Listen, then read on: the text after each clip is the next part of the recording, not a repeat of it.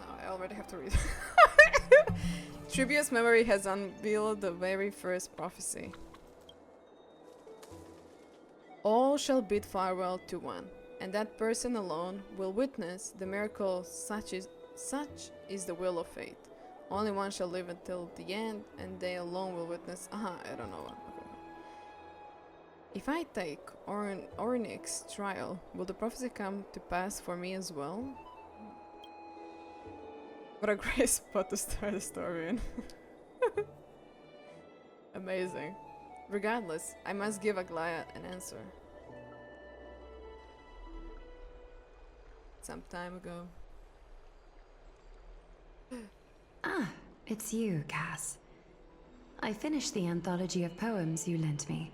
Here it is. I thought you'd be too preoccupied to find time for reading. Precisely because of these obligations, I felt compelled to read it swiftly. Wouldn't all these preoccupations slow your pace? On the contrary, knowing that time is limited can push one to overcome their limitations. The weight of these responsibilities seems to have enhanced my reading efficiency. I understand completely. During my time at the Grove, the closer exams drew, the more efficient I became at tackling everyday mundane tasks. Anything but my actual studies. Same. Precisely. Yep. As I feel that. You and Phainon were both disciples of the new Sporists. I assume that Anaxa's exams were as unreasonable as the man himself, correct? The courses Professor Anaxa taught were Introduction to Alchemy and History of Mythology. And to be perfectly honest, those two courses were the students' greatest nightmares. The history of mythology, taught by the Sorry to say, but I'm blasphemous only Greek 2 hours into performer Prologue Lord. himself. Oh, that's okay, Nevada. Thank I you. can imagine their fear. Thank you, and enjoy the story as well. Now that I think about it, students would often rush to the podium during class to challenge him on those blasphemous ideas. May I ask, Lady Aglaea, has your relationship with Professor Anaxa always been like this? He openly dismisses people's faith and questions the very justification of the flame chase journey. Our positions have been destined to be at odds. While you were studying there, I assume you must have heard of his nickname. Draped in finery? As I see it, this nickname is more of an insult to the Dromas. Oh. Despite his insufferable arrogance, I do hold a certain respect for his nature as a scholar. To remain true to his principles, he is unafraid to stand opposed to the world, and that requires considerable resolve. Well, he was so unafraid that he... Anaxagoras' life is almost like I a also have been satire. at 2 or 3 hours As a Chrysos heir, he refuses to heed my the prophecy, phone. while he I did disrespects at least the an hour gods. on the phone, and it was enjoyable enough. Okay, that's really nice. The gods That's have really, chosen really nice. him. He was indeed chosen by Circes. Yep. Is something weighing on you, Cass? The golden thread is quivering. I sense there's more to this exchange than idle chatter. Mm.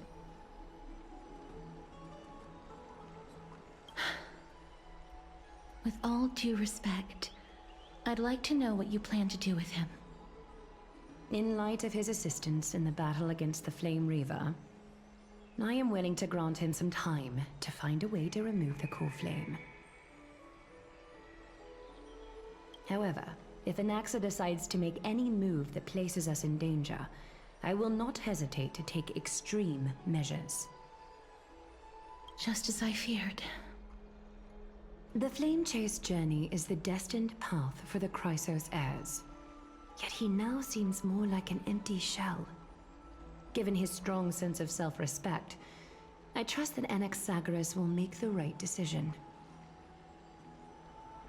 Still, I can't help but hope for another possibility. Perhaps Anaxa will also overcome his limitations, now that he knows time is limited. I understand your stance. Let's continue this discussion another time. But now, let's greet our guest. You're here. Does this mean you're ready to take on Orynyx's trial?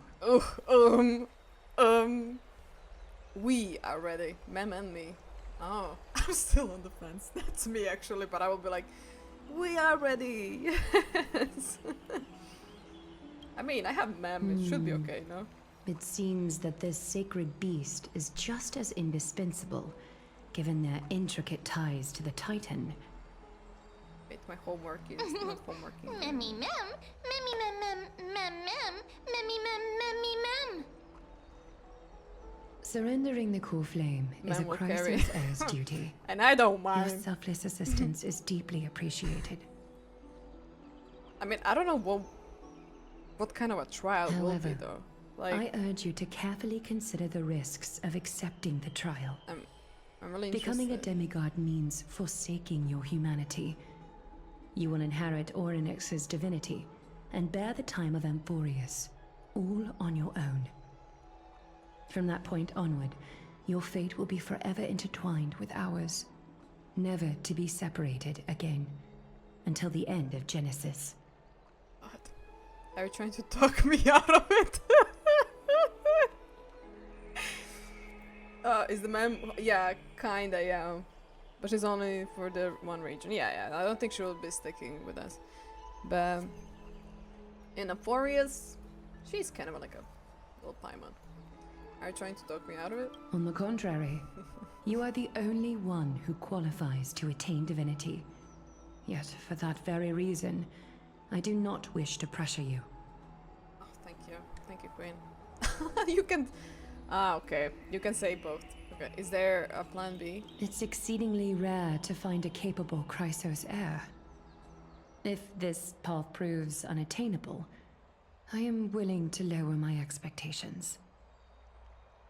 There are still many priests of Yanissopolis and their descendants in the city. If I'm left with no other option, I'll try to find someone worthy among them. No. I'm okay. I'm good. I got... Alright, that's it. I'm It was like a shot in the dark. If I do not descend into hell, who will? If I don't descend into hell, who will? Mem worry. Memmy memmy mem, memmy mem mem mem, memmy mem mem mem. Straight to heaven. Thank you, ma'am. Mem memmy mem, mem memmy mem mem mem hero. Memmy She said it again. Mem mem mem mem mem mem. Memmy mem mem mem mem mem. Mem mem memmy mem mem. Mem memmy mem mem mem mem mem mem. Mem mem mem. Memmy mem mem mem mem. It looks like you know She's that learning Titan words, yeah. rather well. Memmy mem mem. Memmy mem mem mem. Memmy mem mem mem mem. Mem memmy mem mem mem. Memmy mem mem mem.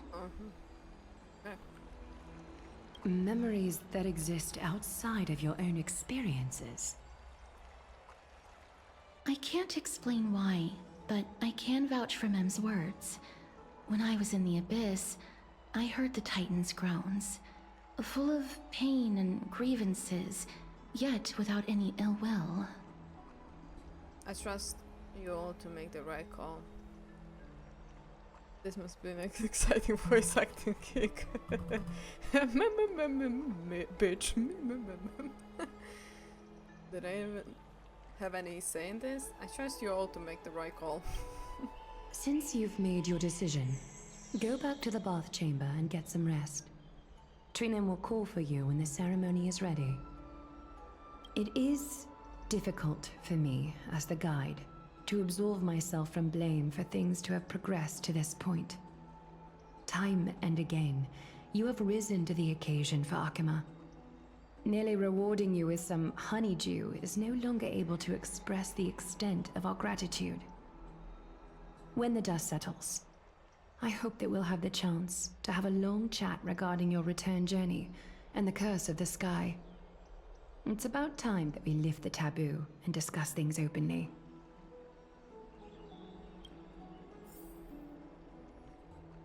Before leaving, I should go and say hi to Castorice.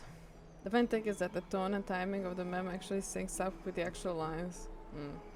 Imagine your agency or whatever comes to you saying that having an amazing job offer and they have this. Yeah. Hello, I'm ready to cry again. Oh, Tab! Welcome, good to see you. No Miss, crying, no crying. may everything go well for you and Mem. You Castorice. You need Aglaea for something too? It's nothing. Okay. I only came to discuss some matters with Lady Aglaea. Previously, I lent her an anthology of poems that Lady Trianne had gifted to me. Tracing back, this anthology was something left for Lady Trianne by a bard before their passing. Although personal properties should be cleared out once their owner has passed on, Lady Trianne gave this book to me since she knew how much I like to read. Oh. Can you tell me more about the book? It just contains an allegory. In a faraway land, in a city known as Styxia, a dragon corrupted by the black tide descended one day, swooping upon the city like death itself. It swallowed the princess of the city whole before it was suppressed. I want to say that starts with the monster. After taking down the evil dragon, the monster the story. warriors discovered that the princess's life had But already then met its end. It's full of the princess, so it kind of ruined the thing.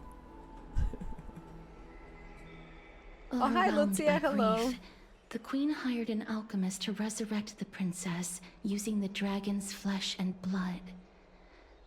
However, having lost memories of her previous life, the resurrected princess turned into an evil dragon herself and wreaked havoc on the city. What a...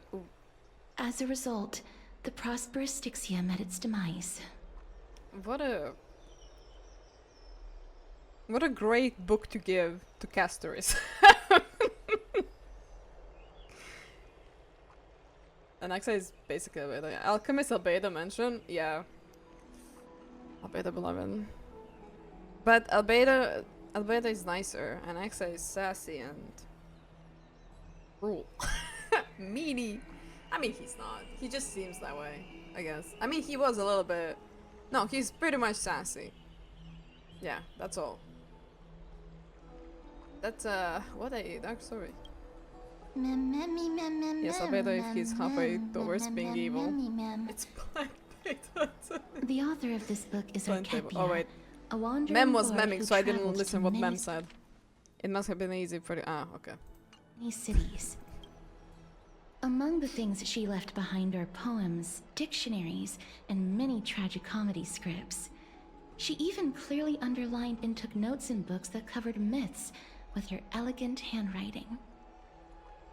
While flipping through these books, I felt like I was afforded a glimpse into the life of Archepia.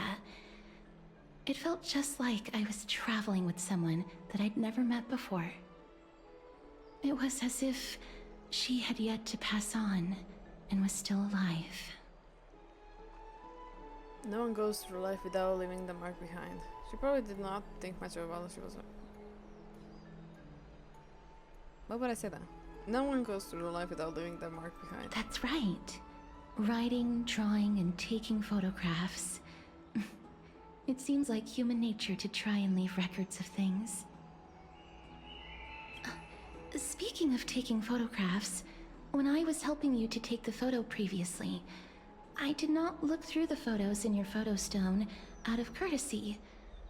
But I'm also very curious about the story of the rosy celestial maiden. Despite having visited many cities in Amphoreus, I still understand nothing about the world beyond the sky. If there is an opportunity... forget it. Let's talk about this in the future. For now, I only hope that you'll be able to complete the trial safely and obtain Orynyx's blessing. They're gonna give me a puzzle in that trial, you'll see. And then what? And it's gonna be the one that you cannot escape. You have to solve the puzzle. And I'm like, wow. Okay. Just wait and see. It'll happen. I know it. I know. And my little thing. I think they actually removed every puzzle. Okay, that's actually good then. But I'm telling you, the trial, if they didn't remove the puzzle, everything about puzzles, it would be in a puzzle. Okay. Citizens Assembly. That's right. Oh, partner, you're back just in time. This is something that the both of you should probably know. Some good news. Good news? I wouldn't call it that. Okay. I try to be positive. I knew it! When you said Game of Thrones, the first thing was Council of Elders. I didn't even I just saw the Council of Elders. I was like, they're little bitches. They're gonna do something. Phainon is in my room and didn't think to invite me. Unbelievable. Unbelievable.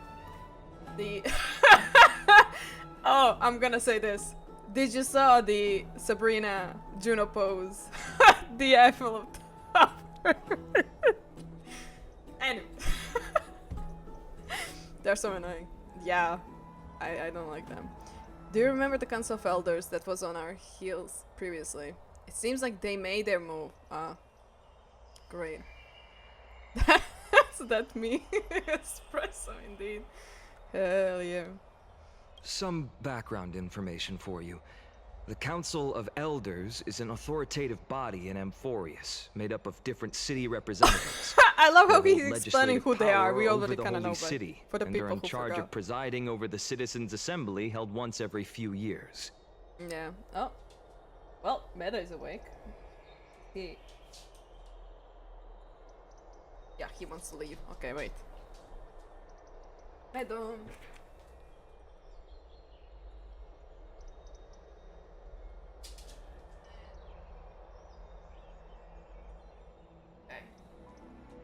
They're placing their attention span. No, Mydei woke up. Mydei woke up, so I released him from my room before he started complaining. This is the most important social event of Akima. It is highly influential, and can even affect what happens to the flame Oh, chase you meant the journey. thing that Phainon said, not me. Okay. Yeah. Not Mydei, not Mydei. I was like, I do pay attention. I do have a attention span. Mydei is always complaining. Yeah, but I stopped him beforehand. So Aglaea doesn't actually call the shots. Despite her vision and wisdom that spans across thousands of years, Yeah. even she cannot win over the hearts of everyone. I have never once passed my sociology class. Perhaps you should retake some exams next time we visit Paperfold University. Yes, but now it applies to you now that you mistaken it and forgot about what Phainon said 10 seconds ago. You only 1%. Don't be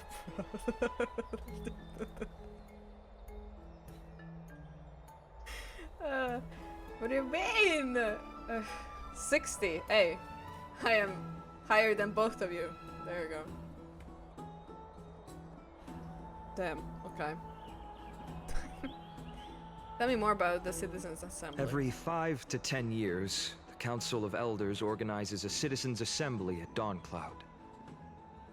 During the assembly, the representatives will vote on major issues such as whether the Chrysos heirs led by Aglaea should still hold the right to govern the Holy City, and whether the Titan's conquest should continue. Uh-huh. It sounds like some sort of system to balance the heroes and the mortals. That is correct. However, the problem lies in the fact that there are ill-intentioned extremists in the Council of Elders. They view the Citizens' Assembly as a way to restrain the Chrysos heirs and hope to take complete control over the Flame Chase journey. We can refer to them as the opposition. During the assemblies held in the past 100 years, the voices supporting the opposition have been growing stronger in the shadows. It's only thanks to Aglaea that the Flame Chase journey has been able to continue to this day. The Citizens' Assembly is just around the corner, but this time, there seems to be a new variable to the situation. Wow, I could have been through it. Wow.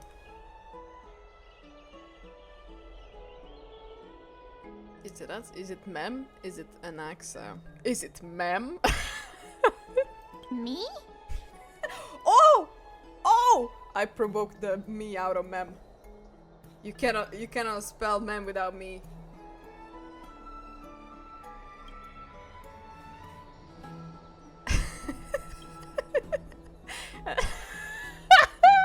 And it's just a train of thoughts. But the Council of the Elders have another target. I'm afraid that the Council of Elders might want Anaxa, to take advantage of Professor Anaxa. I just want to see. Very smart, Lana. What? I just want to see the reaction. I just want to. Aglaea will surely take back Cersei's core like flame, Mem, but without. but with Anaxa's current condition. It's so unique that nobody knows how taking the core flame away from him will affect him.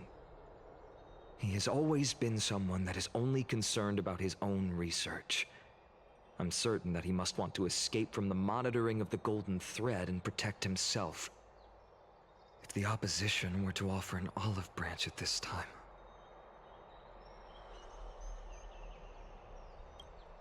You suspect that he might betray the Flame Chase journey and the effect towards the Council of Elders. Anaxa has never Define? believed in the prophecy, so technically it cannot be considered a betrayal. However, he has taught many Chrysos heirs, and has long been considered an important ally of Akuma. I truly do not wish to see comrades turning on one another. I have a better understanding of the full picture now. Is there anything that we can do? As I believe in his character, I plan to plead with Aglaea and try to buy more time for him. Then, the greatest way in which you can help is for you to know what I am fighting for. We understand. Thank you for being honest with us. Things are piling up again. Lagnia and Mem are tied up with the Onyx trial, and while I'm preparing to visit the grove to uncover clues about the world beyond the sky. So we're gonna be separate, so I know why we're reading along. That's gonna be the primarily in the scene. Let's just take things one step at a time. I just want to rest now. None of those things seem like they are going to be easy to deal with. Let's just take things one step at a time. Allow me to apologize for the fact There's that we no word always for seem to be troubling you. I hope that Language. Onyx will show more benevolence and be more accommodating. I remember that they seemed quite fond of you back in the Abyss. Yeah, we took that goddamn picture for March. Go and rest and regain your strength. We'll meet at the Vortex in a few days. For you, by right. everything. Oh. You can read this scroll if you want to find out more about the Council of Elders and the Citizens' Assembly. Okay. Ah! Jesus. There we go. First book. First out of many. A study of Citizens' Assembly. Democratic politics has always fascinated citizens of different city-states in Amphoreus. When Akuma was first established, its democracy, wow, that accent. Democracy was limited to a privileged minority. However, through ongoing reforms, the Akuman Citizens' Assembly took to the stage, transforming Akuma's governance into a democracy for all, where the Citizens' Assembly made every major decision. It's important to know that as the Black Tide draws near and citizens from the other city-states join Akuma's political life, the precious rights of Alchemist's original citizens are becoming increasingly dilated. Consequently, voices calling for reforms with Alchemist Citizens Assembly system grew ever louder. Oh, great.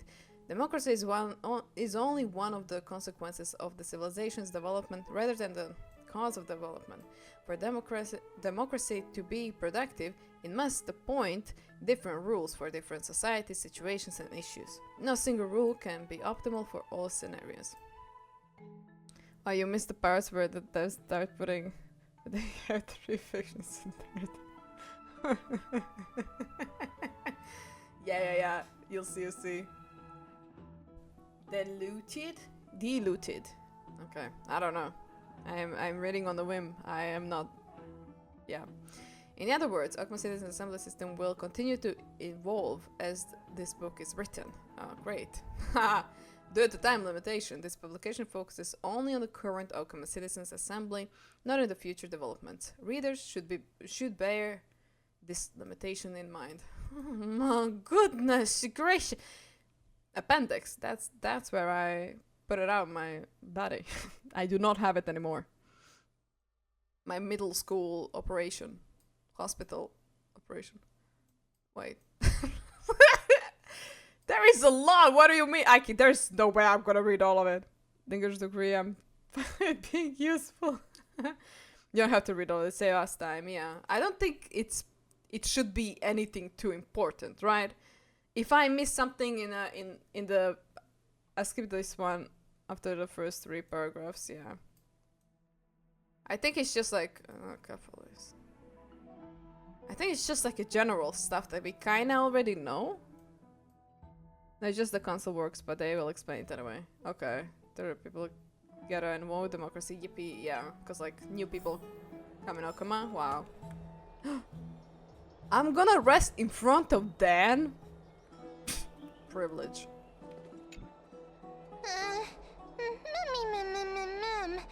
Nervous. Join me.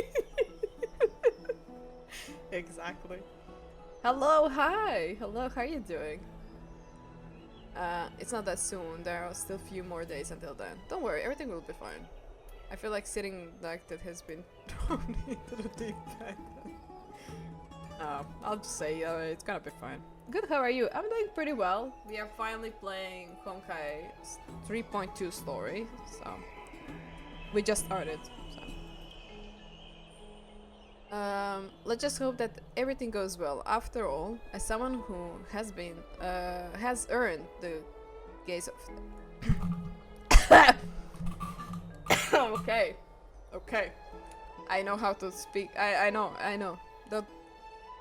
Whatever. Gaze on an Aeon, you should be able to overcome the trial of regional gods just fine. Well, I hope so. I don't know.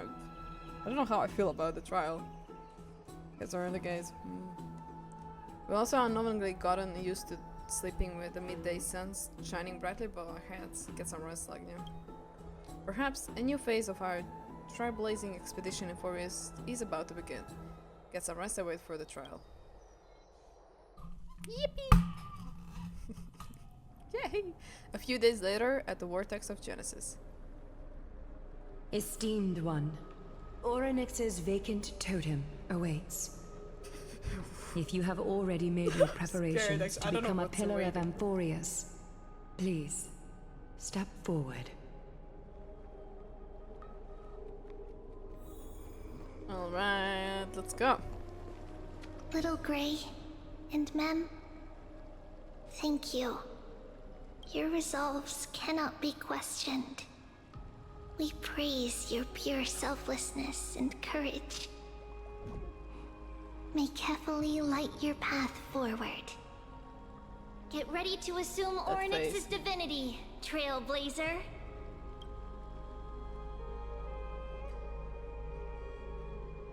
The divine position of Orynyx has already been vacant for some time.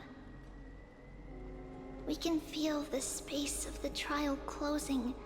As there isn't much of their soul left, we'll have to complete the ceremony before their soul completely dissipates. I've long gotten used to fighting fires.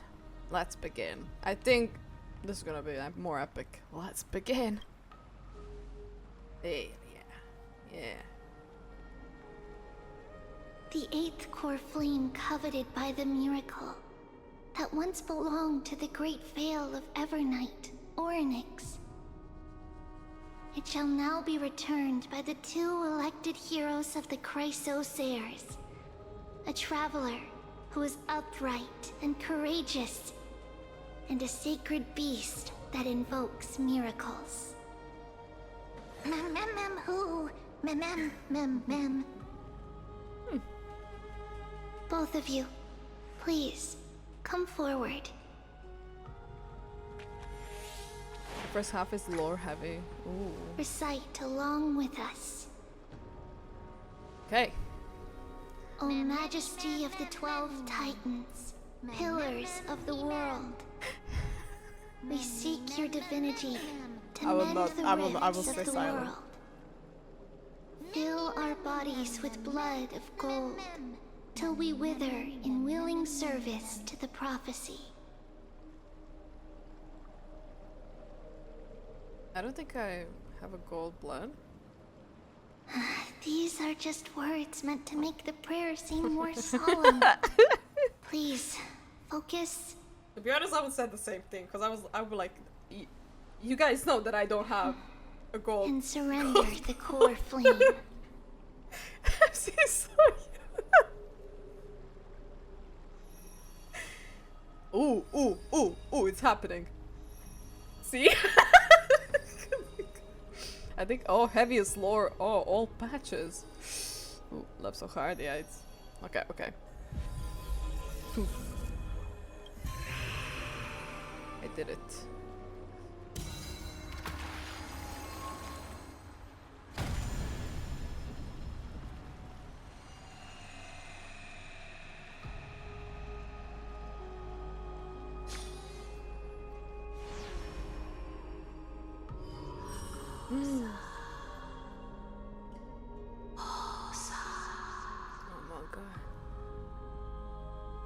Orynyx.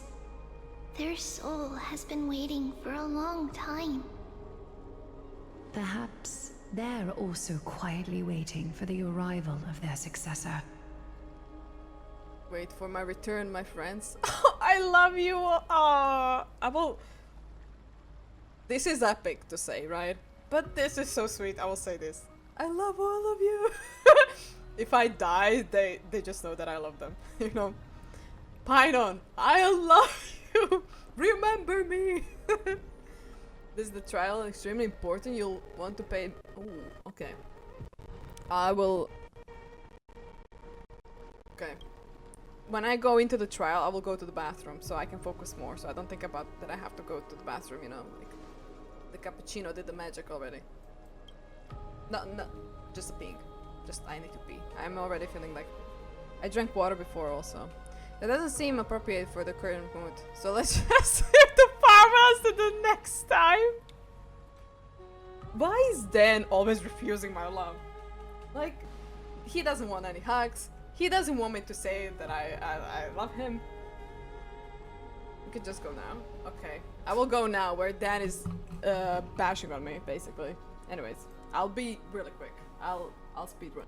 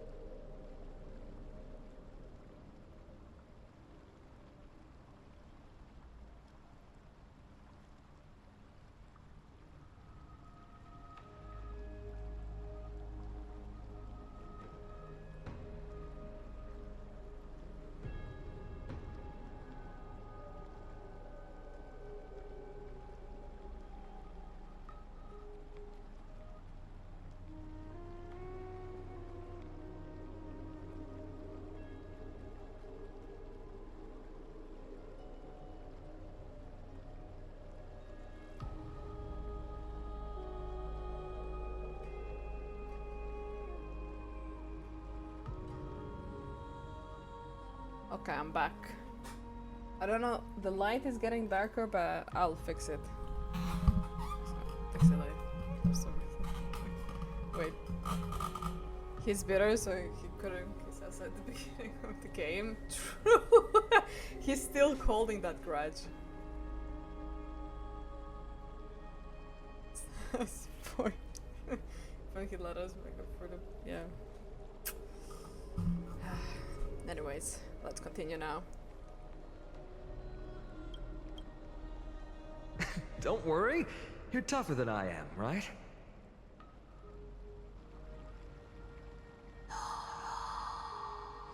Okay. Yeah, let's go.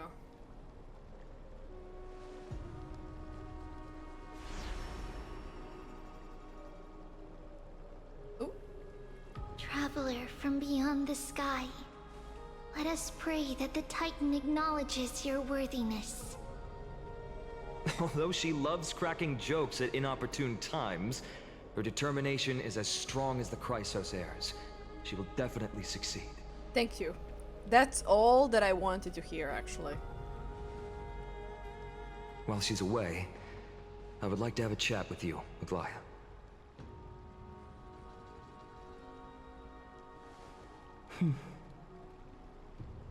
Speak.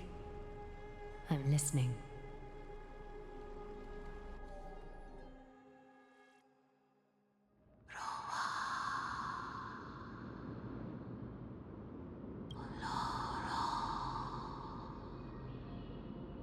Slap, slap! Wake up! Slap, slap. How is it? How do you feel? Has the trial begun? How are you able to talk? It's truly that. Well, welcome back with the food. I hope you enjoy. Right? I think that it's amazing too. Testing, testing, 1, 2, 3. Testing, testing, 1, 2, 3. I have such a I cute already love voice. this trial. It must I be was because afraid of it, all but the now I'm happy. memories that I collected. They allowed me to grow beyond expectations.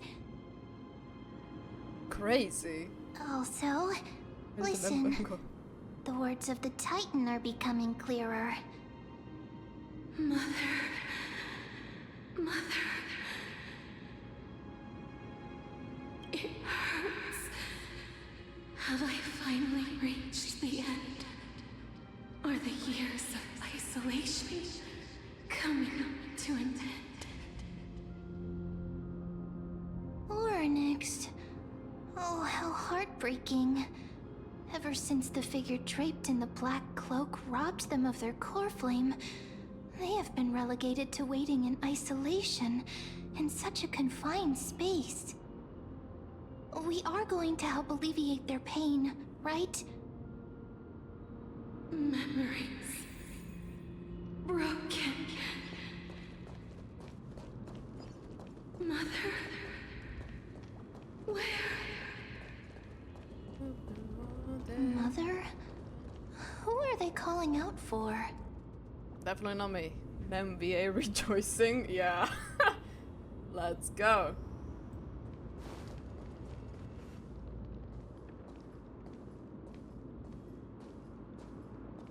You. It's you. I remember you. It's me. Skyfather has gazed upon you. Mother is calling for you.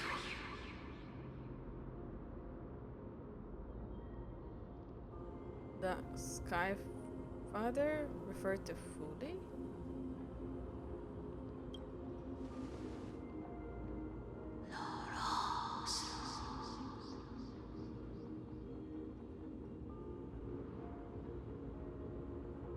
The Titan's words are indistinct, each syllable emerging from the mist seemed to be cloaked in frost, symbolizing memory.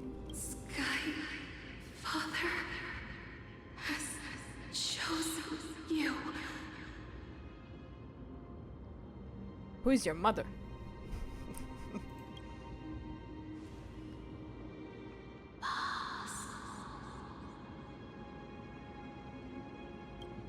A majestic voice pierces through the golden mist, reaching the unseen mountain walls in the distance, reflecting and returning to your ears as an echo. With an echo you seemingly could make out the cry of a baby. Mother is no longer responding. We come to you because of something important. Something important. An important matter. Oryx, listen to me. Aren't you tired? Throughout the long years, you have always been protecting the fate of Amphoreus. Each time people draw strength from within their memories, every single ripple falls onto your shoulders. There's no need for you to bear this any longer, Oryx. From today onwards, someone else will bear time on your behalf. This is why we have come. Freedom. Freedom. I want freedom. Oh, poor child. Everything will be fine.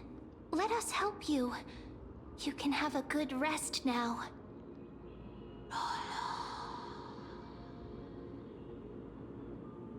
Leave it to us, Titan. What's troubling you, big fella?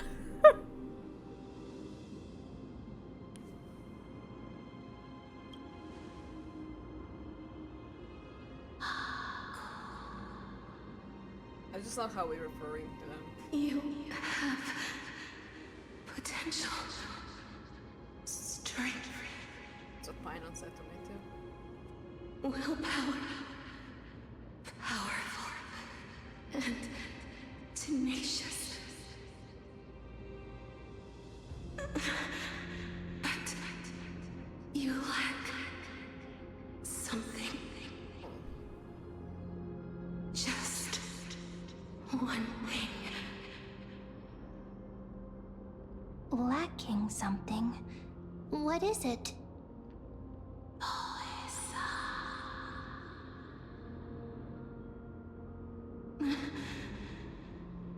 What you lack is a future.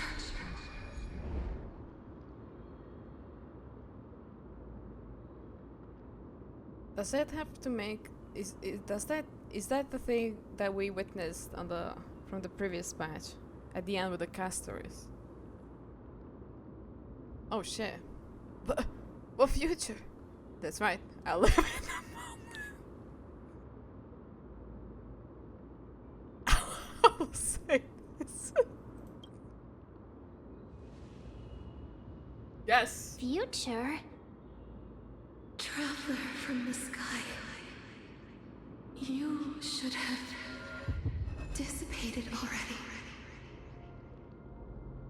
The gaze from Sky Father. Stabilize your form. Because from the moment you crossed the sky, your life was cast away. Right now, you are simply a collection of walking memories. Oh my god, wait. Is this like Penacony? What? How is that possible? I'm already. Oh my god.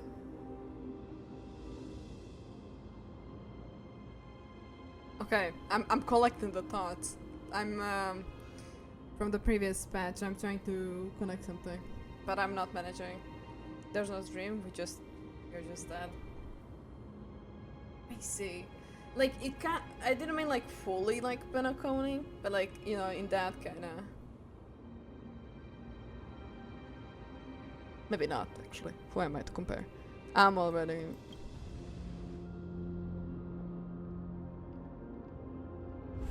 That's crazy.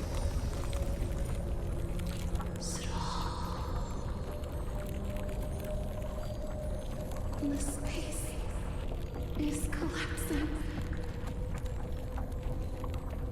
Someone must inherit the authority of time. If the pillar is lost, the laws of time will collapse. Oh. Amphoreus will succumb to eternal disorder. You still haven't explained things clearly! Revive me quickly! Revive me! That's crazy. Oh, I don't know even what to say. I kinda low-key wanna say everything at the same time. You still haven't explained things. What about the trial? Revive me! Like, I wanna say all three. Like, what do you mean?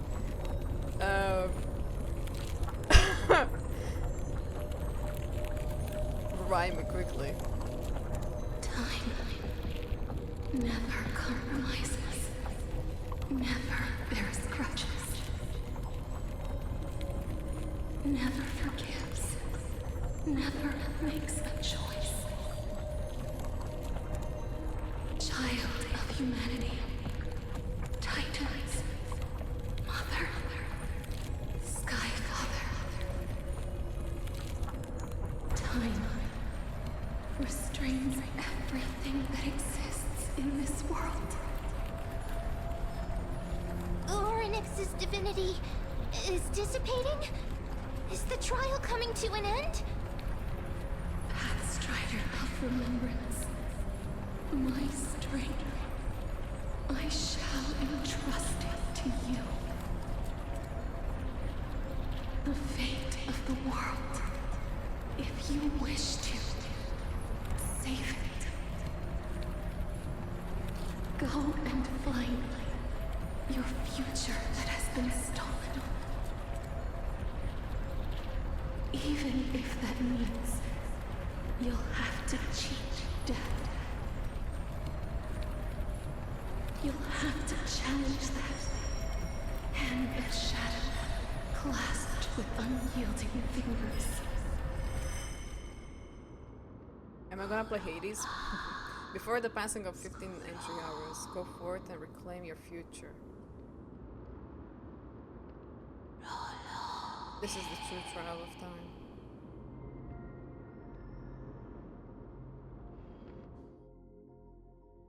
Oh, that's crazy though. But I'm... Are you gonna kiss me? You're finally awake. Okay, he... Almost. That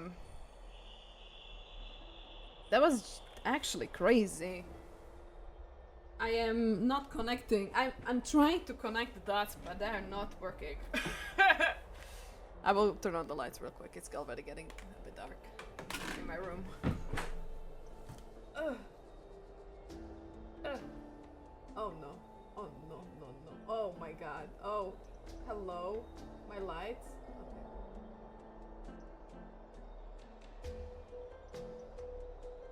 Already.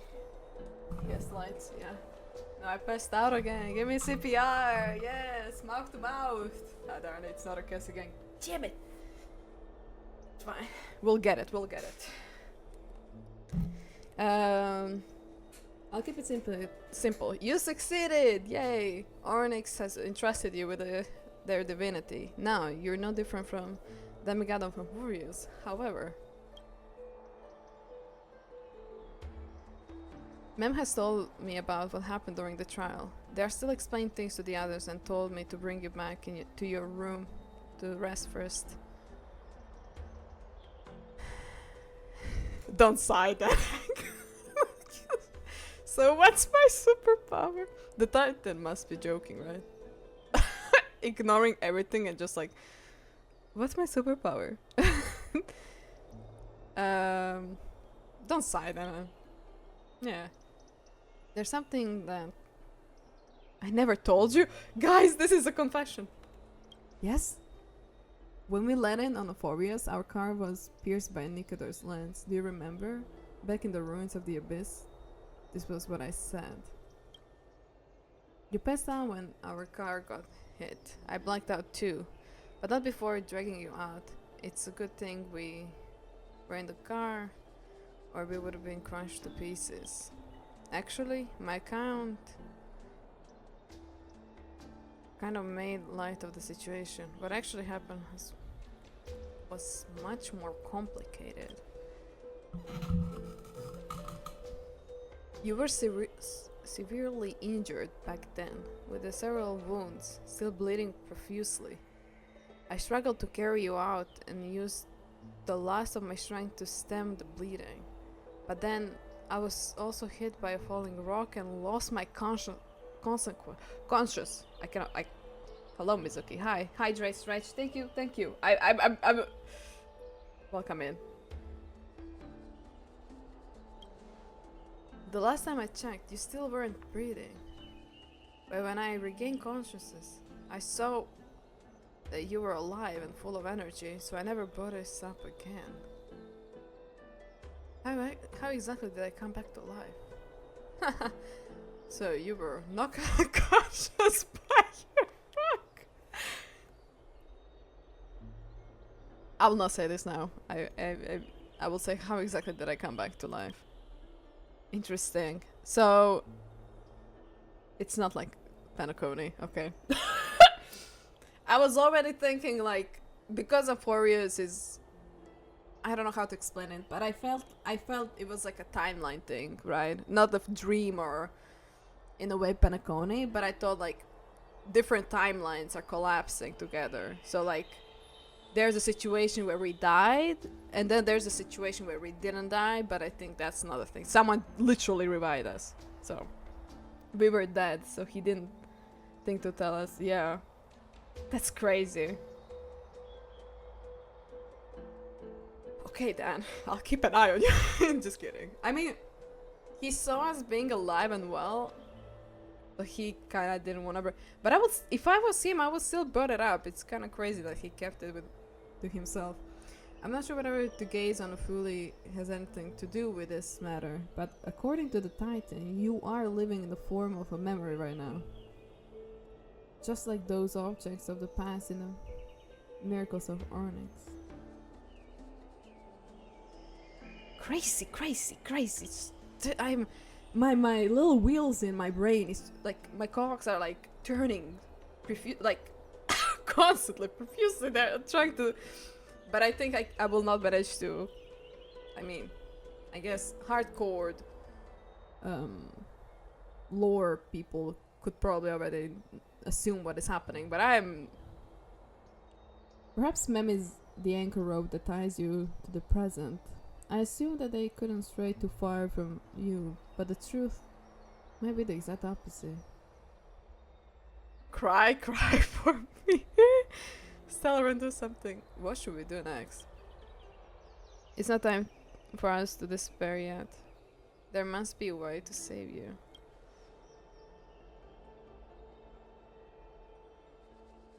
That is so crazy though. Cause like, I don't know. I don't know what to say. Onyx mentioned finding your stolen future and cheated death. Considering Mydei's indestructible body, it seems to suggest that there's some kind of a miraculous power in Amphoreus that can even reverse death. Well, Thanatos Titan, no? No? Actually, no. That's, I mean, we don't know where. Do we know where? We don't know where Thanatos is. The key seems to lie with the hand of I am so smart. Give me a medal of being the smartest person in the room. Get Papa Belt in here. He'll fix this immediately. Actually true. Whereabouts are unknown. Hey, are you all right? Okay, I am one step ahead of that. Feeling good, feeling nice. I heard you two talking about Thanatos. Cass is also very concerned about the warning. When I think, well, now when they say Thanatos, I only think of the Thanatos from Hades, and ooh la la. She has left the vortex and returned to the garden. Shall we go and look for her?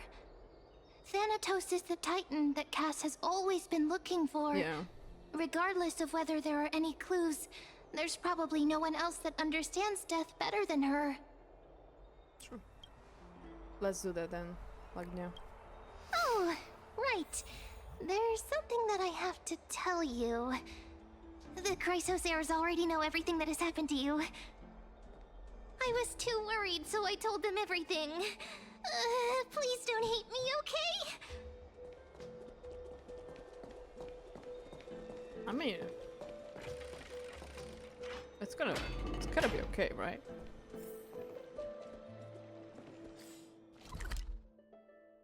Right, it's gonna be okay. Mem learn how to speak and meet the spill everything to everyone. Go back to saying ma'am, yeah. Surely it's okay, you know? Miss, I'm right here.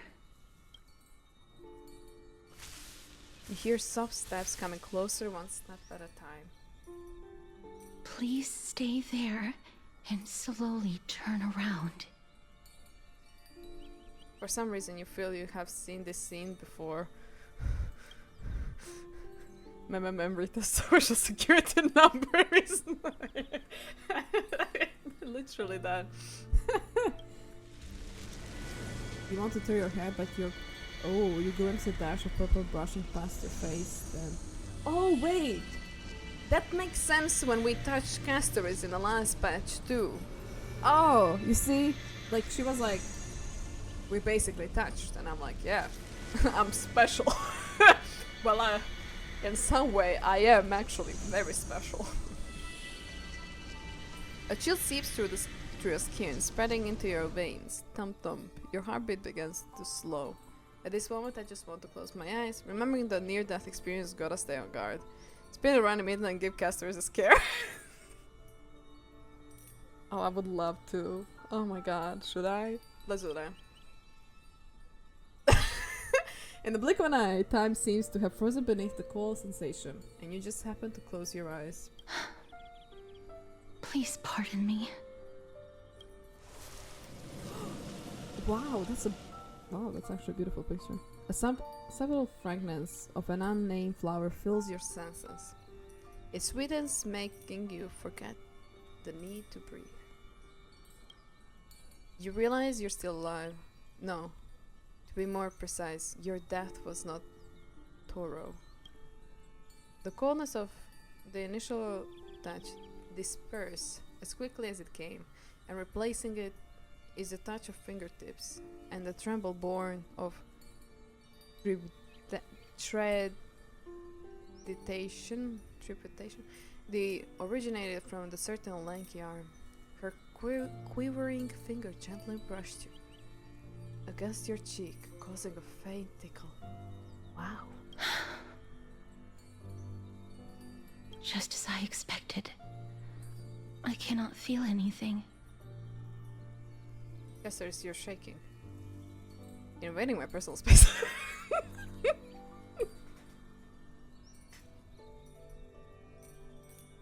Oh my god, like I cannot be always this chaotic. I cannot choose it. Oh my god, it would be too, it would be, you know. Castorice, you're shaking. Back at the Grove, I was puzzled as to why you were not affected by my curse. I thought that it might have been the special ability of a traveler from beyond the sky. Never did I expect that this would be the true reason. He sort of would say they were roommates. I'm sorry. I should have noticed that something was amiss earlier. Miss, if my abrupt behavior just now offended you, I hope that you can forgive me.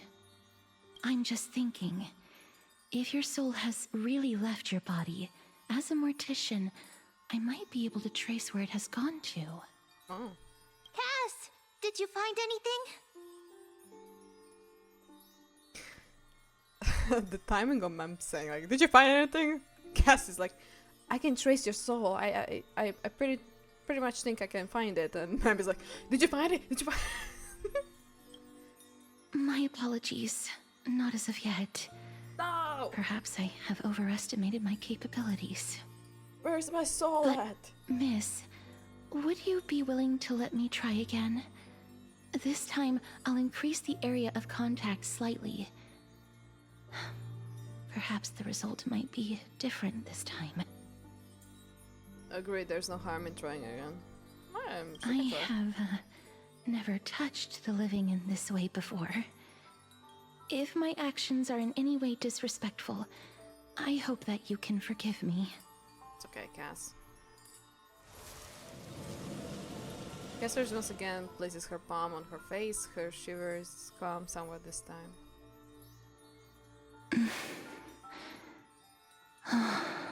Yes.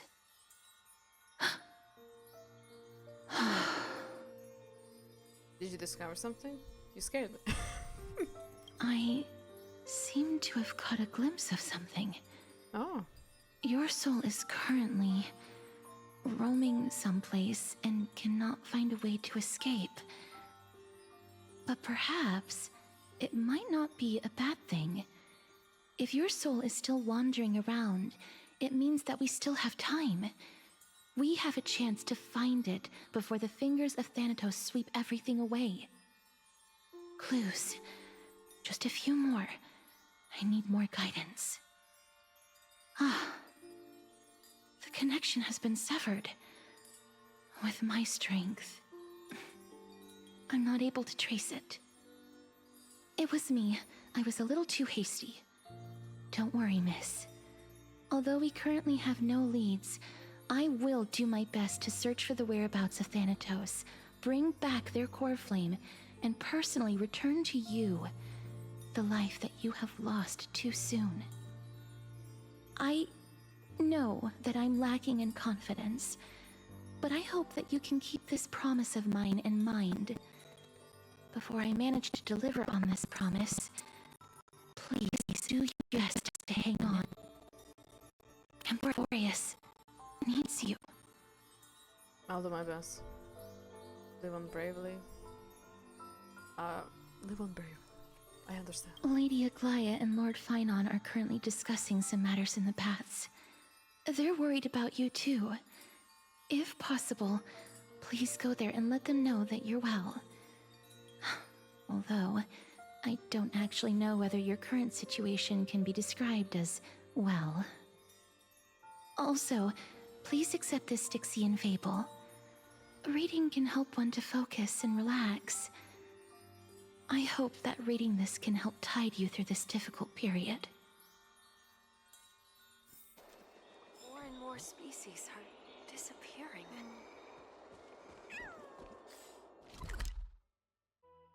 See. Okay. Aglaea. They're Petals. here.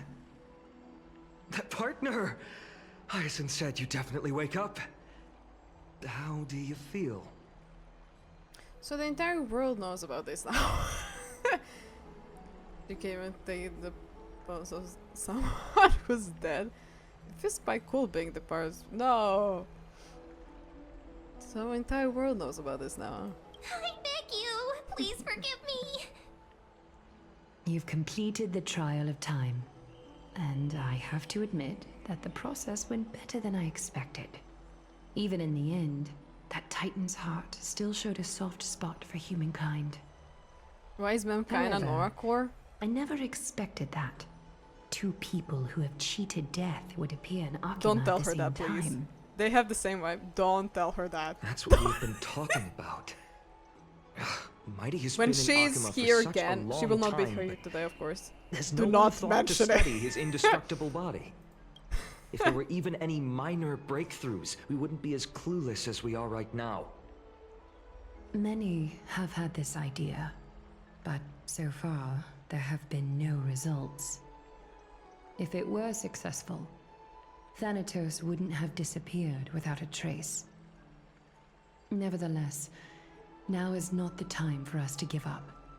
At the very least, we can still see a glimmer of hope. Cypher. If anyone in this world knows the whereabouts of death, it would be her. I'll try and get her to return to Akima. But do be Crazy! prepared for a less than ideal outcome. Please understand that throughout the history of Amphoreus, We'll meet the no one Cypher? has ever managed to escape the clutches of death. I mean, we should the end technically of because of the time. banners. Thanatos silently awaits all. Thank you for your help. Is this supposed to be comforting? Does she hate Mem?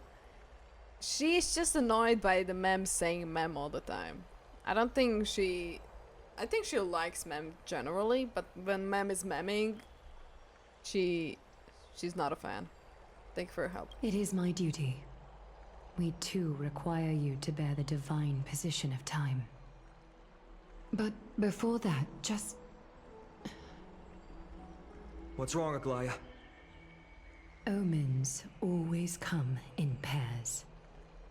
A tiny air current will eventually brew into a storm that tears the sky apart. It's Anaxagoras. He has initiated contact with the Council of Elders. In the end, it has still come down to this. Whoa, okay. I Interesting. earnestly hope that your assessment of him is accurate, Phainon. Otherwise, The fuck is he doing? the efforts of my teacher and I of the past millennium might be reduced to dust because of that great performer. Okay. Oh, okay. His point of view. Ooh, not long ago. She'll be happy this batch. I'm back here again. I remember this dream. This realm is covered in a silk-like fog, and the land is barren and harsh. The crowd of travelers leaves tracks everywhere. Hey! Excuse me! What is this place? Where in Amphoreus are we?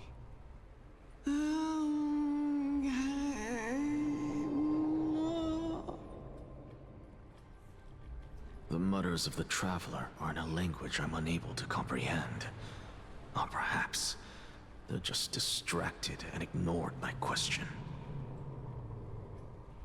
Tell me, which Titan reigns over this land? And how do I find them?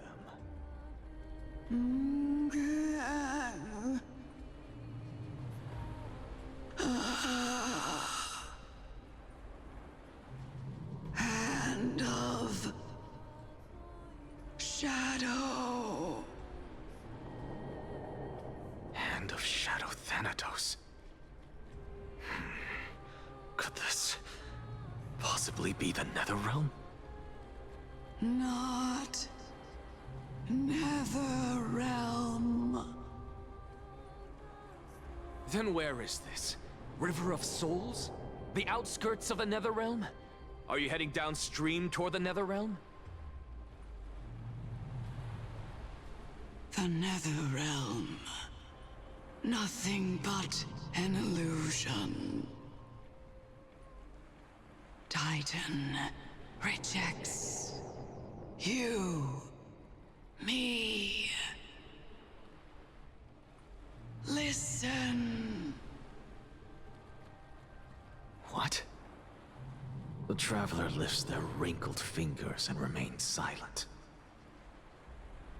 I look in the direction they are pointing and listen closely. There. A massive shadow brought the sound of rushing tides. The sound of tides. I can hear it.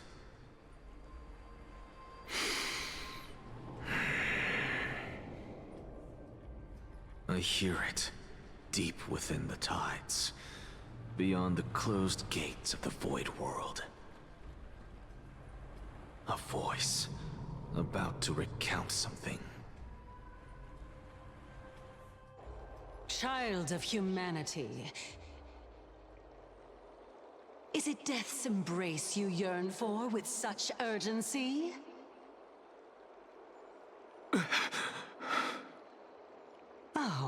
you have awoken.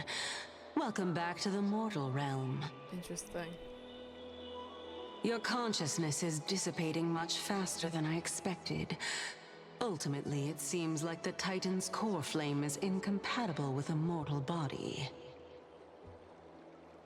How much longer can my consciousness remain in the mortal realm? In my estimation, at best, you'll see 15 more entry hours. 15 days and nights. What is it? Are you finally starting to become attached to the mortal world now?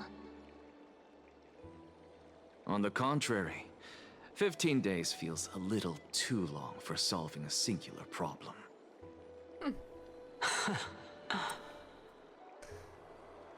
Stop giggling. It's time for us to go. The messenger from the Council of Elders is almost here. Let me ask you one more question. Are you really planning to betray Aglaea's will? What betrayal is there to speak of when I was never loyal to her to begin with? What about that white-haired student of yours? Acting so recklessly, do you not care about what might happen to him? There will be a price to pay for blind faith. This is also a lesson for Phainon.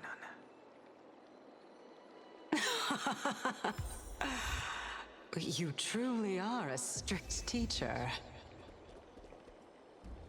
Of course. This is how I've always been. Okay, well, I will switch Anaxa so we are fully immersed in the story. I'll switch Runmei.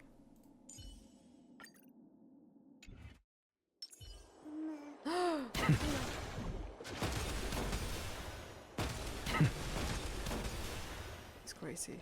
Watch this magic trick. Damn, dude. Watch this I magic clicked the wrong trick. thing. I already watched it.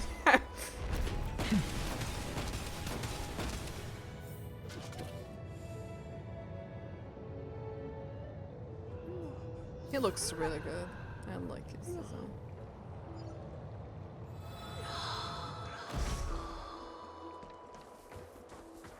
Sorry to keep you waiting, Lord Anaxa. What the hell? It's been a while, Lord Anaxa. Oh. I'm digging the I design. greet you on behalf of all the citizens of Akima and express my deepest It's like holding regret his own about breast. what happened at the Grove of Epiphany. Like that. It's you. I never expected that you would personally come and meet me. By carefully into Lantern above, I have come as a testament to the justice of the Council of Elders. There are Antikytherans here? They have been a rare sight ever since the Chrysos War. I extend to you my utmost respect, revered Titan. I am Lycurgus, though you may call me Lygus, holding an honorary position within the Council of Elders in Akima, and as the Theoros, I stand to protect the right of all upright citizens to express themselves freely. You can see them too? You know about us. We Antikytherans perceive the world through the amplitude and frequency of souls. Just as I am conscious that Lady Aglaea is secretly listening in on our private meeting from afar, if necessary, Lord Anaxa, I can sever the golden thread to protect your fundamental rights. The demigod should know better. for such is her station. Spare those poor threats, and just let her listen to my words. They shall serve only to unveil her own folly. May I interpret this as you having a countermeasure? I need not any plan, because she can do nothing other than petty espionage. As the Citizens' Assembly approaches, and with Orynyx's fall, any attempt to capture the core flame within me will only usher chaos and calamity. A truth she undoubtedly comprehends. While I, Anaxagoras, serving as the Grove's special envoy to Akima's Citizens' Assembly, have long known the extent of your abilities. Let's forego the formality of asserting authority, Lord Lygus. Lead the way. Very well. Surely Lady Kindness would appreciate such assertiveness in an ally.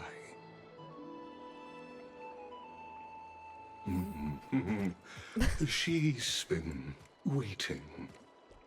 Follow me, please. Looks like Hermes. A little bit, yeah, I would say just on the top part, yeah. Just bought a new phone. Oh, wow. Let's go. I hope you enjoy your new phone. Is there something on your mind, Lord Anaxagoras? Nothing, really. It's just a question that I contemplate every time before I ascend to Dawncloud. For the Titans, does the falling equate to death? Ah, a pondering truly deep. Time is on our side. Do you mind sharing your reflections with me? While all living beings must he does have a gun, ultimately yes. face their demise, Kefali has yet to meet theirs. Their journey continues unhurriedly along this long path. Are you suggesting that Kefali may not have truly passed? Yes. For dying implies an ongoing process, an action, whereas death signifies a static state, a definitive termination. In contrast to mortals, Titans exist on a grander scale of space and time, thus elongating their passage into death.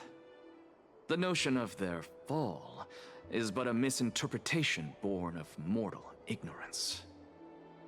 Ah, an intriguing concept, albeit challenging to substantiate.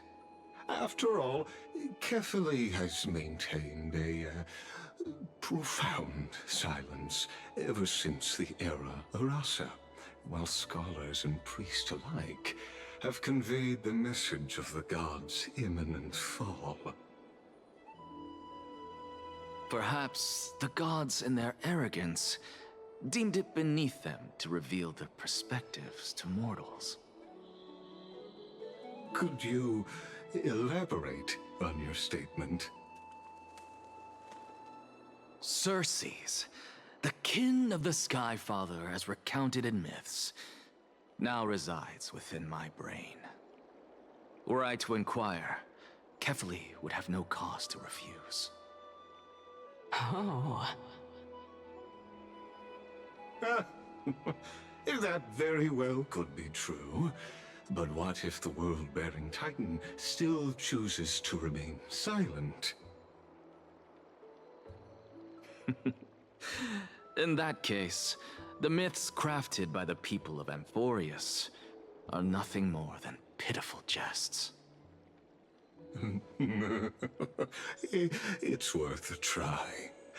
I believe, and I'd love to witness the fruits of your theory and the change it may bring to this imperiled world. Because I completely concur with you on this aspect. If the Titan has indeed met their end, any response from them would be impossible.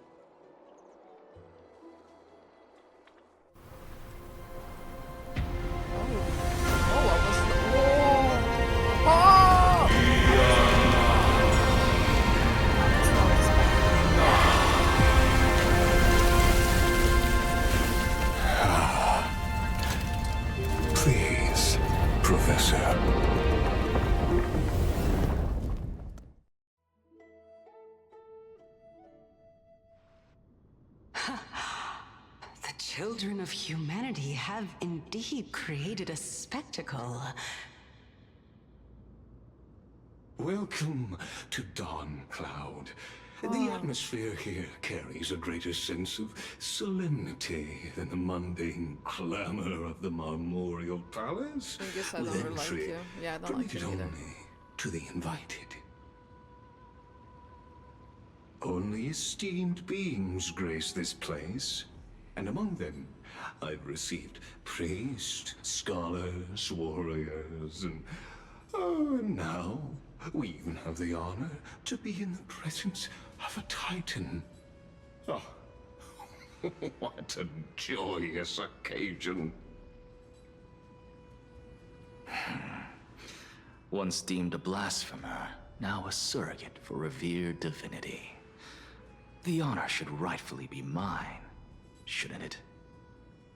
I'll notify Kindness and the others of your arrival. Kindly wait for a moment. A soldier will be here to guide you shortly.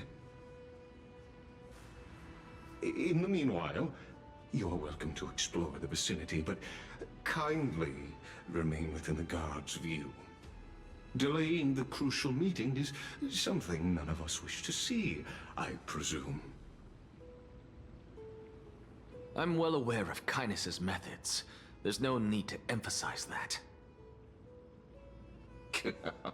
As you wish. Your cooperation is much appreciated.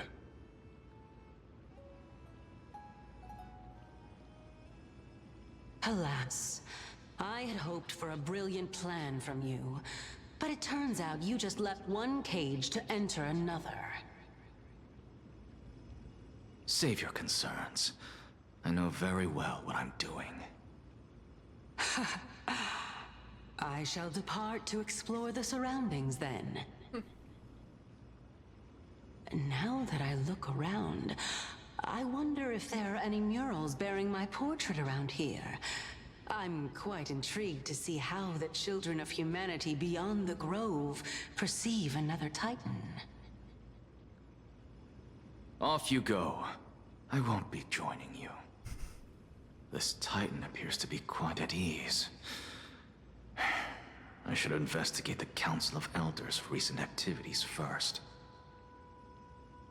Be aware, I can hear you perfectly well. I was from just here. about to say that, like, there's no way she cannot hear.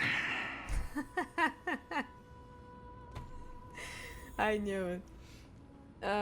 Wait, I didn't read the chat a lot because everyone was yapping and I was just focusing on the yap, to be honest. I just not allowed to get a 5-star apparently. Yeah. The hand of Zagreus? Yeah. If she was inside my head, she won't dare.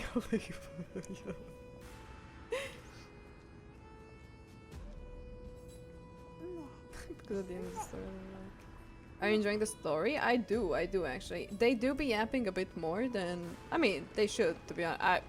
Better them than me. That's all I'm gonna say. So, it's pretty cool, and... Yeah. Not a lot to say, because I have more questions than the commentary at the moment. Even blasphemous scholars can come here, it seems. Looks like my presence here is quite unwelcome.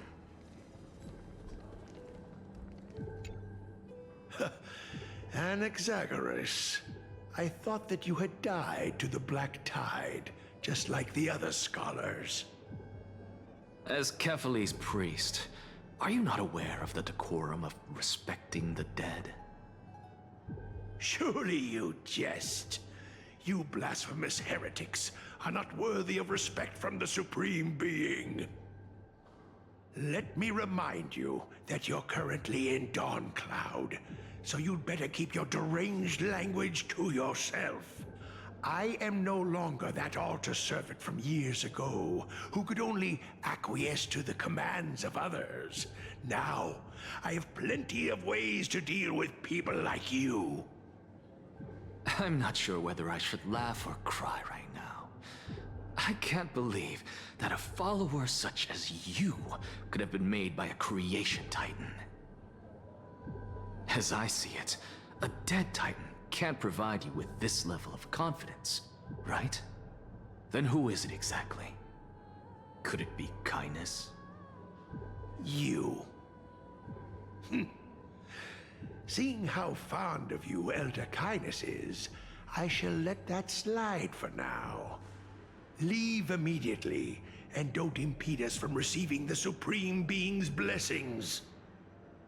Seeing as we were able to hear of this matter from the mouths of others, it seems that kindness is indeed quite sincere toward us.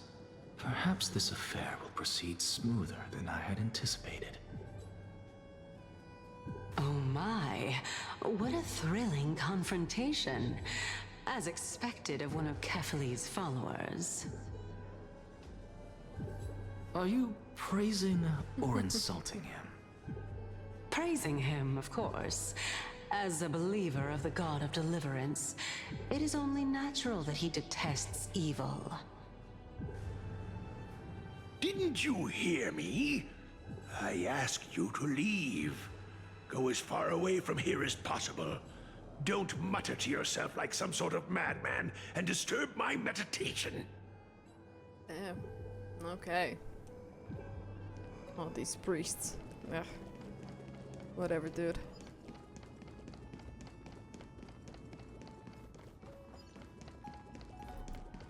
Professor Anaxa! Over here! Yes. Professor Anaxa? Word has it that the scholars of the Grove valiantly perished resisting the Black Tide. To find you here safe and sound, thank the Fates. You could say it's the Fates toying with us. It's only the Cremnoans and Idonians who chase glory through death. But your survival is a victory in itself. I'd settle for that gladly. So, are you here to report the incident to the Council? I heard that after the Black Tide devoured the Grove, Akuma would be next in line, even with the demigod of strife standing alongside humankind. Tell me, how much does the Council of Elders know about the Black Tide? Once Kindness and her followers learned of Circe's and Orynyx's fall, they proclaimed in the Council that the Flame Chasers could no longer stand against the calamity alone. Yet, when the Crown Prince ascended to godhood and repelled the Black Tide, how are you doing? she immediately altered her tune, declaring that all was resolved beyond Akuma, with the only remaining menace now being Aglaea and her adherents. They might well make their move at the upcoming Citizens' Assembly. No surprises there, those shifty opportunists. Thank you for your honesty, virtuous student. Being an opportunist could very well be a facet of wisdom. Shouldn't you be searching for murals of yourself? I've had enough of your prattling. I was really curious to see how you would find the middle ground between both factions, so I came to listen in. But it seems as though this Kindness is much more ruthless than Aglaea. If so, why do you want to work with her? Could it be that perhaps you've decided to readily surrender this hollow shell of yours? Just because you feel like death is fast approaching? I'm afraid you'll be sorely disappointed if that's what you truly think. I've had enough of this. Could the 15th entry hour arrive any faster? Some way, I understand. I'm good, just very by too much happiness because I got Castorice. Y'all, let's go, congrats!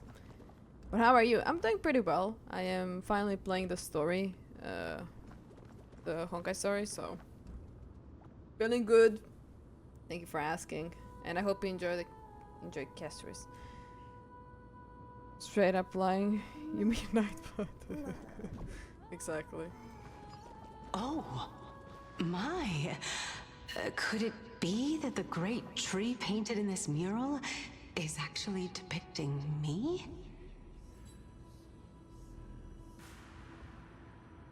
plant, every tendril, no, even every leaf could be the embodiment of Circe's. As a result, mere mortals who did not know what the Titan actually looked like chose to paint them as a giant tree instead.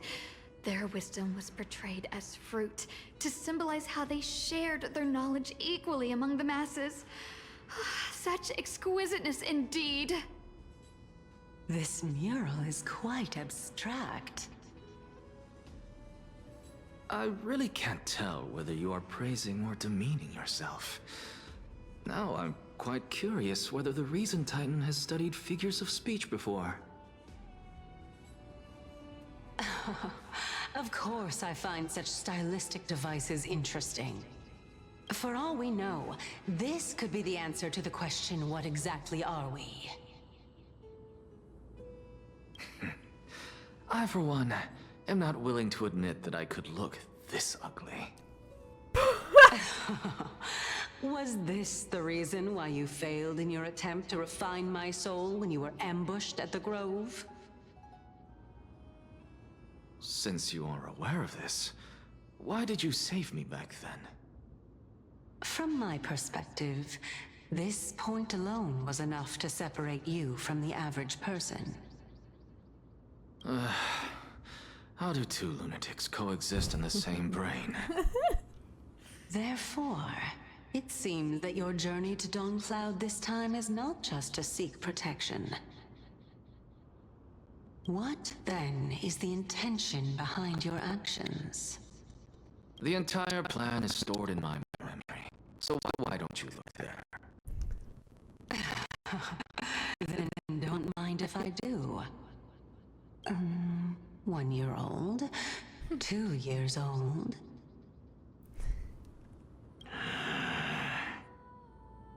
Oh my! Even a member of the preeminent 7 sages must hug his droma stall to sleep? How interesting. That's enough. How unusual. That's crazy! Your soul is actually trembling. This must mean that behind this toy hides a secret that nobody knows, right? I cannot. Since our days are both numbered, I don't mind telling you more about it. This is a present that my sister gave to me. It's a doll that was made to look like our family pet. Well, he asked for it, yeah, true. So there are other I need the fan members art in your of it. family, eh? Are they also living in Akama? Don't you just love to pick through my brain? Go on, continue flipping through my memories. It won't take long. You'll discover the answer when you reach the memories of when I was 5. Oh, the black tide is everywhere. I can't bear to look. When I was young, I couldn't accept this outcome either. Georios, Aquila, Kefali, and you, of course. Although I prayed to every titan that I could think of for help, my efforts were ultimately futile. This...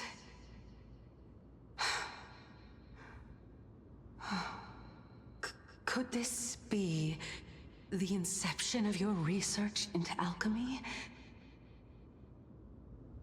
Indeed it was. Everything started from that verdant courtyard of yours. When I was pursuing my education there, I naturally also came to learn of Thelesis' theory as well. Oh, I remember that person.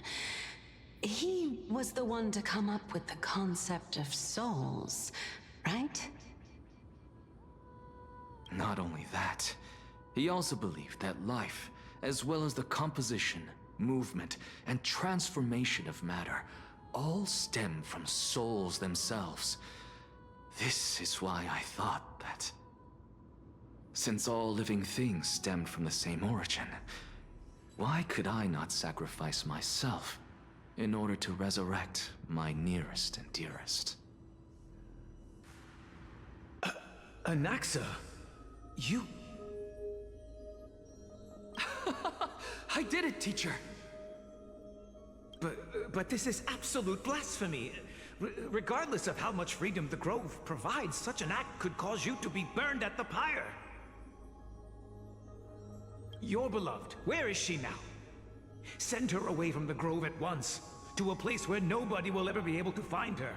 Otherwise, the both of us will be judged by the Council of the Seven Sages. Calm down, teacher. My sister, she's still not in the mortal realm, even to this day. What do you mean? It was naive of me to think that I could snatch the deceased from Thanatos' grip by merely sacrificing one eye. Equivalent exchange. All I received for that price was but an opportunity to see her for one final time. Nothing more.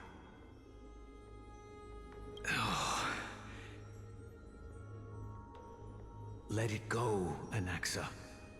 As one of my best students, I cannot watch you go down the wrong path without doing anything to stop it. Never do something taboo ever again. Don't disappoint the deceased, and never harm yourself. If you can do that, this classroom will still be yours, and you'll have a chance to live out your own life. Since I was able to see her one last time, I have no other desires. You're right, teacher. It's time for me to start a new life. I am sincerely glad for you, child. Now then, what topic would you like to study? I wish to continue Thalesis' research. Continue the research into souls, but you know that the Grove has long since understood his philosophy like the back of their hands. Even if you continue digging into this subject, your efforts will likely be futile. No, teacher. After my fleeting glimpse of the deathly fog, I finally understood a single truth. Since ancient days, our understanding of the souls is but the tip of the iceberg. I may have lost an eye, but my view of the world has become clearer than ever. I have grasped the truth with my bare hands. Watch as I turn this farcical world upside down. Who would have thought such a secret lay concealed beneath that hefty eye patch of yours? However, this story doesn't seem to be connected to your plan. In fact, I'd say that they aren't related at all. The answer lies within the tale. If even you cannot understand it, perhaps you should relinquish the divinity of reason to me. After all, it'd be a waste for you to hold on to it. My story ends here. Now it's time for you to tell me your secret. After all, this is what equivalent exchange means, correct? As expected, you laid a trap for me to step into. Unfortunately, even if I was willing to talk about my past, I may not know more about it than you do. Oh? Are you saying that the renowned Reason Titan is now admitting a lack of wisdom? Your followers are going to be sorely disappointed by this. Child of humanity, remember this. Being cognizant of one's ignorance is the greatest wisdom of all. Now I understand. No wonder you asked me to answer your random, nonsensical questions. Not only that, you're the only one who can shed light on my query. As the saying goes, onlookers see most clearly. Is that so? Lord Anaxa. I saw you muttering to yourself and was wondering whether you were caught in a delirium of reflective thought. I'm sorry to interrupt you, but time is of the essence. I have a message from Lord Lygus. Lady Kindness has met up with the Council of Elders and is awaiting your arrival, so please depart forthwith. It's finally time. Okay. Carefully. The one who created the world, and the one who bears the world.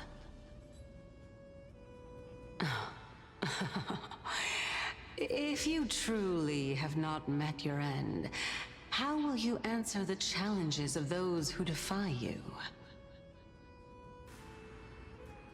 I didn't expect you to agree to Lady Kindness's invitation. What a wonderful turn of events. To To I tell guess you all the humans truth, have to be a little there crazy. are many yeah. people who hold grudges against that Lady Goldweaver. Crazy. Oh, congrats on Phainon though. And thank you for giving it Isn't to that me. the dromas draped in finery? Avoid his gaze. I don't acquaint myself with blasphemers. Don't worry. He's too full of pride to pay us any attention. Your nickname is Dromus as well? You must really like those creatures. A student of Empedocles? I hear that his views run counter to the Venerationists. This is what being a scholar is about. A collision of ideas only occurs when there are differences in beliefs, and it is such collisions that lead to progress. Yet in— Lord Lygus and Lady Kindness are just ahead. I'll take my leave for now. Okay.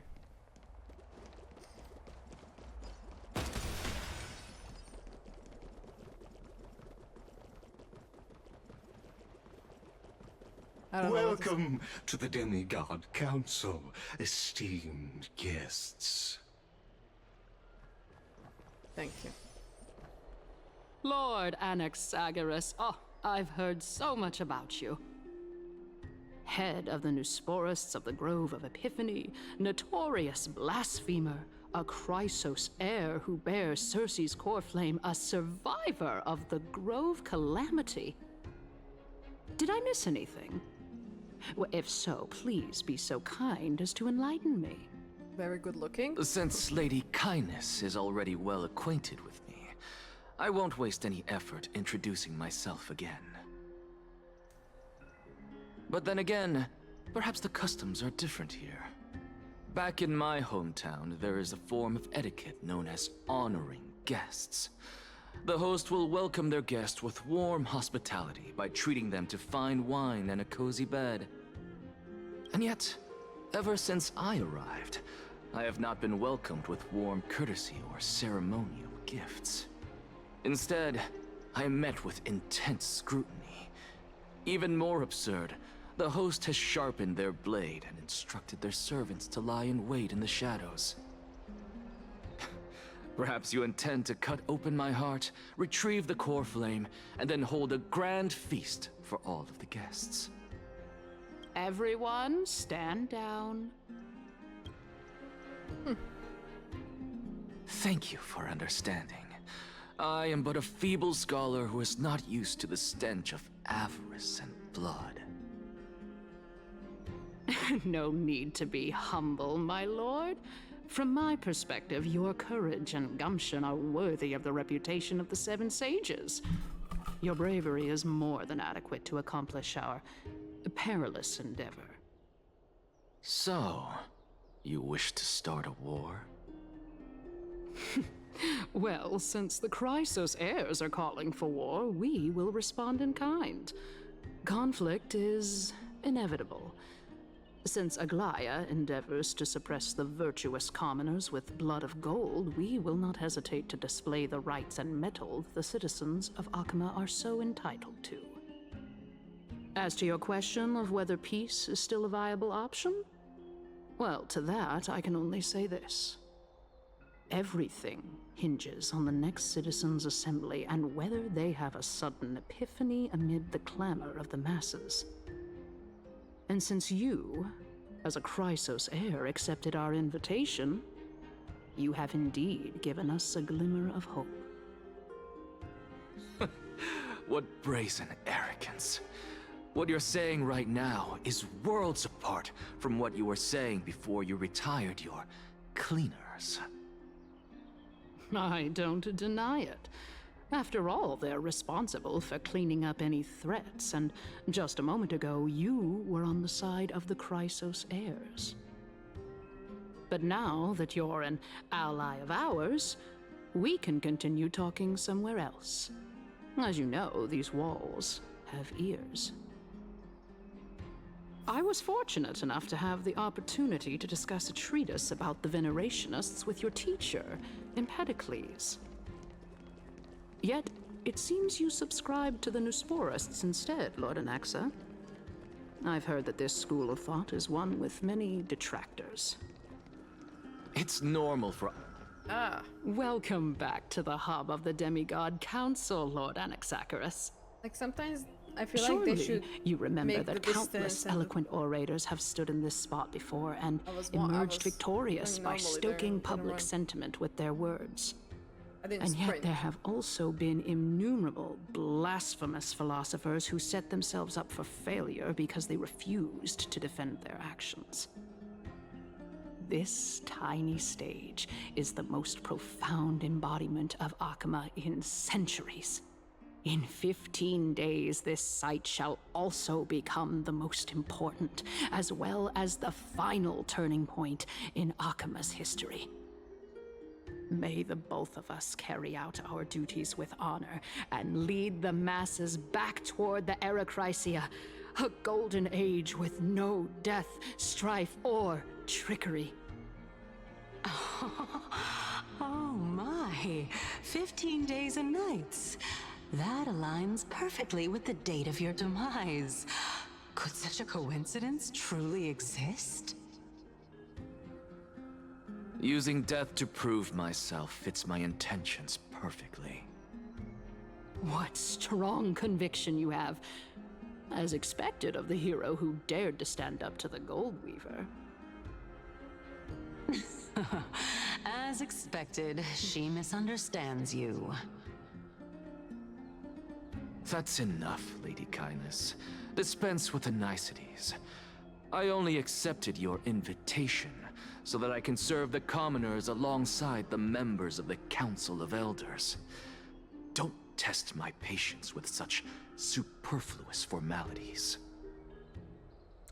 Well, you say that now, but surely you also require my aid as well, so that you can stay alive even when being pursued by the Golden Thread? You worry too much. She won't show her hand too freely, as she still needs to garner support from the masses at the Citizens' Assembly. Even someone like me can tell that only a sliver of her humanity remains. Surely you're not asserting that she will definitely act in a rational manner.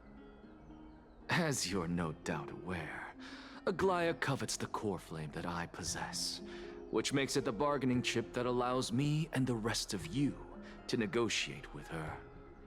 However, in return, I'll need the Council of Elders to support me as much as possible. Naturally, this includes the guards as well. You're well aware how valuable Circe's core flame will be in the Erechrysia that you are desperately pursuing. Talk is cheap, so you'd better act prudently as well. I understand. After all, this battle of wits is just a means for each party to acquire what they need.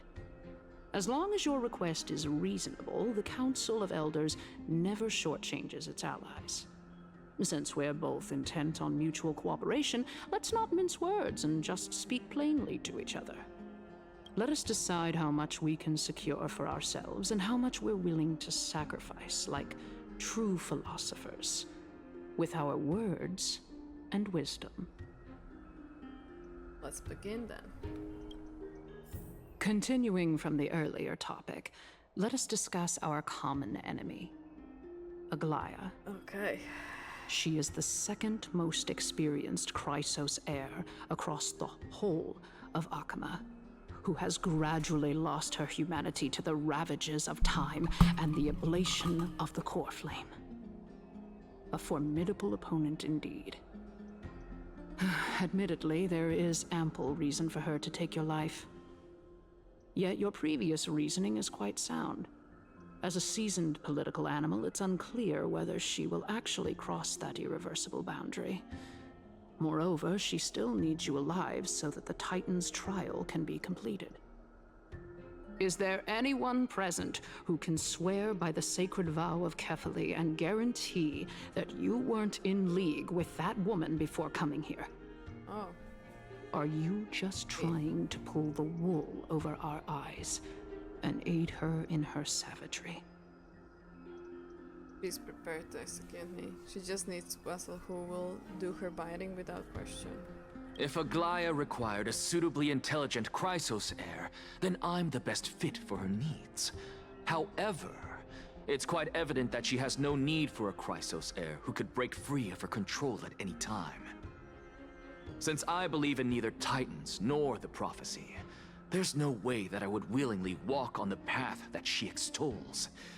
Given how rigorously she enforces her principles, how would she ever accept a heretic such as me?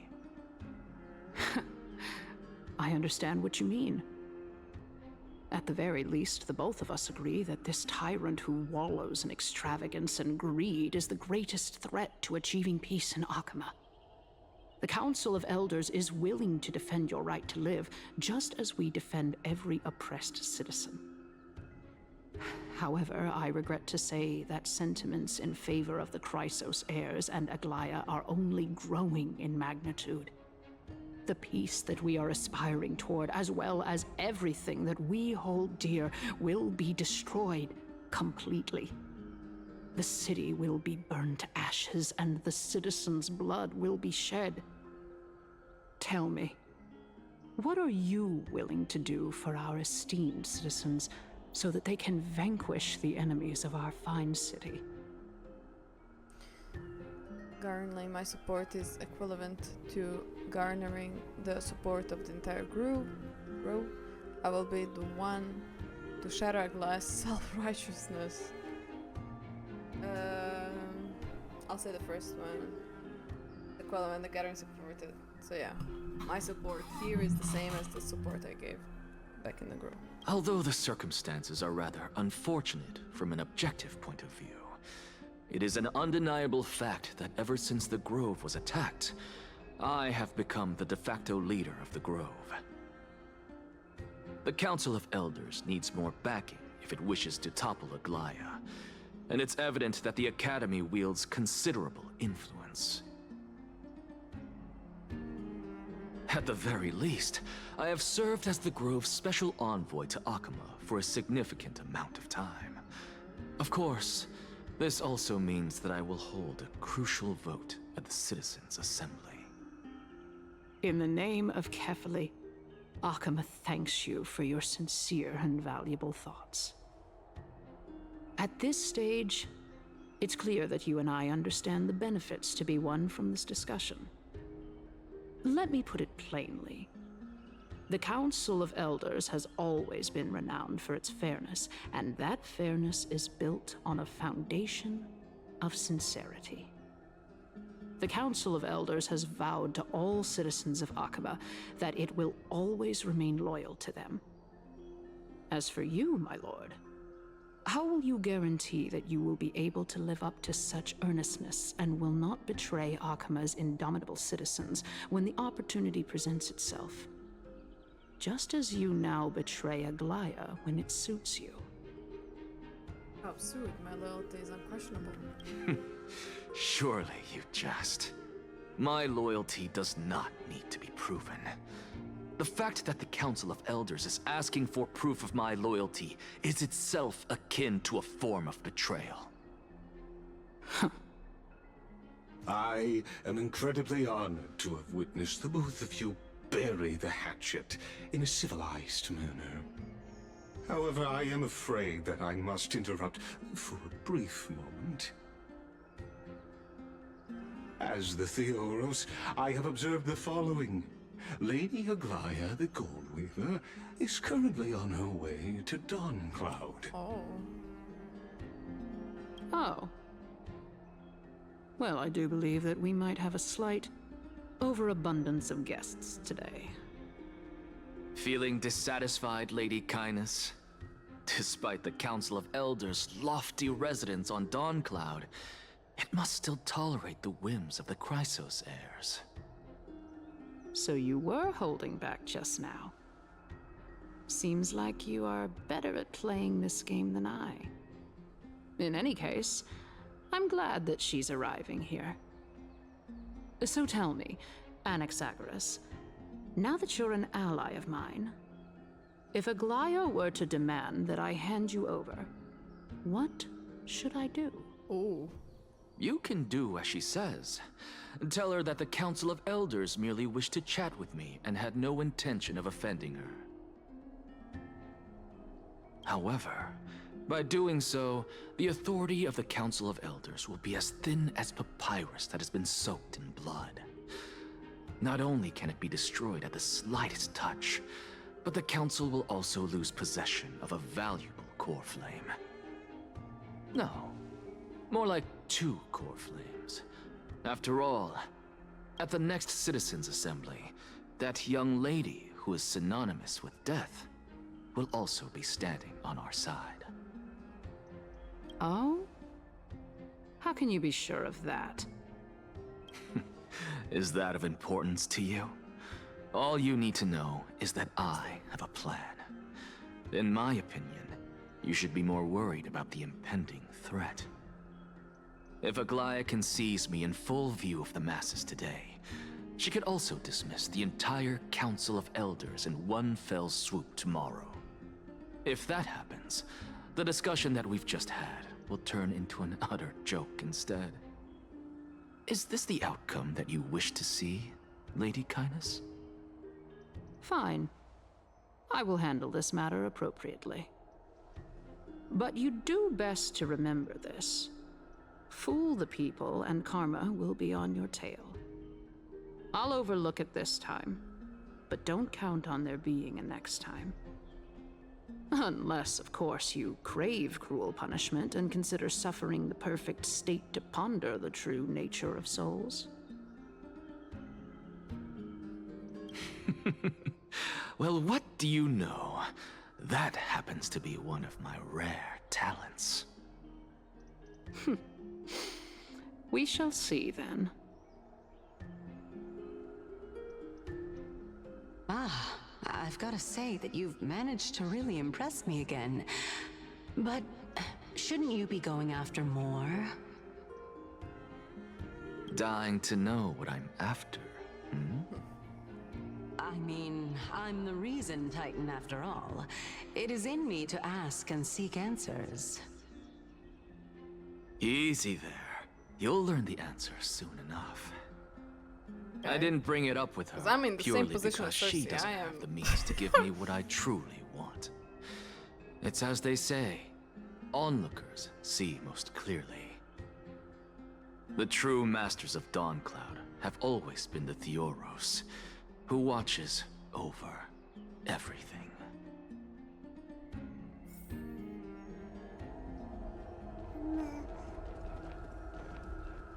Okay. An expected visitor. Welcome once again. You know, you could actually skip all the pointless debate and come straight to me to seek an audience with Kefali. I have no reason to refuse you, do I?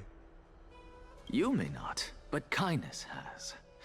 Whoever gets hold of Kefali's core flame will get to rule over Akama.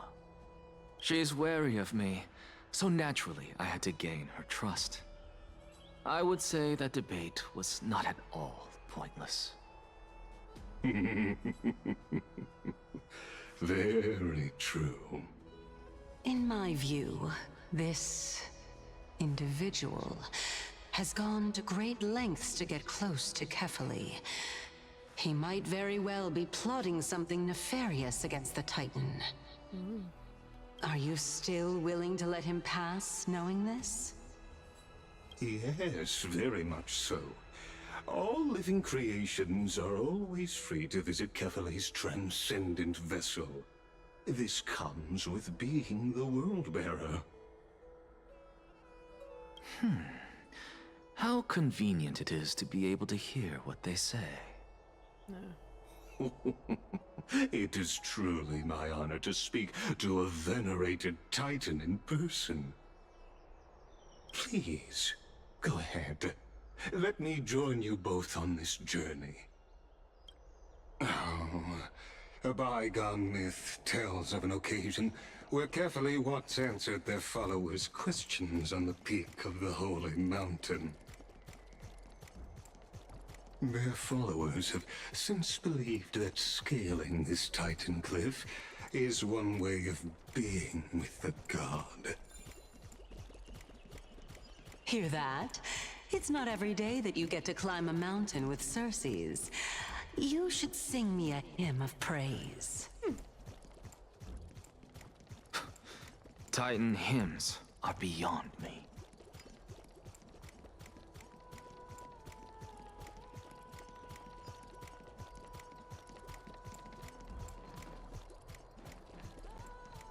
Go on ahead. Take this Yanis shortcut, and the long pilgrimage stairway will be waiting for you at its end. I had to admit, I never expected you to not ask me anything. Not even my motive. Because I know very well what it is you are after. As the saying goes, a gentleman helps others achieve their goals. I have a feeling that your theory will be validated at the end of this journey. I believe Kefale will not deprive you of your right to ask your question, especially now that you're on the brink of death. You must be closer to Kefale than anyone else. Wouldn't you agree? I hope things go as you say, then. Putting a child of justice into a farcical world is bound to turn it upside down. It is my hope that you bring a much-needed change to this world which is on the brink of destruction.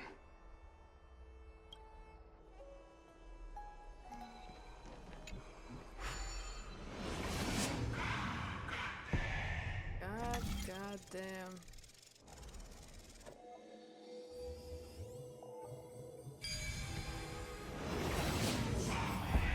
Honestly, this is my first time going up to Dawncloud's peak.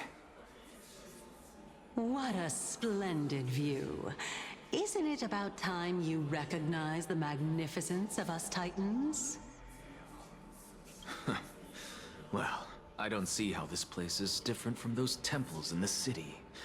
All they have are magnificent facades. And even though I've come this far, I'm still doubtful about getting useful clues from him. I must be getting ahead of myself to be expecting to hear something nice from you. Oh? Haven't you been in my head for some time now? It's high time you get used to how I feel about things. Alright, we're just a short hike away from Kefale. No time to waste here. So the intellectual debate from earlier was too draining for you, huh? If Amphoreus gets a new lease on life, you should focus on strengthening your body and stop shirking social interactions. Save your concern. The Titan is in sight. Can you make it? Why? Are you going to carry me up if I were to fall now? I know how far I can go, so just hold your tongue and come along. Fine then. I guess I won't say any more. I'll just wait till your soul dissipates completely to gain control over your body. Wait. Who is that? Circe's? Hey, look at that. Huh? What should I be looking at? Am I hallucinating? I'm so confused by it. Do we even get to see souls when we're close to dying? Nurse! This one.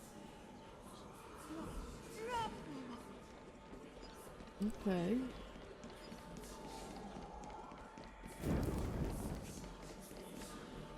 Oh.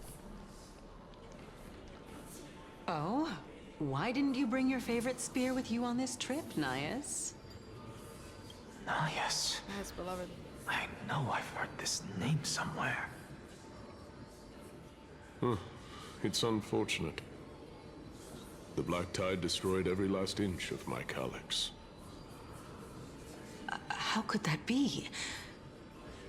Even a creation of Georios, from their prized ores and molten fire, couldn't escape the fate of destruction? Hey, Circes. Do you know a certain Nias? Nias? No, not that I remember. How did you even think up such a strange name? I just saw him. Nias. A warrior-like figure who was just chatting with you here. No, I have no such memory. Could you be hallucinating? Nurse, doctor. What the hell is happening? This is a departed spirit?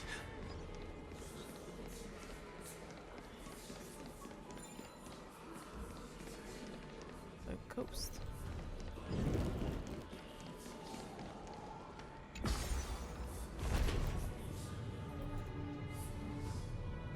Now this is really pretty area.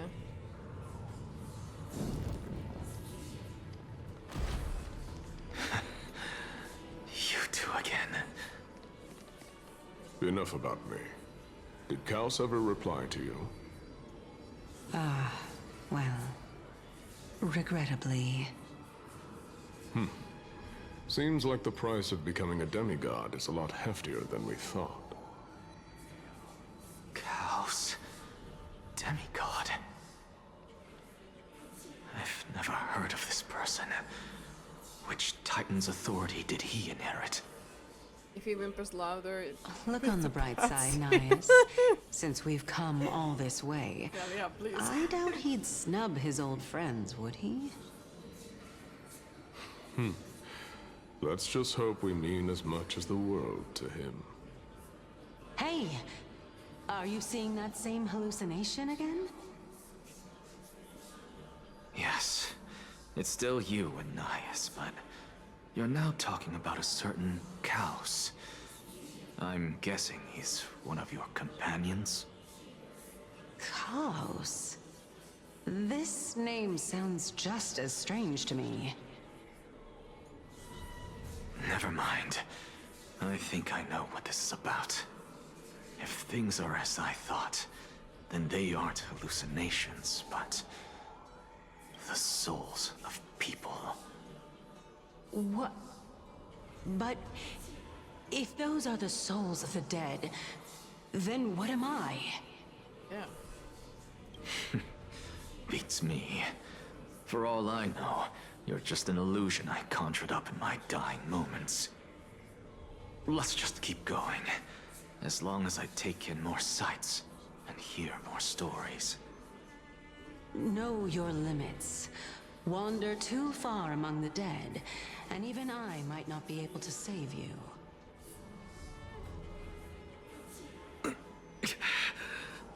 I'm fine.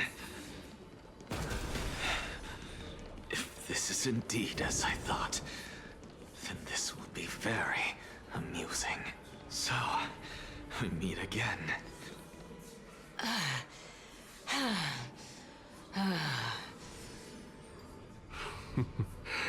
Can you keep going? Of course. I'm just... If I knew we had to climb a mountain, I wouldn't have come along with you. I guess this also counts as one aspect of the world-bearing burden. If Amphoreus does have a next life, you may want to get your body in shape. Keep your sarcasm to yourself. I'm not getting anything of value from them. I would sooner throw myself off this cliff and hit rock bottom than exercise even a little. I am Calypso of the eminent Seven Sages, after all. Training would make me no different from those Helcalithist barbarians. Calypso. She's one of the Seven Sages. A member of the Grove? No, she can't be. I would know her name if she really were one of the Seven Sages. Hey, Circes. Does the name Calypso ring a bell? Oh. Circes? I am. Daggone. Doesn't matter. I can do this myself. Actually... Looks like I'm nearly there now. The land of the dead.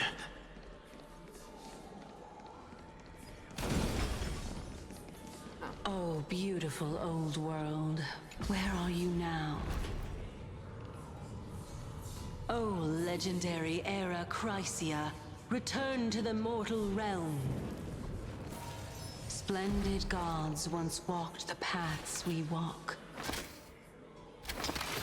Alas, all that's left of that warmth is a hazy mirage. Why are you chanting that too?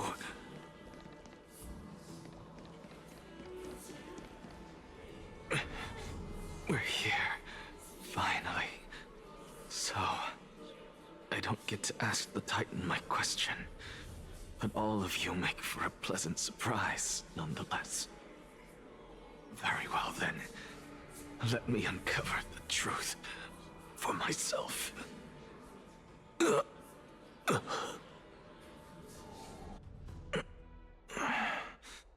Did I still fail to make it in time? Huh? So, I'm back here again. Oh.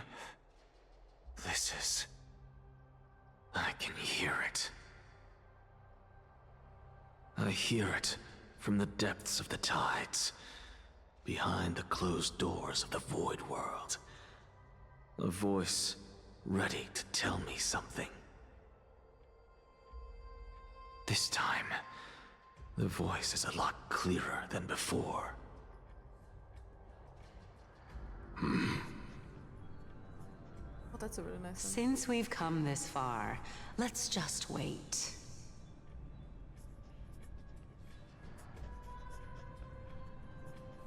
Lord Nias and Miss Calypso, are you both here to visit Chaos too? Yes, and we've been waiting for quite some time now. Regrettably, he hasn't answered us. The worst-case scenario is that he's already been overwhelmed and crushed by the world-bearing burden. You're overthinking, Lord Nias. I can still sense Chaos' soul in the area. And besides, we both know Chaos' nature. A deliverer like him wouldn't fall so readily, much less give up on all that he holds dear. Isn't that so? Yes. I have faith in him. That reminds me. Why are you making this trip alone, Polixia? Oh, my sister needs more time to make sure the flowers are fine.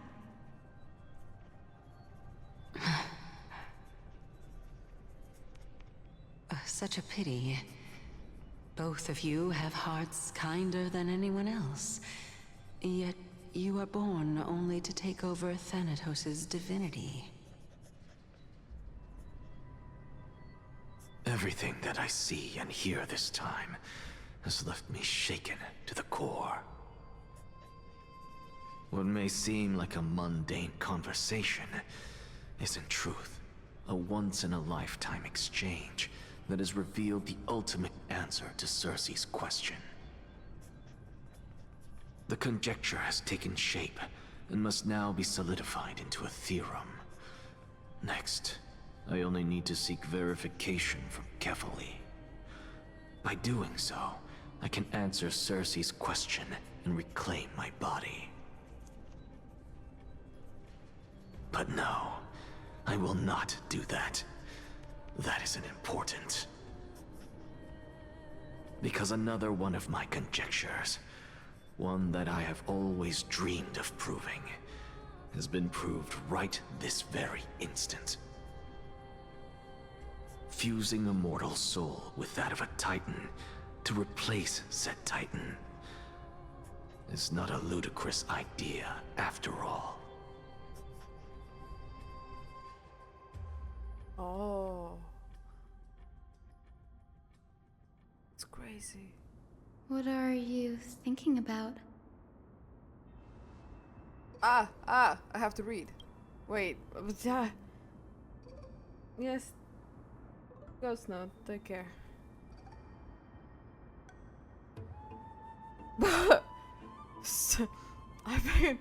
I got just piled of information in just like a really short time.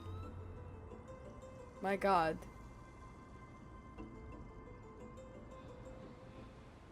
So much stuff. Enjoy the story? Thank you. Just amazing how this towering trees asserts his divine body. It's a majestic sight. Is that so? You don't look the slightest bit amazed, though. Plus, you seem to be strangely familiar with the city around the Great Tree. Merely something from the past that I won't go into. Events of the past, huh? I was also a child when I looked up at Circe's. Their leaves and branches reflected the sparkling stars. And their trunk was like a pillar that supported the sky and ground. I stood at this very spot back then, imagining the day when I could climb to the top of this tree. Because I would be the closest I can be to the sky at that spot. You're a sky's priest, yet you study at a place that is home to the recent Titan. That's rather counterintuitive. Don't read too much into it. I mean, can mortals even hope to reach Aquila's realm? They're a strict and draconian god. Nothing like Circe's. Reason is willing to share what is theirs with others, but Sky only expects people to revere them. You get what I'm saying, right, Denny? After all, the Titan that imprisoned you and Aglaea here in Amphoreus is none other than Aquila themselves. I guess Castorice is not the only victim with the nicknames. I love them. Yes, I didn't count on provoking the ire of a local god. But there will always be people who dream of soaring towards the sky. The Grove has a wealth of research on Aquila, and that is exactly what we are here for. It's just... I never thought Aglaea would meet with something like that before we set off. As a physician, I should have been there by his side. Bad luck tends to come in the streaks, so don't beat yourself up over it. Besides, Aglaea needs you here to uncover the truth behind what happened to the Grove. Let's just make the most out of it, most out of this trip, and keep a lookout for any documents related to the Death Titan. They could be useful to Lagnia. Yeah, there's no rest for the weary, huh? In any case, what we're looking for could be anywhere in this enormous grove. Let's split up to cover more ground. Danny, with your skills, I'm sure those monsters born of the Black Tide will pose no threat to you anyway. What about you? You'll be alright on your own? Have you forgotten that you're talking to the chief physician of the Twilight Courtyard? Have more faith in me. I'll be just fine. The silence in here is near deafening. With the vast amount of knowledge it holds, this academy is akin to a labyrinth of information. Even the cleverest of scholars would easily lose their way in here. I should gather my thoughts before heading in. Oof. Okay, I see why it's gonna be probably this part is gonna be the most where you have to read. How to live Amphoreus. In midst Aquila, the titan who regains over the domains of the skies, is a colossal bird that overlooks the world beneath them with 100 eyes. As long as they continue to soar above the clouds, the people of Amphoreus will remain trapped on the ground. Isin's forebears were priests who worships Aquila. Nobody is more familiar with the taboos of the sky titan than her. Seeing how Aglaea has sent her here as a guide, it's possible that she plans to have Hyacinth take her on a trial in the future. Yeah. Amphoreus Titan mythology. In Amphoreus, titans are a common topic of discussion. People create myths that, in turn, conceive titans. It's tricky task to keep an objective view when among the people of Amphoreus. Is there a way to step out of the situation and look at it from a different perspective? Oh, Jesus. Okay, titans and eons. Titans and eons are two distinct classes of beings. Titans can communicate with the humans, and it's not impossible for us to overpower them. Upon their demise, we can even take over their divinity. In this regard, titans can be said to be a lot more similar to humans than eons are. The Chrysoseirs and demigods. Chrysoseirs are humans who possess heroic qualities, with most of them demonstrating extraordinary combat prowess and strength. Upon clearing a Corfam trial, Chrysoseirs can even ascend to demigod and inherit a titan's divinity. It's indeed time for a text spam. Yeah, it's okay. Like, I was expecting. That's what I kind of said. Like, as soon as they said like Dan is gonna go the other way, I was like, yep, we're gonna be reading a lot. Wait, something about it feels off. Is this a selection process of some sort? The flame chase journey and the prophecy. Then, in the grove of all places. God damn. Oh, that's okay. We are powering through it. Guided by the prophecy, the heroes are on a quest to reclaim core flames and usher in the era nova. Their efforts have seen gratifying results to date. Ultimate text spam combo. Beautiful. Absolutely. As I expected, the prophecy is the hardest to make any sense of. But with barely any information to go on, no matter how much it ruminate on it, I won't yield any results. I should leave this for another time. Think of something else. I should probably turn my attention to something else. Lagnia's plight. Nobody could have ever imagined that Lagnia's life would be forfeited the moment we land on Amphoreus. I should have done more to keep her safe. But it's not too late. We still have fighting chance.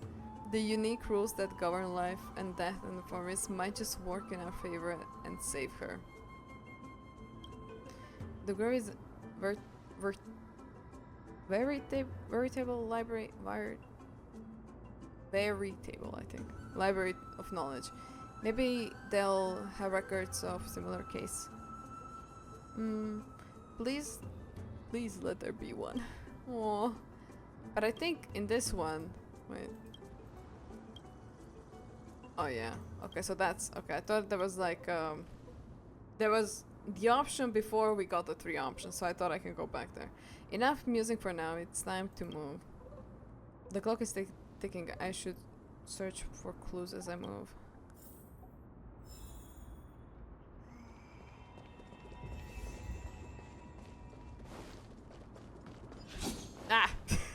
I missed it. That's okay. I am fast enough. You know what? But I want to be faster.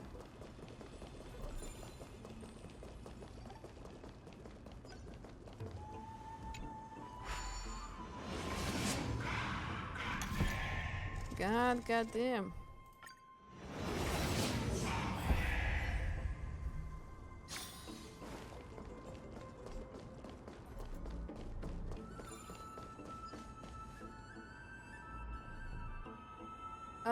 Black monsters are twisted in form, and their life has been turned to ash together with their souls. It's impossible to figure out their form when they were still alive. These are the remains of a black tide monster. It does look different from the Titankin from up close. What's that underneath it? A scroll? Nah. A recorded debate between Venerationist and Nosepurist scholars. Most of it is illegible, leaving only fragments of dialogue. V scholar, I will not pronounce this whole. We all recall that state that they touched the sky. But what were they really? Just blind masses manipulated by the ambitious politicians who dare to challenge the Titan's authority? V scholar. A completely meaningless attempt, an absolute mistake. N scholar. You have bowed to the Titans for so long, you've forgotten the scholar's true purpose. End scholar. Making a mistake does not mean the act was meaningless. End scholar. Even those students new to the grove understand this from the basic logic lessons. End scholar. An entire city-state reduced to ashes prove the skyship's construction was a mistake. To me, that's precisely the meaning they achieved through the sacrifice. V scholar. Am I hearing this right? Such a statement. Are you converting to Venerastasianism? End scholar. No, I'm simply examining the matter from another perspective. Legible content ends here. As expected, the grove doesn't forbid discussions about the sky. It's a debate between two scholars about the sky ships. Aglaea also made mention of the ships when she interrogated us. A memory I'd rather forget. Yeah, that was... She tricked us there. I'll hold on to this for now. We didn't like this journey won't leave us empty-handed. Yes, collect all of it.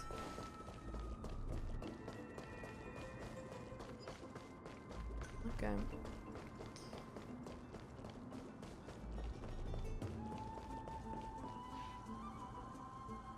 That's Hycin. Why is she surrounded by so many monsters?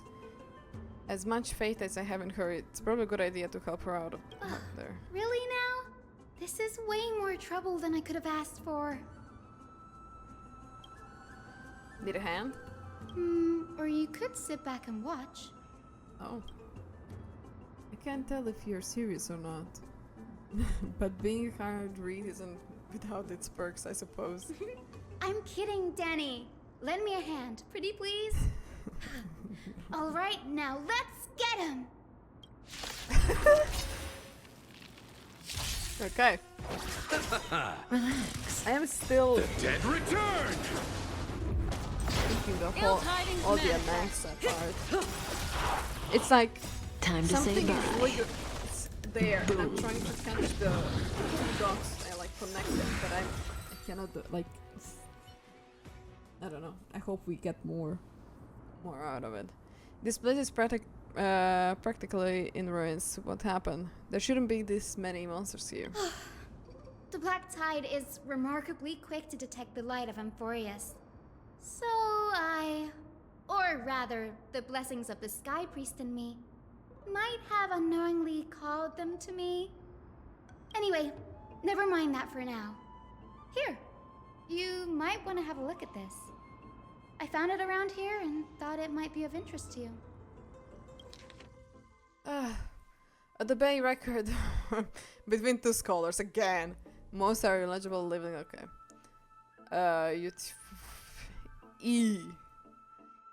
Well then, enlighten me. What exactly do you mean by examining from another perspective? Unknown. Simply, you see. Unknown. When we stand normally, the sky is above. When we stand on our heads, it's below our feet. E. Huh. I don't even want to know what kind of situation inspires you to make such accepted theories. E. By the way, I have a student who loves to write satirical comedies and once wrote about a fool who could not figure out a question no matter what. Unknown.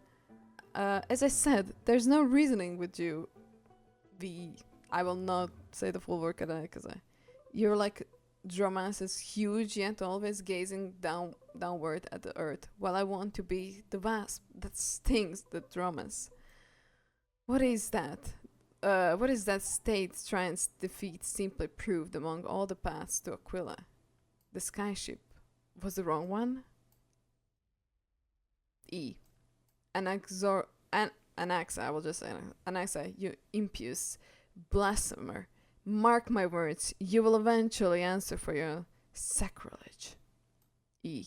I doubt your students, or that young teaching assistant girl, have any idea, that's the Hyacin, have any idea what secret search you're truly conducting. I see we're back at the reading a lot. We're just playing, yeah, it's just, yeah. Literally just, it's not a lot of, it's pretty much just between scholars, but also welcome back. So.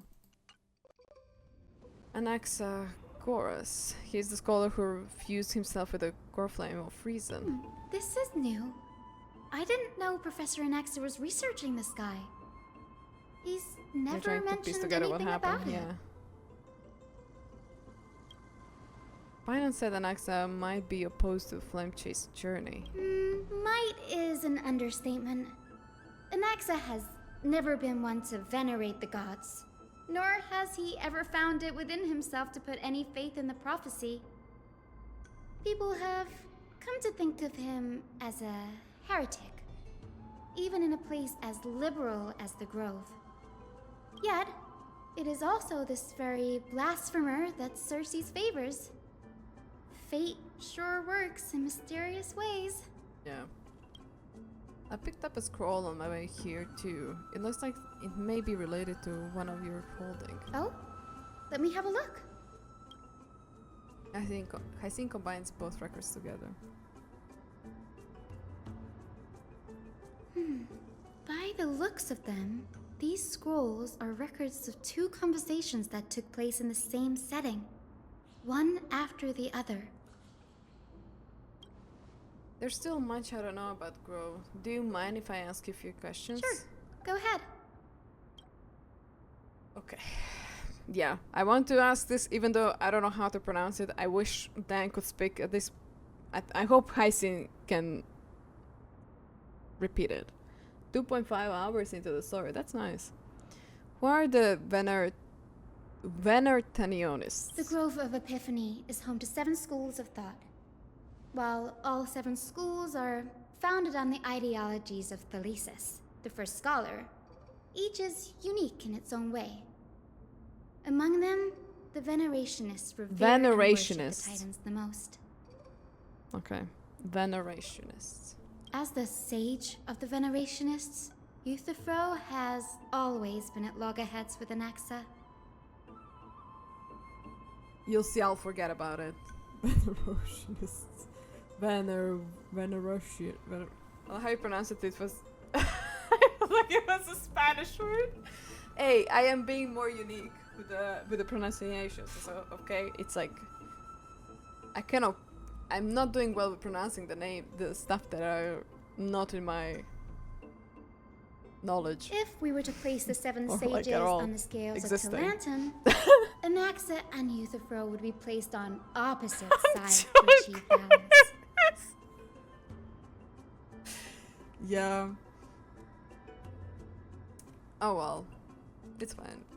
I'm doing my best. A very illustrative explanation, thank you.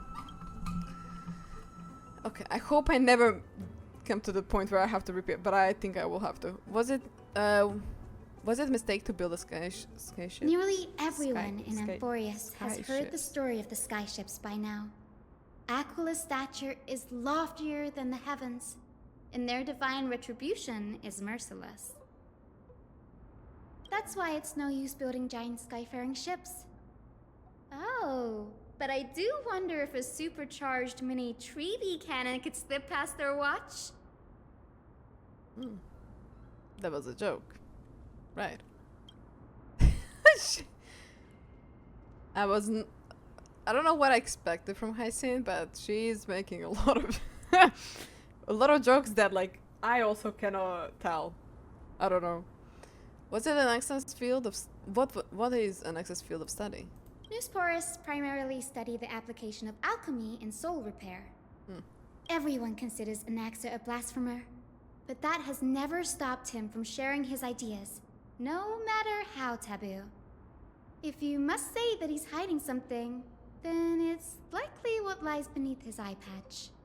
Well, we kind of found out already. Barbara with personality. Actually true, yeah. Nailed that one.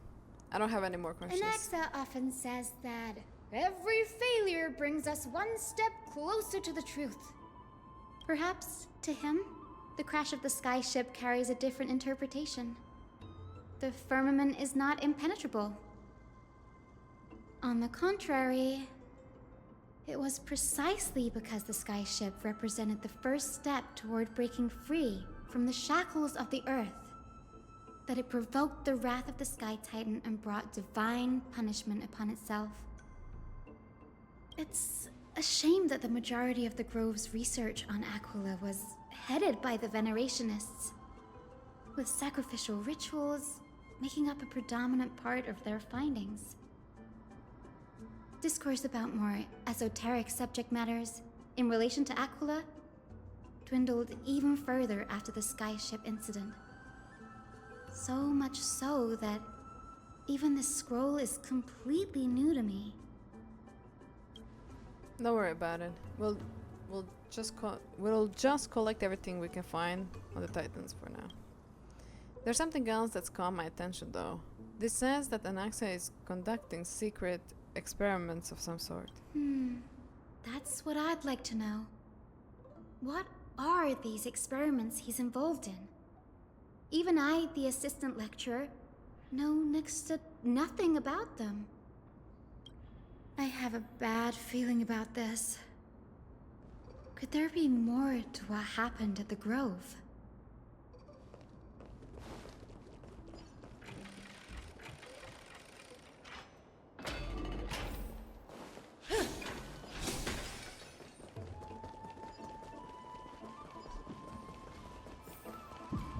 This is the Library of Philia, a place where the Grove stores its collection of tomes.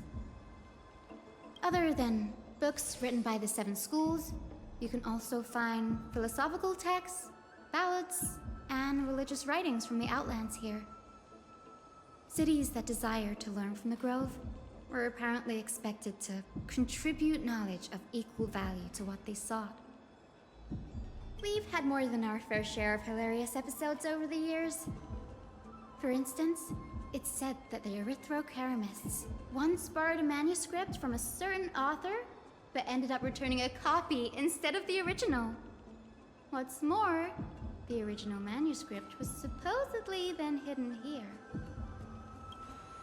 That doesn't seem like a nice thing to do. Nice? No need to hold yourself back, Danny. You can just tell it like it is. Their behavior was no different from bandits. Yeah. Say it, Hyacinth. Well, if you don't mind, did the Grove ever rob Castrum Cremnas? You've got me there. Some said you couldn't even find a dictionary in Castrum Cremnos, so I guess they were spared. There are too many books in the Library of Philia. Flipping through them all will take too long. Why don't we use the Biblioslate to search for the texts we need? We can bring them back to Akama for reading after that. Agreed. This place isn't safe. We should leave as soon as we're done.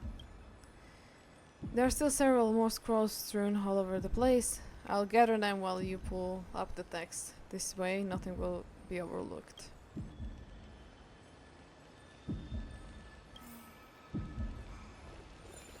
everything is so yellow that I didn't even see the...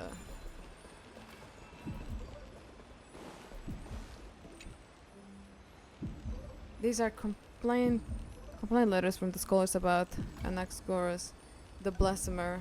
There's a thick stack of letters. Based on the dust accumulated and the perfectly intact seals, the complainee did not even bother opening them, just checked them aside into a corner. This is about Anaxa. I should read this. Hyacin, you should come have a look too. Ugh, it's so dusty in here. Whoa. Are these all complaints about him? I just wanna say something. I don't know if I mentioned it when I was doing the last patch in Honkai, but these statues reminds me of that evil Kermit. That one meme, evil Kermit. And I cannot stop thinking of that when I see them. But I think I did maybe mention. I can already see what they must have written. Anaxa has no respect for the gods. His very existence undermines order in our society. They're probably all things like that. Does Anaxa hold that much influence? Why else would they call him the Great Performer? When Anaxa established his school of thought, the first thing he apparently did was read his own work to everyone. Are the Titans truly an accurate reflection of what humans think gods should be? Worlds created by gods are indubitably perfect, but what of Amphoreus? Only foolishness and insensitivity everywhere you turn. An uncanny impersonation. What happened after? They marched him straight to the seat of judgment before he could finish. Oh. Though what he took on in the end was more of a debate than an actual trial. He had to address every one of the scholars' allegations, or face expulsion from the Grove. Oh. The first allegation was... Do you agree that since the Titans created the heavens and earth, so the mountains, rivers, and seas must likewise be their creations? Am I supposed to put myself in Anaxa's shoes and answer that?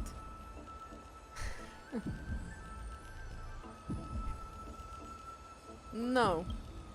Based on the history of the flame chase journey, humans have the potential to take over the divinity of Titans. Anaxa said the same thing then. Needless to say, his critics didn't take kindly to his answer, so they followed up with a second allegation. You claim to be studying souls, yet you are, in fact, defiling them and committing acts condemned by the gods. Do you admit it? That's a serious allegation. Did he really do that? Anaxa always wears an eye patch, never removing it, even when alone. Some say he used one of his eyes as an alchemical ingredient. Every being in the world owes their safekeeping to Kifili, and this is even more so for the Chrysos heirs who have divine blood coursing through them. If he has really done something of that nature, then it'd indeed be sacrilegious. Oh. Thankfully, they had no way to prove it, so it amounted to nothing more than an allegation in the end. One by one, Anaxa engaged in wars of words against those who would challenge him. Toward the end, a scholar asked him, Anaxagoras, have you any respect for the gods? It was only after a brief silence that he answered, I have never denied that Titans are meant to be noble constructs.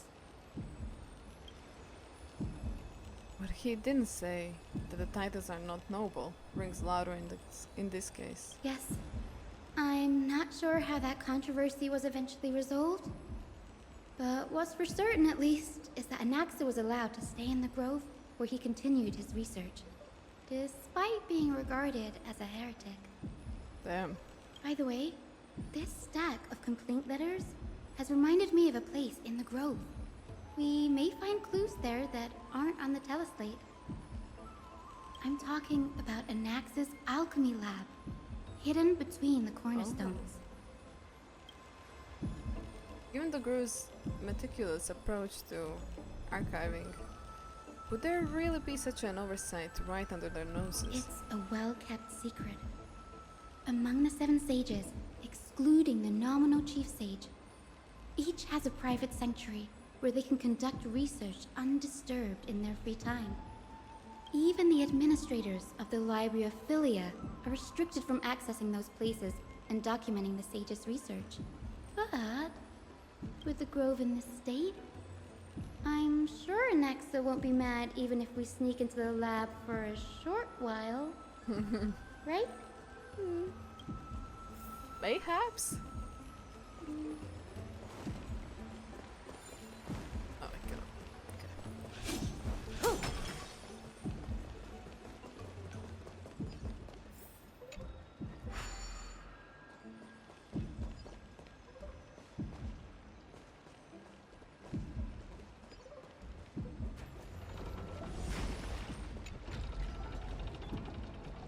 You got wealth. We do need wealth at this current state. I wonder if we're gonna see again the perspective, because the last we saw him was him and Sunday meeting up with the Herda. So questioning about March and stuff. I mean, questioning about us, Dan and MC, and also March. This is the place, but where is everything? Materials for alchemical experiments, matrix diagrams, and even the seal to the lab. They're all gone. Did the Black Tide destroy it all? No wonder we didn't see any defense mechanism along the way. Have you ever been here before? No, not even close. Not only are alchemy experiments high-risk activities, but Professor Anaxa also has a penchant for using bizarre materials. Students often saw him walk in looking right as rain, but come out covered in soot with his hair singed. Naturally, no one dared to come near this place. Damn. Huh? That bookshelf over there seems to be the only thing still intact. More reading!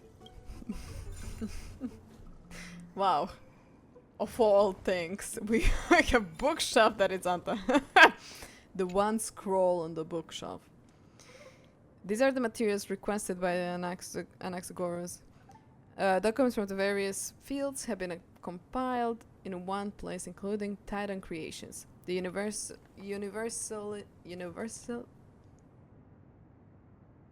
I know how to read it in my mind, but I cannot pronounce it now.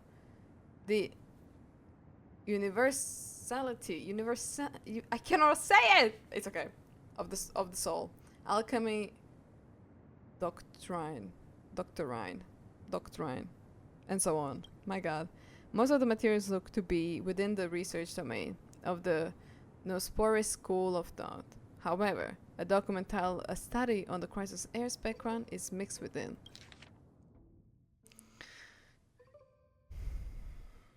Yeah, hopefully. These appear to be quick notes, examining the backgrounds of Chrysoheris.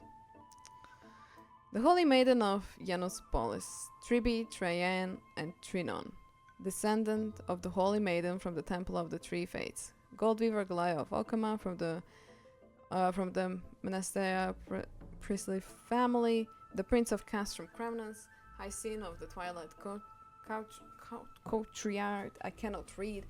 All of their ancestry have varying degrees of connection to divine titles or the divine authorities. Does the golden blood come from the heritage of priest families or royal bloodlines?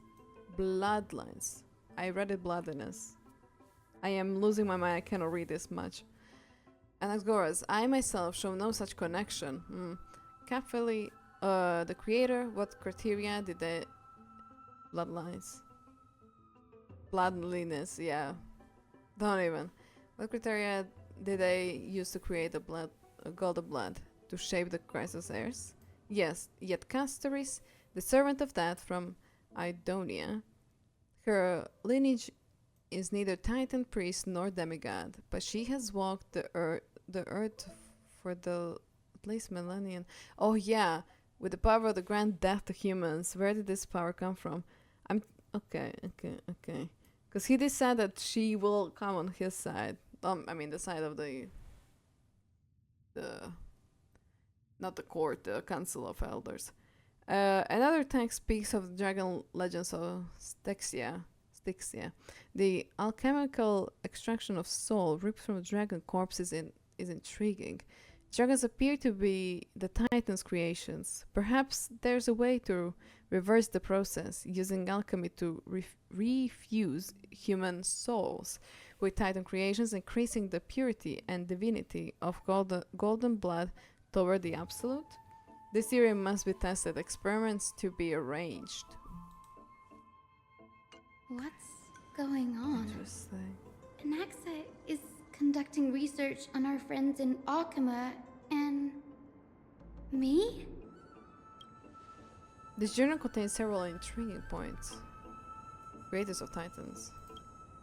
From the Abyss of Fate to Castrum Creminence, I've seen so many Titans creation during my time in Amphoreus.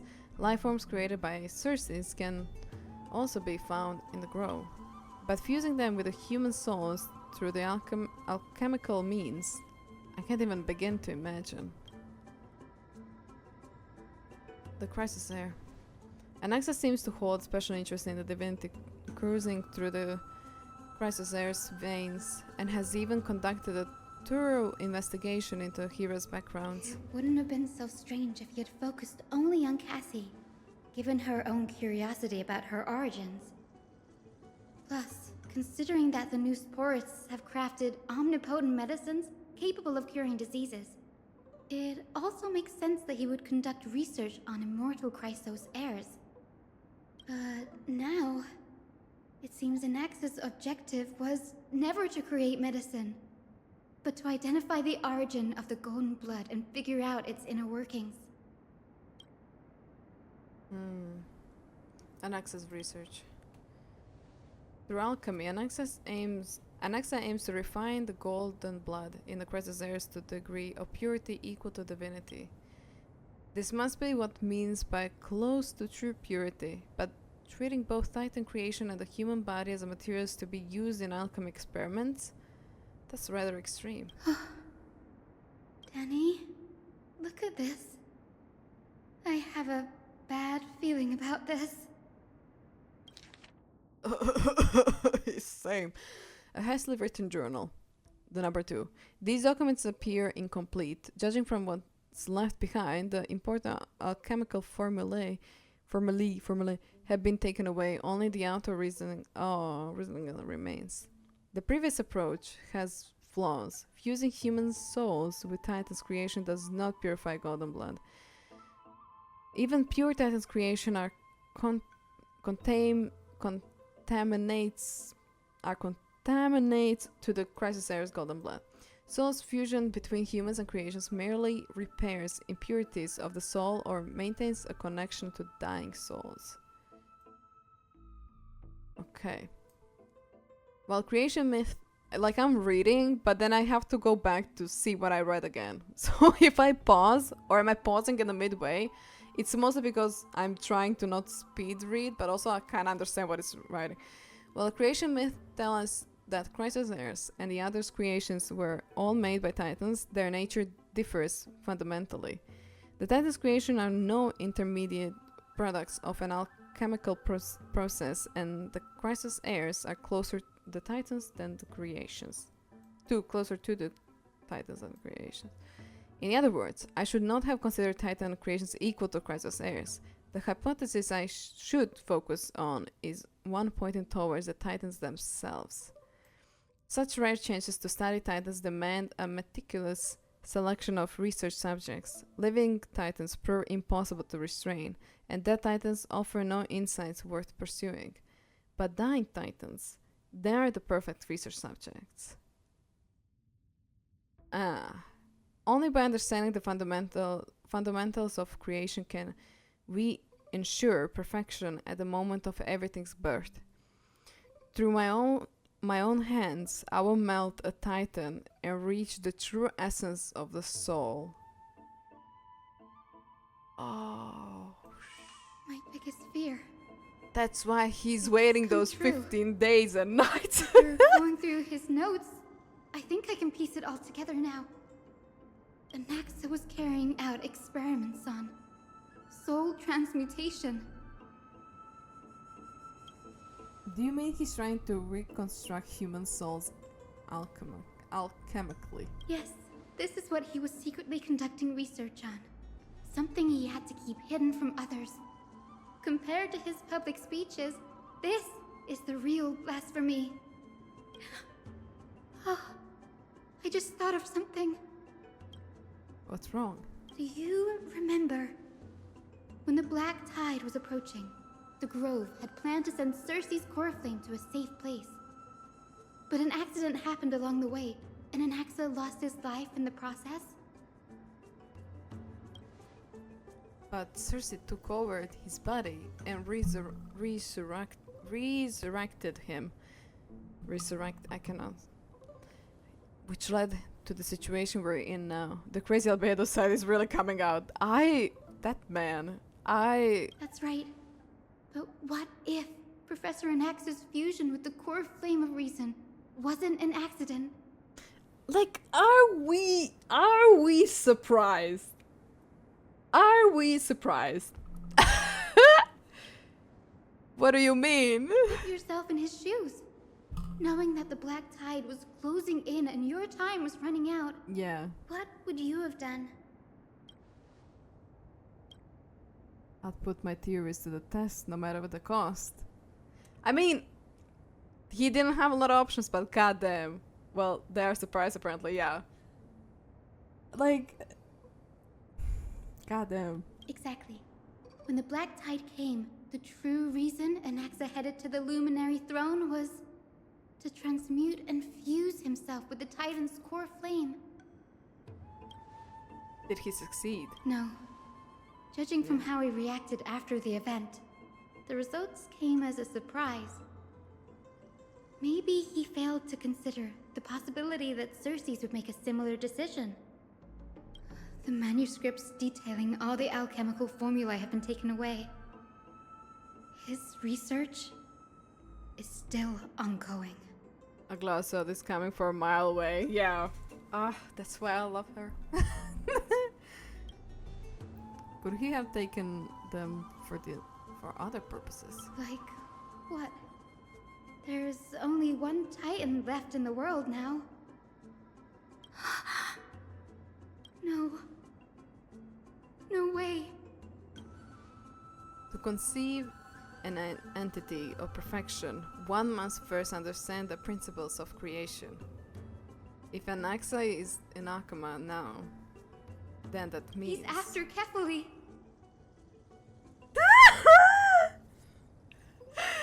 Oh my god! He's crazy! Sir, this sky above us, it's not real, is it? Oh my god, he's actually like crazy. Of course not. This is just an image from a projection device used for education. It's on mission, yeah. A simple trick.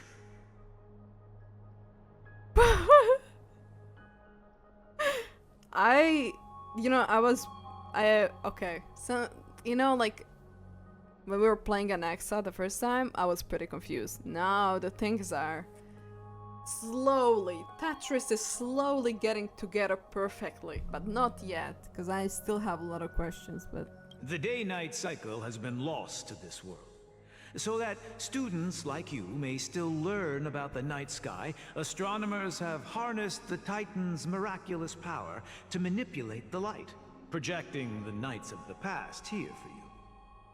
Much like how the sky above the Holy City is also illuminated by Kefali's dawn device. So, the skies of Akama are fake too. You mustn't conclude that, Anaxa. You should know that only a child would expose a trick and be proud of it. Often people know more than they let on. They simply choose to feign ignorance because they have no other choice. Then they're just deluding themselves. People believe in Kefali's tale of Genesis, accepting wholesale whatever the priests preach. But we're different. We've already walked out of the firelit cave of ignorance. We have already realized that we live in a world where Titans make the rules. Even when we look at the sky, we're only seeing what they allow us to see. Rather than gazing at this mockery of a night sky fabricated by them for the rest of my life, why shouldn't I be the one to take control of the projection device instead? So much time has passed since you sowed the seeds of doubt in my heart, child. Many a night, I find myself penning down all my theories and wild ideas, only to burn them to ashes when I open my eyes in the day. I'm awake, I didn't miss much. Well. Hi, Vig. I hope you slept well. The story so far, I am fully immersed. I cannot believe Anaxa. Yeah. I don't know what to say. They are pretty much yapping, and I did also read a lot. Which kinda, well, yeah, but welcome. Good to see you. Why? Because we'll face the dead by burning if the word gets out?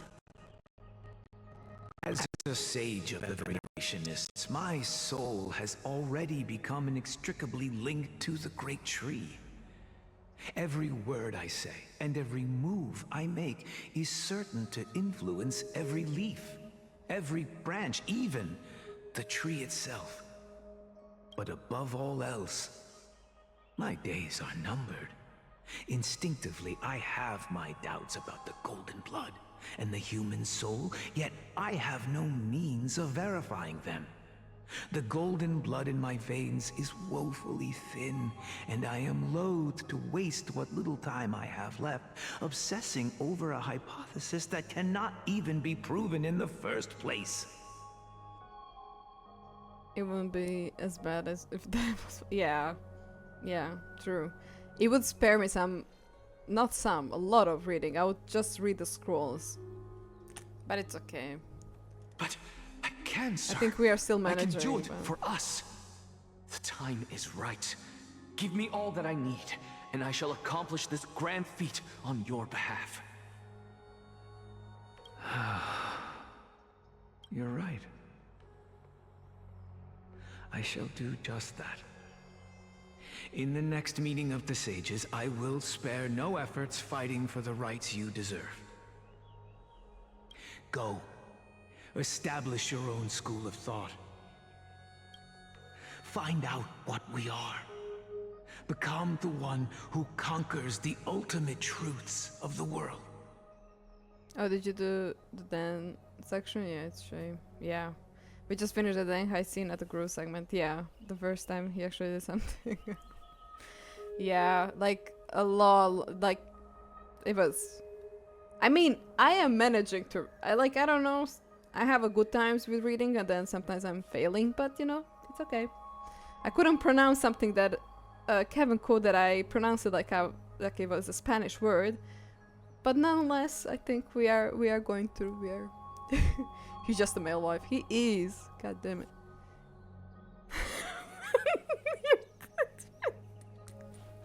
I cannot even... I don't know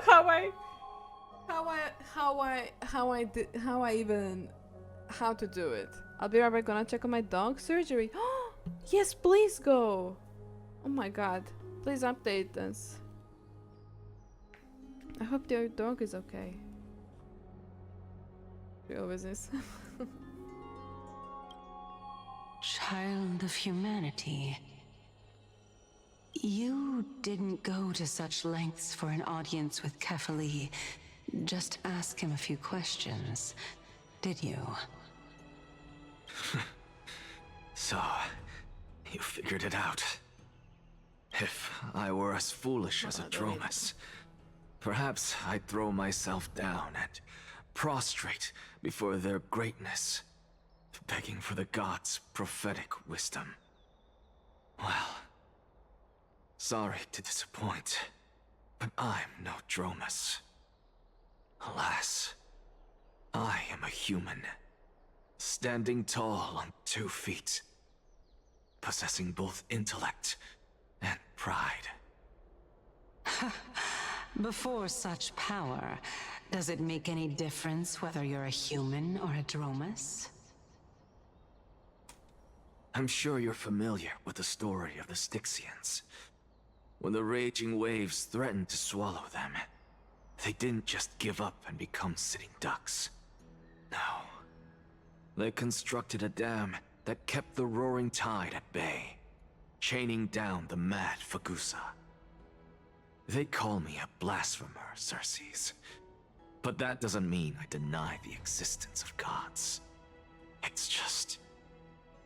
as I see it, Titans are simply a force that mankind has yet to find a way to tame. Oh? If power that rivals the Titans is what you crave, why not conform to the prophecy and brave the trial? Why stop at harnessing the power of the Titans when I can do so much more? The source of life is what I wish to grasp, to understand what makes up the soul, and to learn what we really are. Thanks to you, I've had the chance to personally verify, in more ways than one, that the soul indeed ceases to exist in death. But where there is death, there is life. And where there is an end, there must also be a beginning. How then is a soul born? That was the only unknown variable left in my calculations. And by the sound of it, you have already formed a conjecture. No, I have already drawn a conclusion. In my journey unto death just now, I finally saw the answer with my own eyes. Professor Anaxa. I'm here. Her life hangs by a thread. I must ask you to refrain from taking any unnecessary steps. Of course. I'll bring this to a conclusive end, and give you the answer you so desire. However, in accordance with the principle of equivalent exchange, I must also demand from you what I need. As you wish. Don't you care to know what the price might be? It's a matter of uncovering the truth about the Death Titan and her survival. This may be the only time I can ever save someone's life. There is no need for me to think twice. Oh. I see. In that case, let the show begin. Indulge me. Am I correct to say that you intend to prove Thanatos' whereabouts and prove the nature of our existence now? Before I begin, I must confess I had been stuck in a cognitive trap all this time. As unrelated as these two propositions may seem at first glance, they are in fact logical equivalents. They are merely two different ways of telling us about what the soul is at its core. The reason I say this is as I've mentioned earlier. The answer was hidden in my journey unto death. Anaxa, you were in the Netherrealm? Yes, I am but a living dead man now, but that's not important. What truly matters is, I overheard a conversation between heroes. That's not all. Remember how I said you were a part of that conversation too, Circes? And I've told you that I have no recollection of such an event.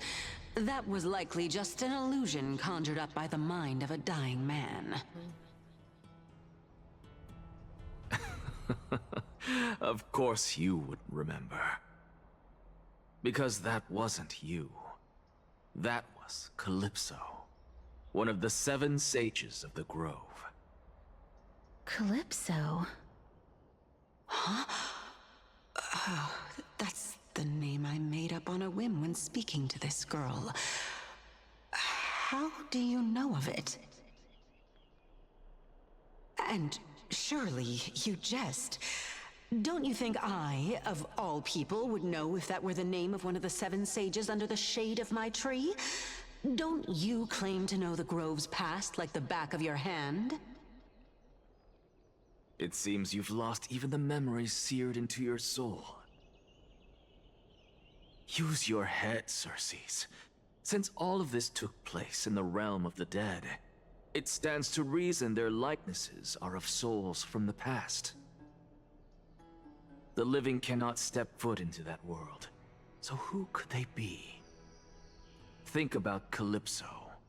Why does she share your likeness, yet you have no idea who she is? The answer is evident, is it not? Those fallen heroes are the mortal incarnations of the Titans before their ascensions to godhood.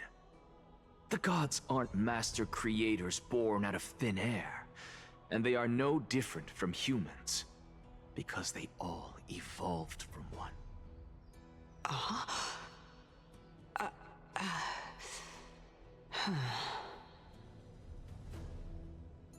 Does this answer disappoint you? Oh, that's great. That makes sense, though. Yes, because you've answered nothing. If I truly was once human, as you claim, then where do the children of humanity come from? Even on the off chance that you speak the truth, this brings us no closer to grasping Thanatos' whereabouts. How are we to find them? I knew you would say that. But it matters not.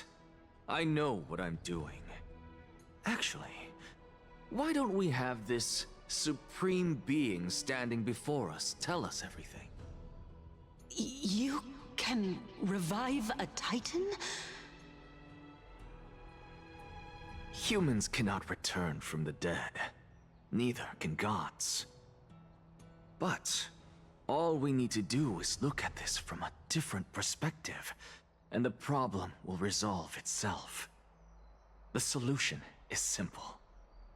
Just like what you did to me. If I'm reborn as Kefali, I can rebuild the world and all within it as they once did. Simple, is it not?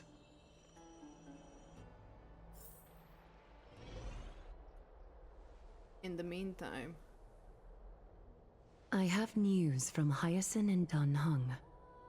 Anaxa might be trying to do something with Kefali's divine body.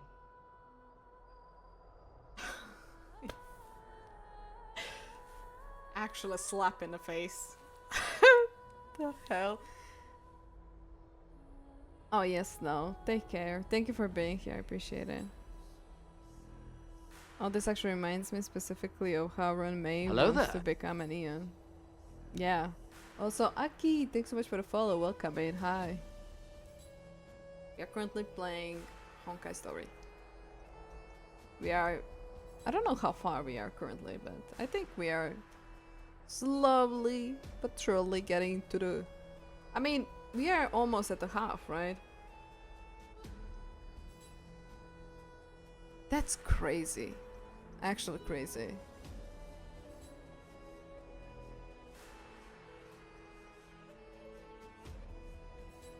Okay, let's continue. I cannot... We are 2.5 hours in? Oh, I thought it was a bit longer though. I mean, that's also okay. It's fine, it's fine. Kefali? But what could Anaxa want? Is the Council of Elders going to sit around and let such a sacrilegious act unfold? That is not possible. He is indeed the great performer, capable of fooling anyone and everyone with his tricks. I'm sorry. No need for guilt, for this is good news to us. The Council of Elders has found themselves a traitorous ally. Anaxa's ambitious desires will be something we can exploit.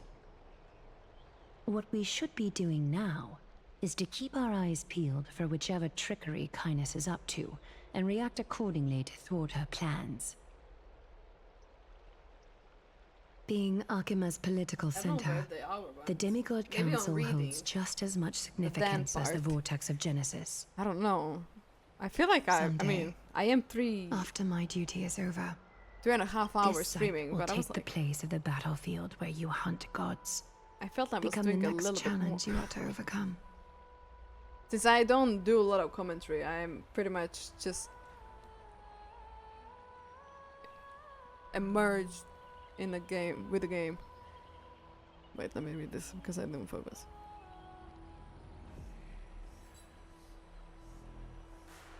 Okay. Till then, it's best to get used to this place as soon as possible. We will be waiting here for good news. Come find us anytime you need something.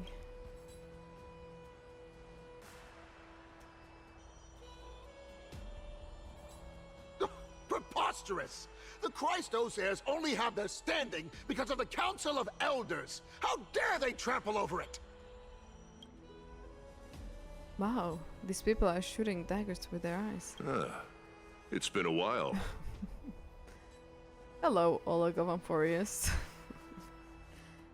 But we never met. That's fine. I recognize you. The young lord has nothing but good words about your courage. It has indeed been some time, Lord Crataros. What brings you here in such haste? Shh, keep it down. Be more vigilant. See those duplicitous dogs over there? They do the dirty work for Cainus. I've already ordered my people to hold them back, but we should still lay low. Unless you're itching for a bloody fight to get a workout in. My bad. So, did something happen? Did you hear thunderclaps last night? It would be hard not to notice thunderclaps in the broad daylight. No, I'm a heavy sleeper. Hooray, it's Acheron's!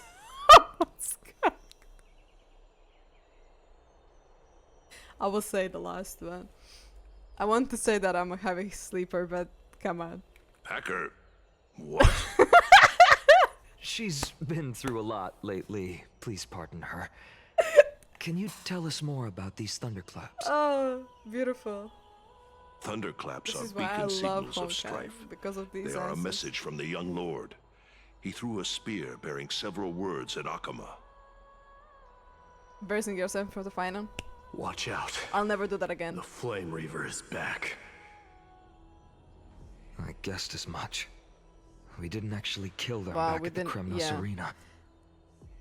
Okay, I did assume that, like, at the moment when the cutscene where we kinda, like, killed him, I did thought of myself, like, did we really got rid of him?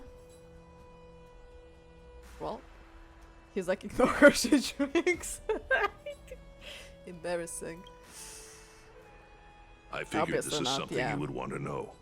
We Kremnoans But at the never moment back it looked down too from a epic, fight. you know, like, So it if you plan to looked take like that thing down in a battle, Mydei kind of reach out demolished to me him. anytime. You have my gratitude. I will let Aglaea know about this right away. Remind her to be on her toes while I you're never at it. thought he was that. That vicious kindness has been unusually active lately. Sorry for being a fool myself. Those lackeys she keeps under cover have been going in and out of the city a lot more frequently these days. Some even seem to be getting Kremnoans to defect to the council.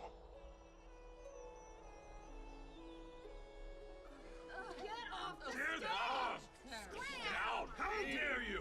Don't place that! Oh, damn. That's...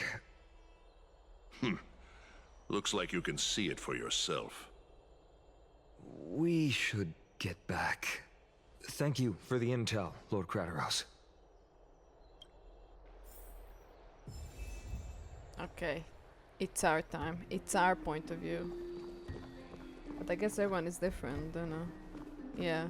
Okay. We will continue now, but I will go quickly again to the bathroom. The rest of my cappuccino. So I'll be right back. I'm looking at the placement. She's 2.5. Yes, Ghost. No. Thank you for the update, I guess. Even though no one is sure now.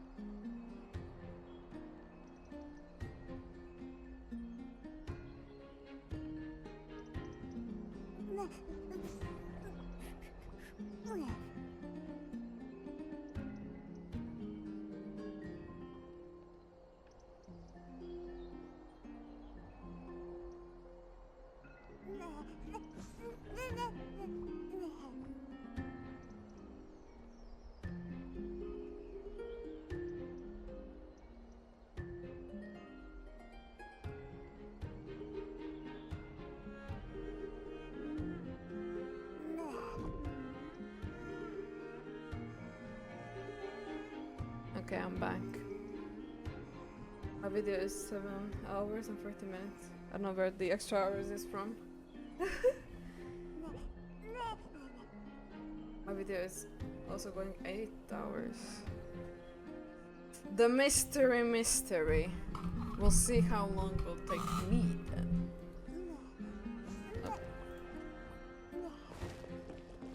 By Catholic to Lenten above, as the Theoros, I have observed.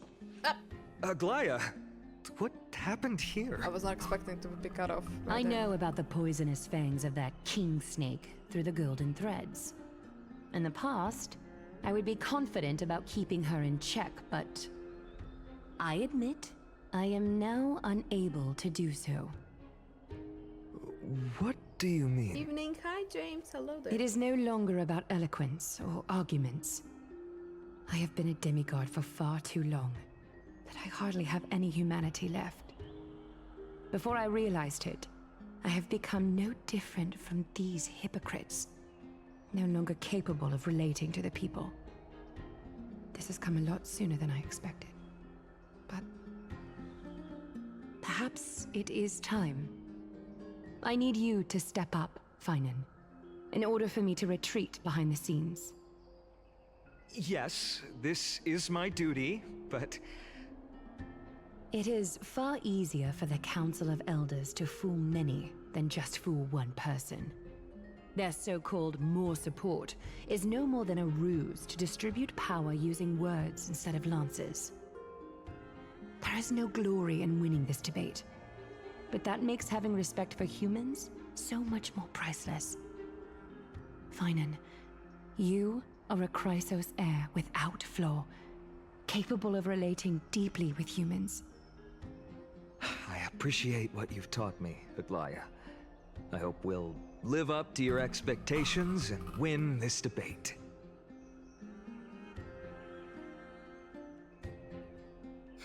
Hello there. Oh, wait. Snap's team. I'm new. I got interested into this stream, so what is this game actually? Well, it's Honkai Star Rail. We are currently playing the story-wise part of this. It's pretty long. I don't think I'll be streaming. I'm not gonna stream the whole thing today. I'm putting like first half today, tomorrow another half. It's a long story of this game, so I don't know where to even. But yeah, I'm so annoyed. I lost my 50-50 on Castorice, and now I got no possible way to get Stellar Jade without paying for it. I'm so sorry. That's awful. Ugh, that's awful. God damn it.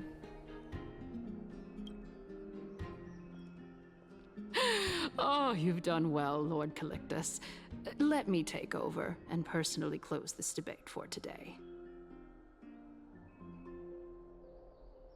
Dearest counselors, let it be known that I sorely miss the blissful times portrayed in lyrical poems. Back then, Amphoreus was home to nearly 1,000 cities, each with their own local faith, while gods walked the earth and shared close bonds with humans. Yet, in the present, people from all over are forced to leave their homeland to seek refuge in the holy city, where they hope to rest under Kefali's protection.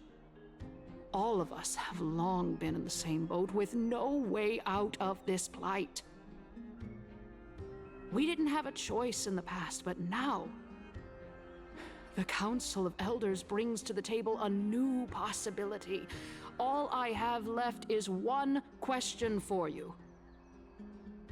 Would you rather strive toward the unheard of Era Nova, or return to the prosperous Era Chrysia of our past? Make your choice. Now, which of the two would lead mortals to an ideal future? No hesitation. I stand by Era Nova. It's possible to bring Era chances back. Era Nova. Era Nova. Era Nova is a path of salvation the gods promised. We should not have doubt in the flame chase journey. We all know that Era Chrysia is a thing of the past, Lady Cainus. Please, enlighten me. How does the Council of Elders plan to turn back time? Let the 3 Titans of Calamity be born, and Era Chrysia is nevermore. But bring demise to those Titans, and Era Chrysia will descend upon us again.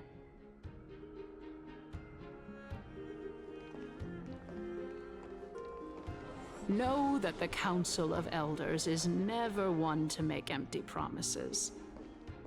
Look at who we have on our side. Anaxa, one of the Grove's 7 sages, and Castorice, Idonia's goddess of death. With the help of these 2 heroes, I can promise all of you that Era Chrysia will exist once more. Aren't they Chrysos heirs? They're supporting the Council of Elders instead? It's clear from the start that these heroes do not get along well in their group. All the more proof that Aglaea isn't fit to speak on behalf of every Chrysos heir. How dare. I am in favor of Era Chrysia. Of course you are. Era Chrysia! Era Chrysia! Era Chrysia! He was really unsure though.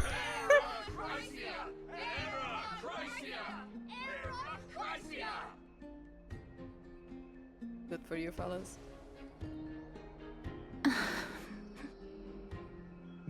Castorice?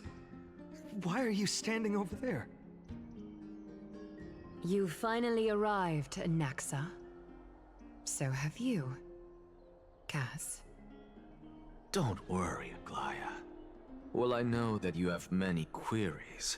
Could you continue to converse like how the citizens normally do? Tell me, dear citizens, if we successfully retrieve and return Thanatos' core flame without anyone passing the Death Titan's trial, what would happen next? The answer is simple. We will have a chance to rid the world of death and bring Amphoreus back to an era when all beings live forever. Yes, We'll Mydei, take usher care. in Thank a you for new being here. I future appreciate it. that will I be hope you sleep well. entirely different from the flame chase journey. He's one of the 7 sages. That's impossible. I really believe this. Your proposal is much too idealistic. As long as the Black Tide still exists, how can we go back to the old days? Remember what I previously said? Kefali's core flame is guarded by the secret power of the Council of Elders.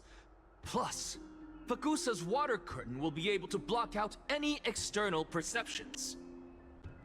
Tell me, dear citizens, have any of you ever seen even a glimpse of the threat that this person is talking about anywhere within the walls of this majestic holy city? Is this just a survivorship bias? But this place will become the Flame River's target sooner or later. Oh?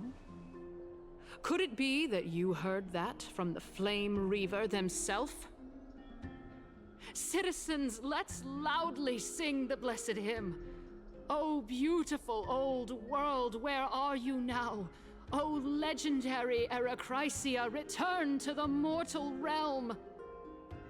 After the destruction of the 3 Titans of Calamity, the Flame Chase journey will have to end. Erechrysia! Yes! Yes! It has to end! It has to end! It has to end! It has to end! Okay. This is bad. What the The hell? masses are now totally riled up. Anaxa, pray tell. Everything that you've mentioned hinges on the premise that we can find Thanatos' existence, right? Thank you, Lady Aglaea, for still caring about this city. However, dear citizens, we are truly fortunate and blessed. For Castorice, Idonia's goddess of death, will surely find Thanatos under my guidance. What? With that, I solemnly promise that the core flame Lady Castorice brings back will be personally managed by the Council of Elders. Thereafter, if we are able to garner the support of all of you at the Citizens' Assembly, we shall spare no effort in ensuring that the Erechrysia will return to our world once again.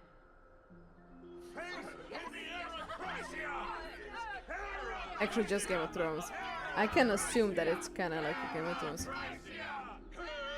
Probably the later seasons, because the first season didn't give this this much. With the balance shattered, the result is clear. By carefully into Lent and above, as the Theoros I have observed. Akama has chosen her destiny. The issue up for discussion at this Citizens' Assembly shall be modified to the suspension of the Flame Chase journey.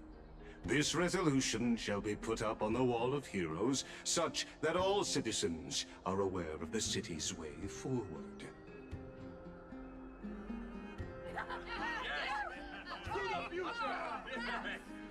Yes! Fantastic! Yes! Yes. Aglaea, dear Aglaea, what has caused your heart to soften? You also don't seem to be as quick-witted as before. Wag your tongue as much as you like. Since the Flame Chase journey has been preordained by the prophecy, Our failure has never been on the cards. Well then, I guess we'll find out if that's true at the Citizens' Assembly. Lingus announces the conclusion of the debate and the attendees part ways. Castorice, what's going on?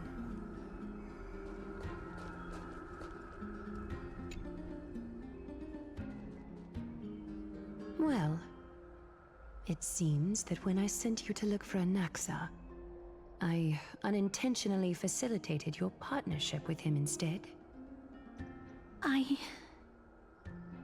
My apologies, everyone.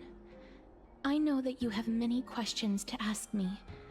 I will answer them to the best of my knowledge. Okay, first of all, I was not that surprised that she kinda joined on his side. I feel like there's gonna be a big explanation. That's why I'm not that surprised.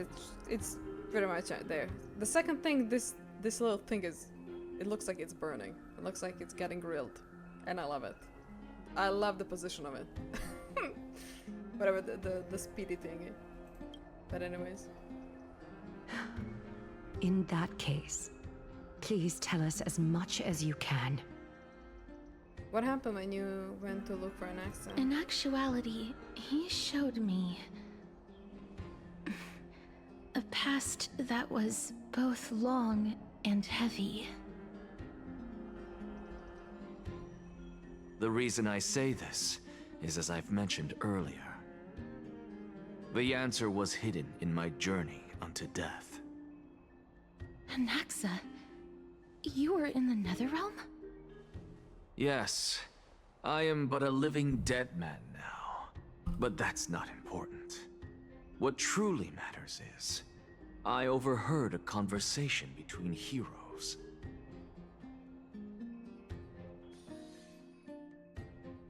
Huh. Have you heard of this tale before? A tale about the ocean god's treasured pearl, our hometown. It was a seaside town which enjoyed the ocean breeze and glorious, peaceful times, thanks to the wisdom of its ruling queen. Until one day, an evil dragon descended upon the town. Its wings were large enough to blot out the sun, while its claws were sharp enough to rip the waves apart. It barged into the tall tower and devoured the queen's beloved daughter. It even settled itself in her bedroom, like a tyrant king. The queen assembled 300 warriors who managed to subdue the evil dragon by chaining it up. However, when the queen slit open the dragon's belly, she realized that the princess had long since been digested, and all that was left of her was a pile of bones. Devastated, the queen wept for several days. It was then that a devious, smooth-talking scholar arrived at the palace and suggested that the princess could be revived through the use of dragon bone and dragon blood. That liar called this process the secret art of alchemy. The princess was reborn! The queen was overjoyed, blissfully unaware that the evil dragon's soul still lurked within the princess's body. As revenge, the evil dragon swallowed the poor queen, the glib liar, the courageous warriors, and all of the town's innocent civilians in a single gulp. Worse still, the souls of the deceased refused entry to the Netherrealm because they were filled with regret. Forced to roam the mortal realm, these resentful souls ultimately converged into a river of souls that would not retreat for a long time. The terrifying death had consumed all. Thereafter, our hometown fell into ruin as well. Until...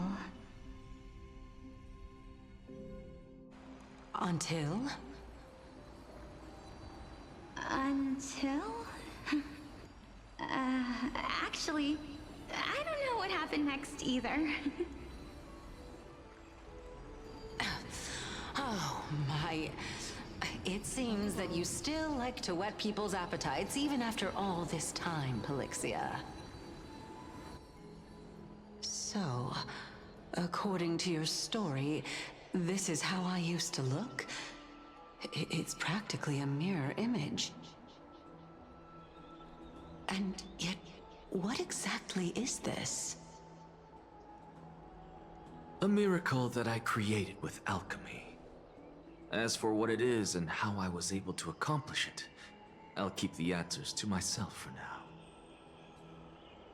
Oh, my goodness. Is this cliffhanger really necessary?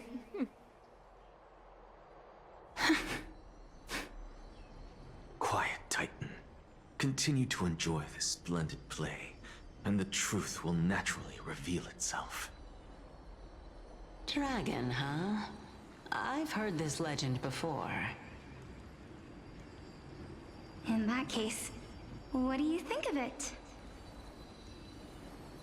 I think that this so-called alchemy was a tenuous analogy added to the story by future generations. After all, you've never heard of a tradition of alchemy in your hometown before, have you? Indeed. Before I left home to pursue my education, I never even knew that anybody was looking into this area of study. Therefore, we can just treat this tale as a fable told to young children. A fable, you say? If so, what moral is it trying to impart to the kids? I guess it might be the concept of equivalent exchange? Oh? I thought the moral might be closer to something like honor the dead.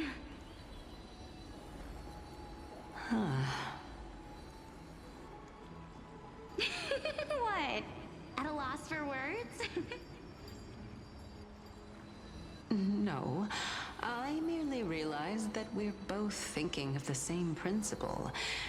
If life is priceless, then there is hardly anything else in this world that is of equal weight to it, right? Indeed. As expected of the wisest scholar in the land. You flatter me.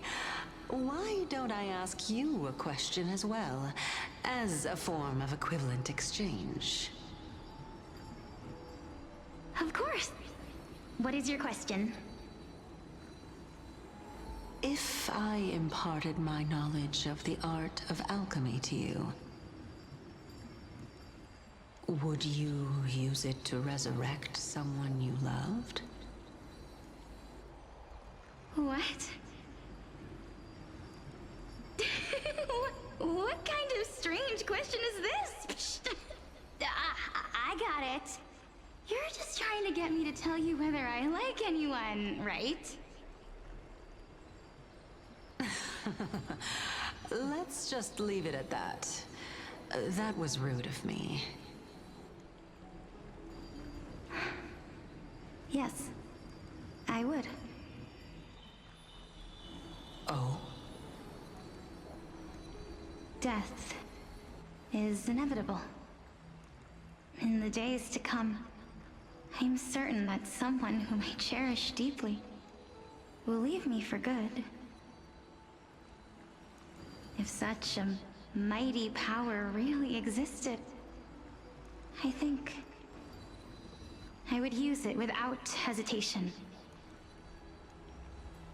After all, you, me, and the rest will all have to face that fateful moment eventually.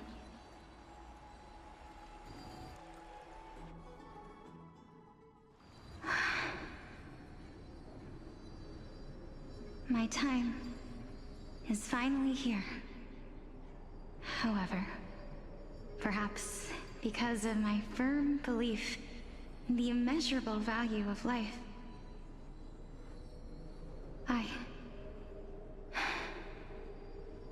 I am unable to complete the trial. You shall wither, and through that, the dead will sprout again from the remains, and be reborn with the dead flame. It is a pity that fate is such a cruel mistress. Is there no other way of interpreting those words?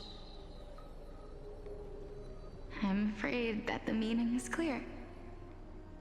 Between my sister and me, one must pay the price. Our trial can only be completed when the one chosen sacrifices her life.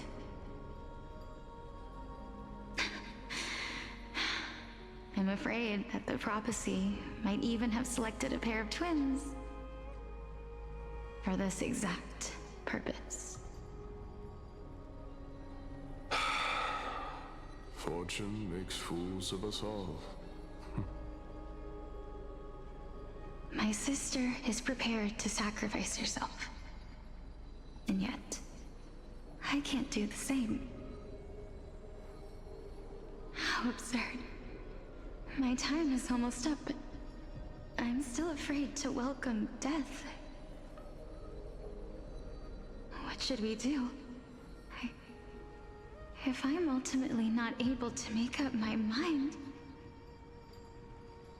Since Chaos is willing to guide all of us and leave this trial to the end, there is still plenty of time for you to ponder. That's right. Don't allow the fog of an uncertain future to cloud your mind. Trial, prophecy, the topics that they're discussing seem familiar. But these three people must not have left their names in the epics. Otherwise, I would have some recollection of this. Amphoreus' history before the Titans were born was complete chaos. Is that not strange by itself? I have long held 3 hypotheses about this. However, let's continue watching for now. Calypso, Polixia, and this warrior. I seem to have met him somewhere before. Regarding this matter, Nias, are you confident that you'll complete your trial? Of course. Though, I am worried about what will happen once I've emerged victorious.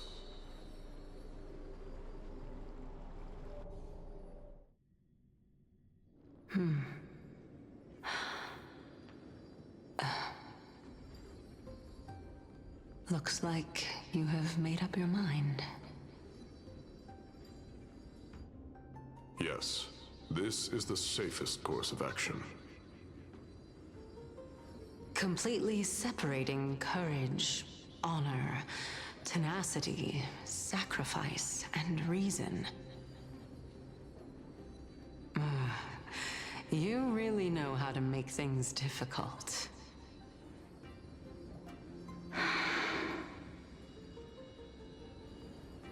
Please, young lady, witness my fall and demise. Lady Calypso, you shall host the soul-rending ceremony. I do not understand. Why would you dare to sacrifice yourself for a future that you won't get to witness?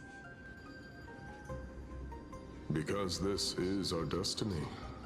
The power that resides within me is so intense that I will one day be engulfed by it. Furthermore, a valorous death before glorious return has always been the path I chose to walk. A journey I began long ago. If your sister or Chaos were in my position, I believe they would make the same choice as well.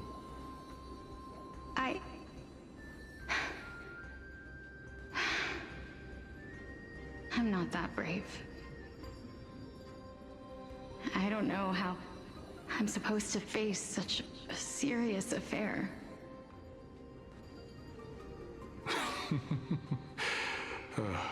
Despite being Death's chosen one, it seems you still don't know how to face it. Let's chat, young lady. Perhaps I shouldn't end my journey so hastily. Since there's still time, I'm not worried about letting fate wait a little longer. Of course. This warrior is Lord Anaxa. As the embodiment of Nikador's divinity, he entrusted his life to us and allowed humankind to end his madness. That means that what I'm currently seeing before my eyes is, in fact... Looks like one hypothesis of mine has already been proven true. Yeah. These heroes are the true forms of the Titans, before they attained their divinity. If so, the chosen one of death that he speaks of is actually... Polixia? Is the previous form of Thanatos? But her appearance... If this is true, as long as we can find out where she went, we'll naturally be able to figure out the location of the Death Titan.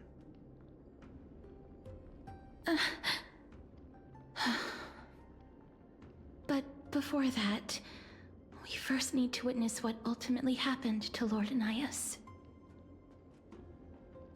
I cannot that Anaxa. I mean, I did not expect like him being on point. Hello, I'm back now. Oh, for good. Welcome back, V. Good to see you. I hope everything went okay. I hope Doggo is doing well.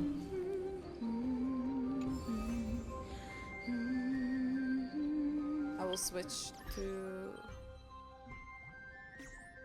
I could create the lineup, but I also wanna have Kafka in team because I love Kafka, so... Dog had a lump removed from her stomach today. Oh my god. I assumed that everything went okay.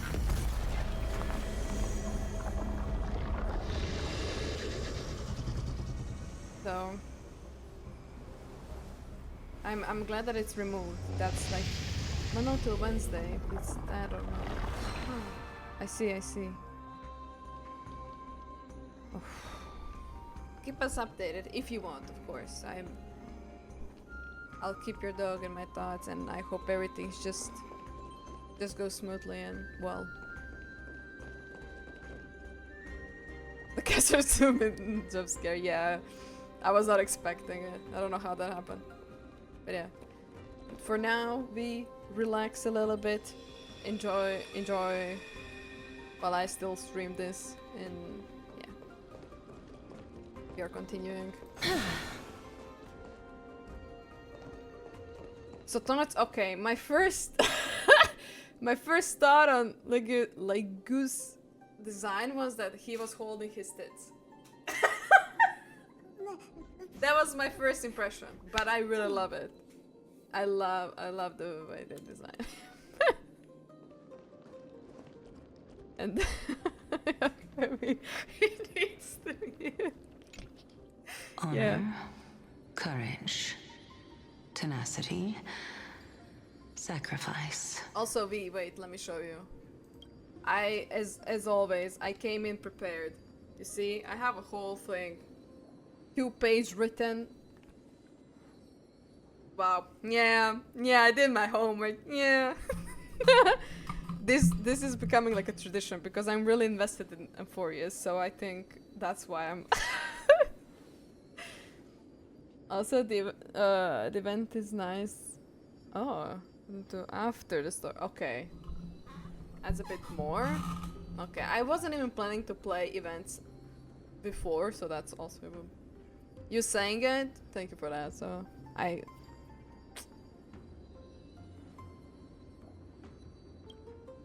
And finally, the only thing that remains is reason. Cheer up, young lady. There is no need to shed tears over a glorious death. All farewells in this world are sorrowful, Lord Nias. No, young lady. As a warrior, I have witnessed too many bitter deaths. But now, all I feel is peace. I did not know until this moment that mortals could live their lives in such a way. Although only a sliver of your soul remains, you remain so optimistic. Or maybe the truth is that you aren't able to feel sorrow anymore. To be honest, I don't know either. But I am certain of one thing. This is not an acceptance of death nor apathy toward it. It's not even a feeling of despair.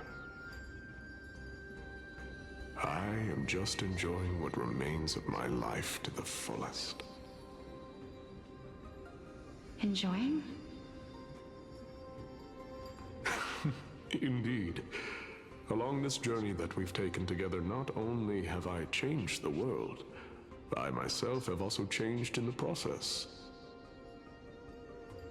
And now I have reached the journey's end. When I look back and see the grand epic that I've personally written, how could I not revel in that fact? But when you depart the mortal realm, won't all of your accomplishments be reduced to nothing? Separation and death are two sides of the same coin. Reconciling this doesn't come easily for a mortal.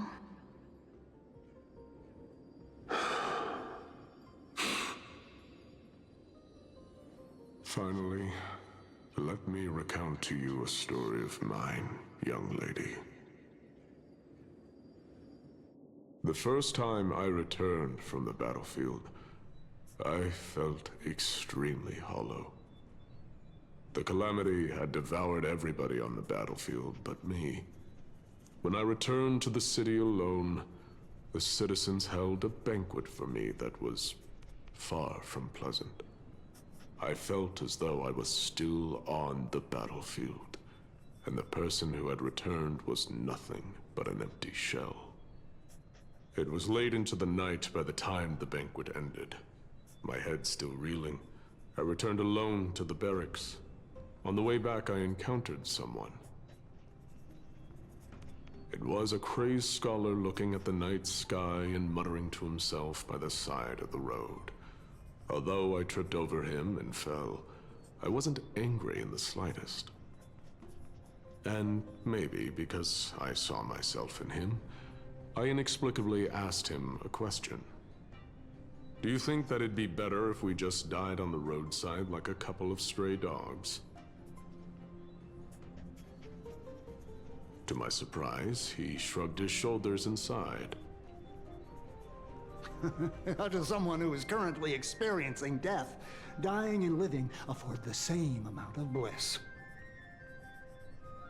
Now please go away and don't block my starlight. Are you trying to say that there is no difference between living and dying?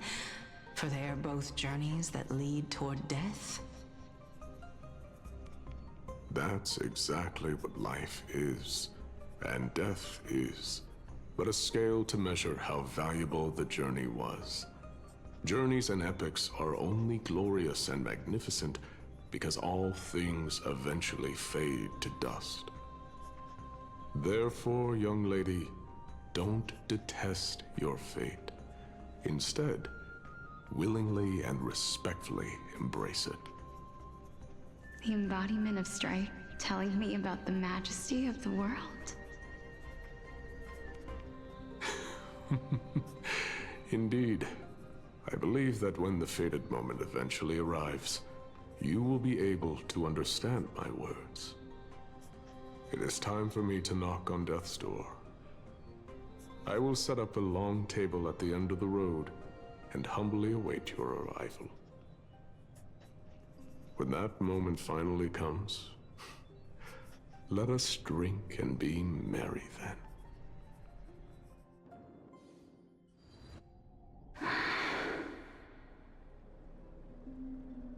I knew this day would eventually come.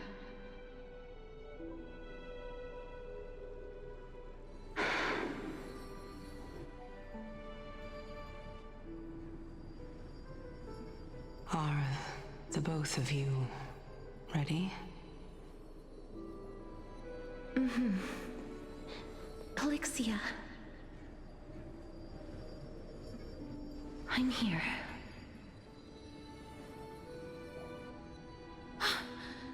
What? This... This is quite interesting indeed. Is this... Polixia's sister? Is it... me? Now, it's time for us to fulfill our promises.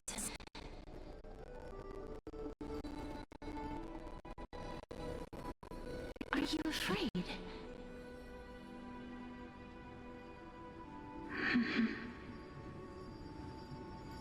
What are you afraid of? That I won't be able to do it. Epic mention in passing. I am trying to, you know.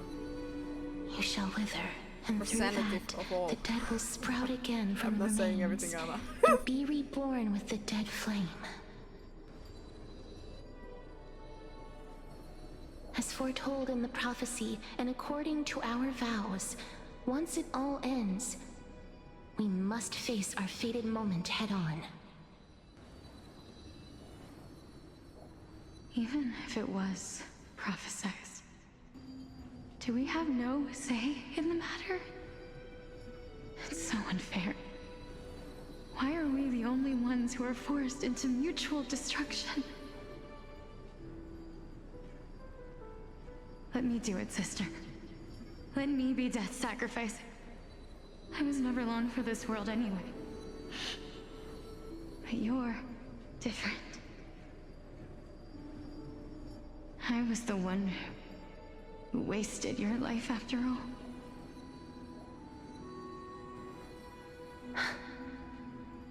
You're wrong, Polixia.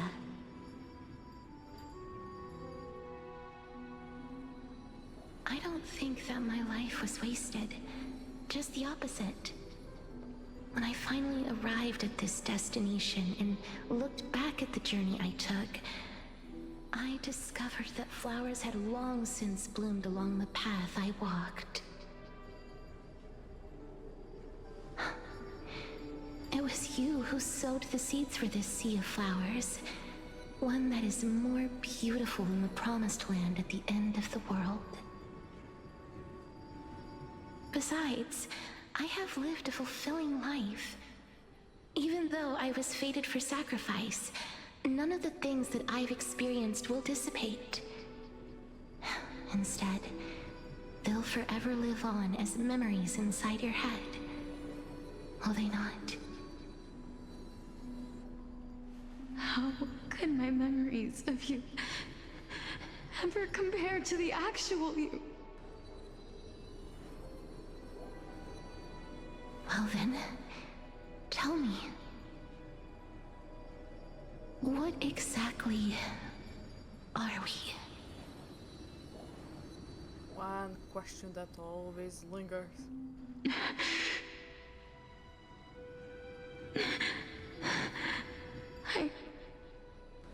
I don't know.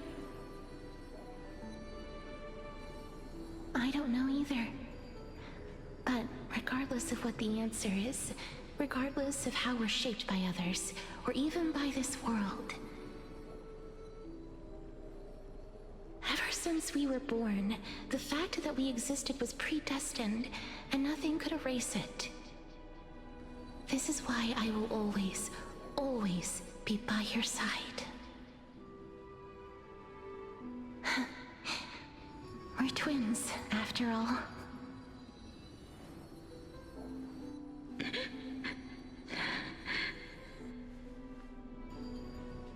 All right, my dear Polixia.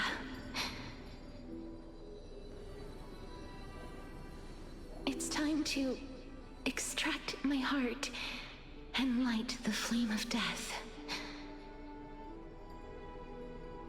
After that, use it to plant the first bud in the prophesied new world.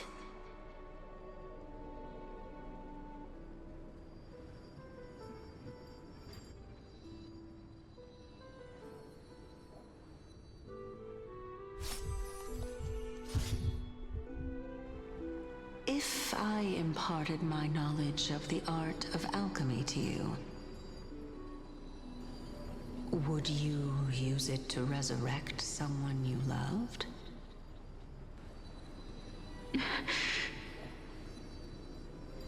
Death is inevitable. In the days to come, I am certain that someone whom I cherish deeply will leave me for good. If such a mighty power really existed, I think I would use it without hesitation. Even now, my answer remains the same. This is why, sister, I promise you, in the prophesied new world, I shall plant the first bud on your behalf. Go now. Return to the Ocean God's treasured pearl, our hometown. I shall open wide the entrance to the Netherrealm and grant you a second life. The living beings on this earth shall respond to my call and lead you to the sacred daylight. Remember, do not look back on the land of the dead, and do not stop moving. In the new world promised by the prophecy, march toward your new life. As for the price of our equivalent exchange, let me be the one to pay it.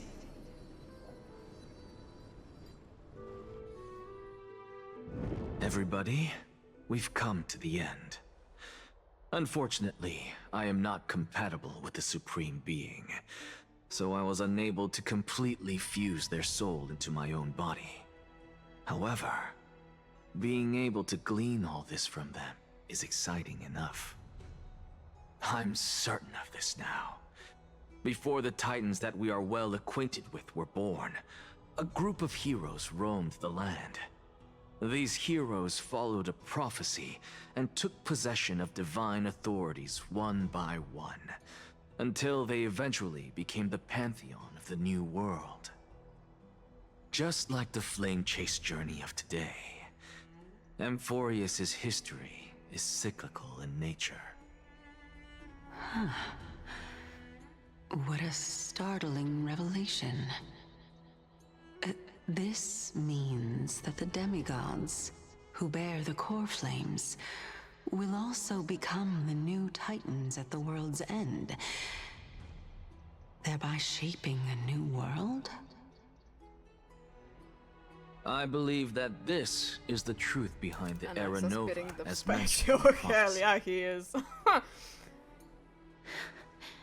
This is utterly unbelievable. Besides, those twins in the past, even if they really are Thanatos, their whereabouts are still unknown even today. Are their whereabouts truly unknown? Didn't Polixia mention that seaside town? The birthplace of alchemy in the tale of the dragon. In our world, there exists a city which perfectly matches that description. Styxia. But the people there worship Vagusa and bear no relation to Thanatos. I have also never been to that place, as in the time of Idonia. It had long turned into underwater ruins. Take this. This is... The new Sporist masterpiece, the Philosopher's Stone. It was made by transmuting all of the sages' wisdom into a single entity, with their flesh and blood as its foundation. Remember, I've mentioned before that the art of alchemy is all about conversion, tempering, and ascension. This process also applies to the pursuit of truth. Regardless of how unbelievable this sounds, the truths of the world have been refined from the impurities. Think about the story of the dragon. This stone will lead you to your real hometown, allowing you to reform the door to the Netherrealm and discover Thanatos' fate. You still look as confident in your victory as ever. But what if your conjecture is wrong? Simple. I shall merely admit to the entire world that my experiment was a failure. However, my line of thinking will not fail because I have already planted the seeds of doubt into the hearts of the masses. Actions speak louder than words, Castorice. With the assembly about to begin, don't forget the promise you've made. I've already searched for so long. I'm willing to try one more time. While we converse, her life is also slowly slipping away. But before I leave, I have another question. What exactly did we witness just now? That was the world imprinted in Kefali's soul. If we are to prove its existence, you must take the final step. Go. Do not disappoint me. I understand. Hey, child of humanity. Don't get antsy. I still remember the question you posed to me. As a scholar, I do not wish to offer up ambiguous conclusions. Let's discuss this topic again when she manages to find the evidence. I merely wanted to ask, was that stone transmuted from your heart? If so, rebirth is no longer an option for you. Why not? When I was a child, I lost someone dear to me. When I was a teenager, I lost my faith. A while back, although you saved my life, I also lost my soul in the process. Now I'm merely forsaking my body. What's the big deal? Why are you always finding ways to die? Isn't it good to be alive? This is but a necessary sacrifice on my path to transform into the purest of them all. Can someone who's dead even claim to be the purest of them all? Furthermore, if your hypothesis is proven correct, does it not just confirm that the myths are true, and thereby invalidate all your theories? No, it's just the opposite. If my hypothesis is correct, it means that I can actually ascend to godhood and reshape this absurd world that you all have created.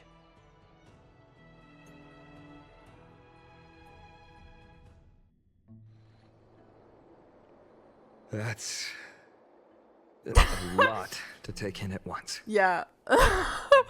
I was about to say that. That's like, this genuinely is a really lore patch. The lore of the lorest patch so far. It's just one thing after another and after another, and I'm like, the heaviest easily, yeah, absolutely. My god, but it's so intriguing. I'm enjoying it. It's just like after each thing that it's revealed, I just still have more questions, and I'm like, but what about?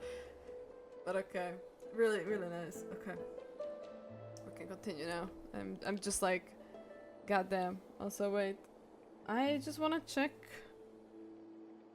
I do have tomorrow archery. I just don't know where, so I just wanted to check real quick. Well, I still don't know. And Nora sent me the messages. They arrived. She's traveling again, so that's why I said it was the heaviest lore patch. Yeah. Have either of you watched Flash? No. And also, why this was so exhausting to do in the low attention span days. Yeah, I can just imagine how it was for you. So you did even further from where are we right now? Because I'm generally not that into superhero stuff. Wait, CV Flash. Yes, I'm further. Okay, interesting.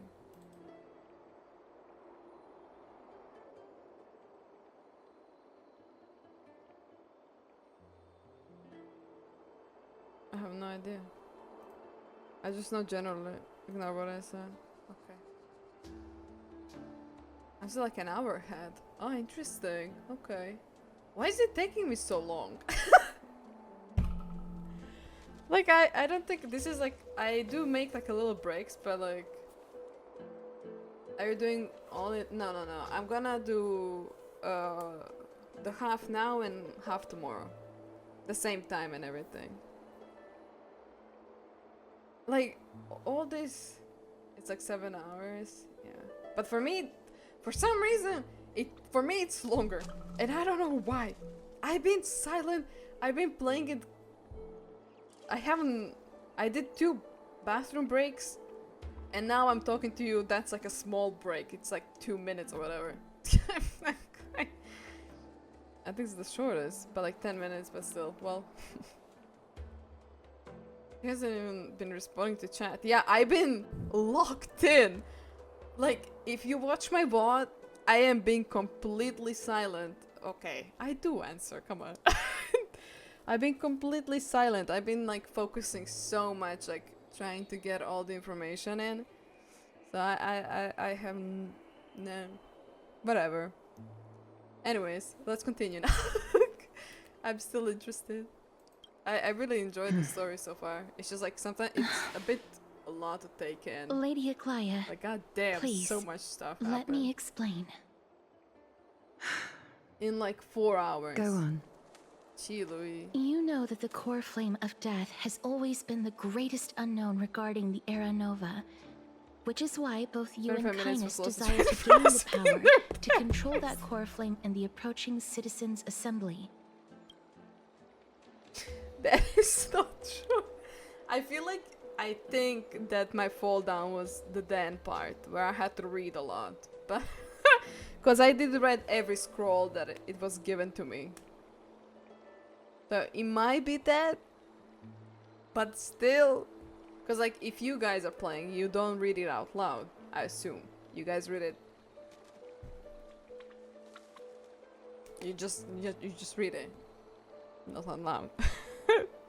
Anyways.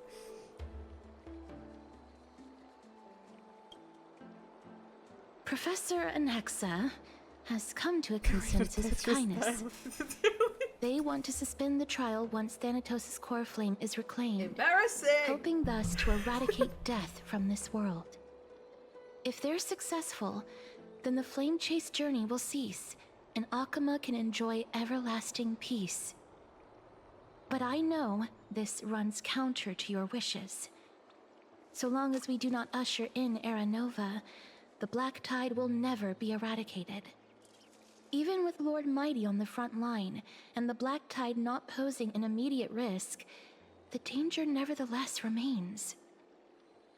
Honestly, it's difficult for me to assess the pros and cons in this decision. But someone must bring the core flame before we can begin negotiations over it.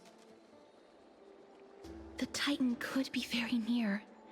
I cannot let this chance slip by. Besides, someone has to make this trip to bring back Mrs. Soul. Well said. You already had every reason to seek an audience with Thanatos. It's that great performer who has weaponized your wishes and placed us in this difficult situation. A world without death. Come on. Do you desire that too?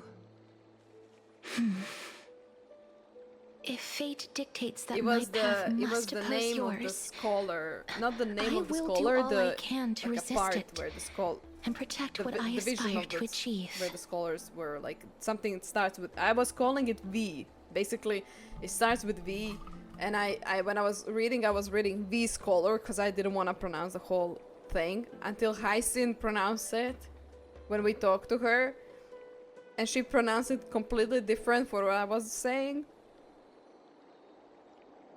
So, whatever. I learned my lesson. Lord Mydei showed me that without taking the first step, all talk of what follows is moot. Castorice, you changed. Unsure what to say, but offers a smile. Have mercy, Aglaea. Stay your threats. Oh my god. I will just nod and smile. Whenever I'm guessing, whenever. Don't do it, Aggie. I've been already answering some chaotic answers, so but I will do the smiling. Just smile and nod. I have always hoped to hear you speak your mind, Cass. And I am glad to have heard your true thoughts.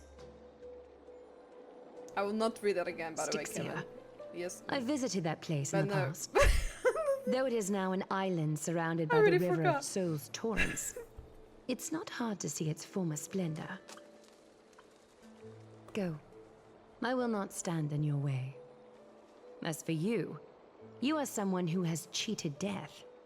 I believe you have more than enough reason to make the trip with Castorice and meet the god of death himself. Castorice, I too look forward to your journey. I wonder what kinds of new interpretations your completed story will bring to the Flame Chase journey. Thank you, Lady Aglaea. I gonna hate visit to the put a place. damper on this heartwarming moment, but if Styxia is now an island surrounded by the river of Soul's torrents, then how do we find a way in? Lady Trebe is probably... The answer is quite simple. In the myths, Zagreus once made the domain of the dead their treasure vault. That is to say, they could enter and leave the nether realm as they pleased. And if they could do that, then it follows that the demigod who inherited their divinity must be capable of the same. I'll see you at Memorial Palace at Action Hour tomorrow. Cypher shall be your guide to finding that ancient city. Oh my god. We're gonna... the Tuesday finally comes to the end. Everyone disperses, each lost in their own thoughts. Hey, I cannot believe we're actually gonna meet Cypher. The queen, yes. Kevin, that's not true, right? I think I pronounced it in a unique way. I wanna see how others pronounce it. If everyone who did this story pronounced it correctly the first try, English major, I guess, or whatever. When exactly. Where when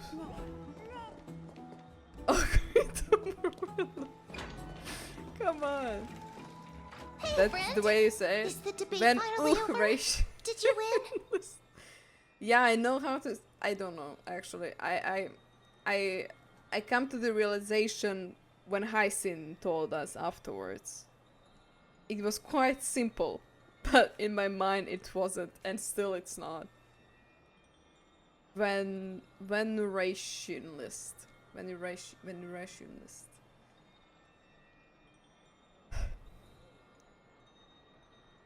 Hey ma'am, the upper hand is ours. We trashed them. We tied with the Council of Elders. We managed to win ourselves a glorious defeat. Died. Oh, that means victory is around the corner. Well, moving on. I was hard at work even while you were at the debate. I borrowed a mountain of books from Cass to see if I could find a way to solve your problem. Let's see. I still have... I mean, we don't venerate gods them only 32 books to gods that go. much anymore, so it isn't. Thank God. Thank God.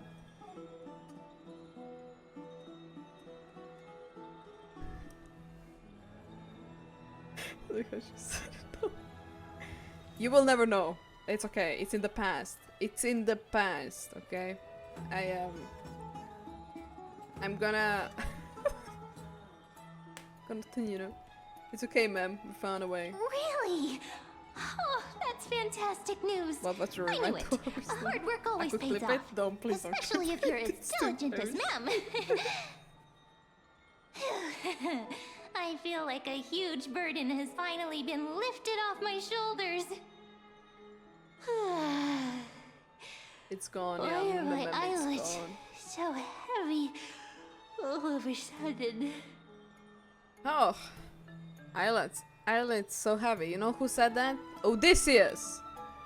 Before they stole the wind bag. Yeah, I said it. There's nothing more we can do for now. Let's get some rest. Oh, you're right. Then I'll go back to...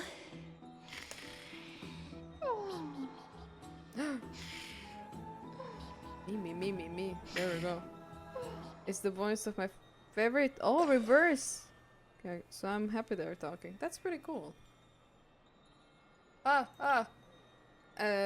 was their custom mem with astonishing dexterity slipped back in their secret little hideaway. Good night, ma'am. Good night, Okama. It is nighttime now, right? Later, somewhere in Okama.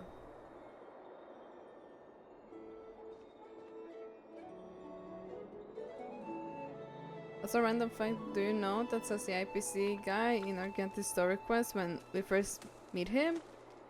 Is Phainon VA as well? Talk about... Oh, typecasted. Literally, wow. I did not know that. That's pretty cool. Oh. I really like that voice actor of Phainon. So. What a surprise. Both roles. Lady Treeby. Is something troubling you? I just wanted to speak to Lady Trian for a bit before I set off. No matter how breathtakingly beautiful Styxia once was, the place is now the domain of the departed. There is no telling what we'll encounter there. I don't want to have any regrets. Has anyone told you that your eyes are sparkling today? Is that a figure of speech? In the past, when you did smile once in a while, all of us could see that your heart remained troubled even as you smiled. Lady Treeby, you know perfectly well that see you tomorrow is nothing but a white lie. I hope your toughness is not a mask hiding a lonely heart. Cass, you hardly ever talked of your past. None of us knows what you went through, apart from Maggie. But we know it must have been filled with pain and hardships, as it is the fate every Chrysos heir is destined to live out. We are just happy for you that the core flame you're meant to inherit has finally surfaced. Isn't it a little too soon to say that? But you already know where tomorrow is, don't you? There's no need to rely on anyone else. Just give it your all and leave no regrets. We have always believed that your embrace is just as warm as everyone else's. Because we embrace others to comfort them. And Cass, you're the kindest Chrysos heir we know. Thank you, Lady Treby. This feeling... it's hard to put into words. I suddenly found myself with so many wishes. So much I want to accomplish before setting off. Then go do it, Cass.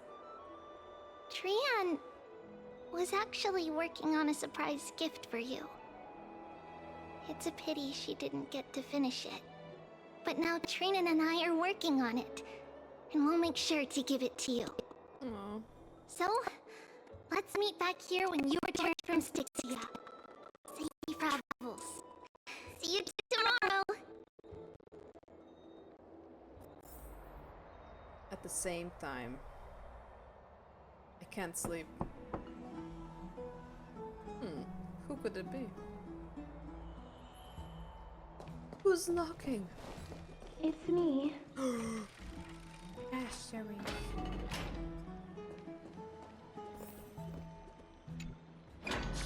I hope I didn't wake you. Is it another mission from Aglaea? Sleep is a luxury when you're at my age. I'm glad to see you're as full of life as ever. I'm here because of private matters, actually. If it isn't too much to ask, I'd really like it if you could come along with me to retrieve something. Sure, let's go. As expected, manual labor. My wife is...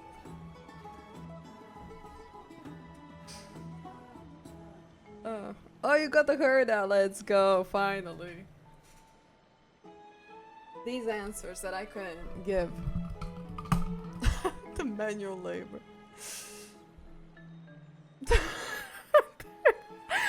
wanted to do the third one. Is your soul...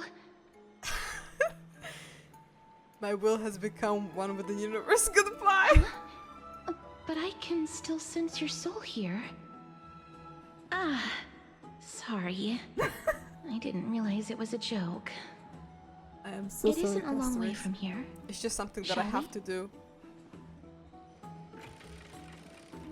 I'd love to go in and take a look. Have you heard? Seems like all the rooms are full.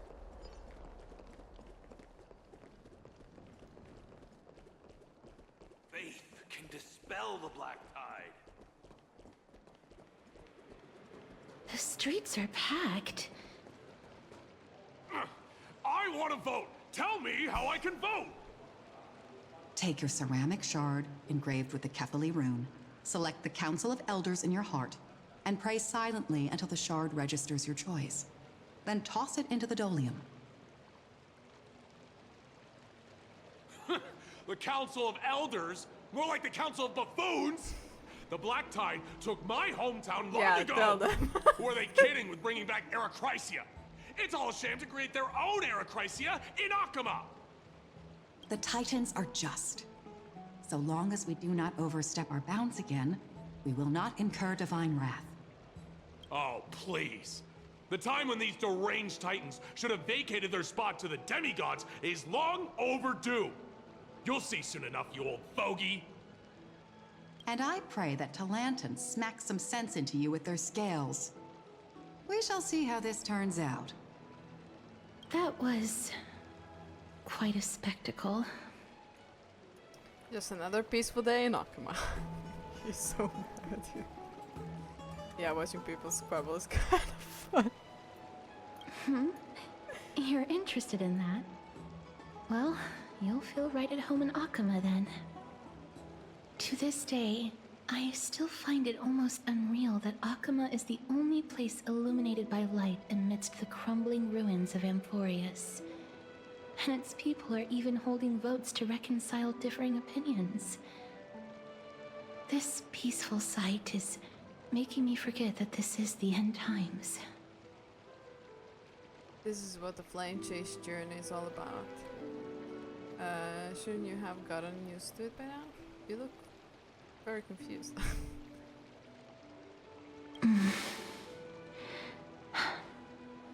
Before coming here, I had lived for many years in Idonia, a city of rime and frost. The people there were devotees of Thanatos, and were well known for their unique burial rites and traditions. Traditions that I played a major role in. Because of the curse. Because of the curse. Yes.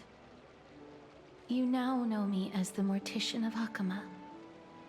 But back in those days, I was Idonia's Maiden of War. I was trudging across the frosty plains on my own when the Idonians found me. They saw the curse in me as a blessing from Thanatos, and believed that my hands could correct the Arachrysia's mistake and lead them to meet the great god of death. They provided me shelter, but in return, I was expected to grant merciful deaths to war captives, prisoners bound for execution, and heroes alike.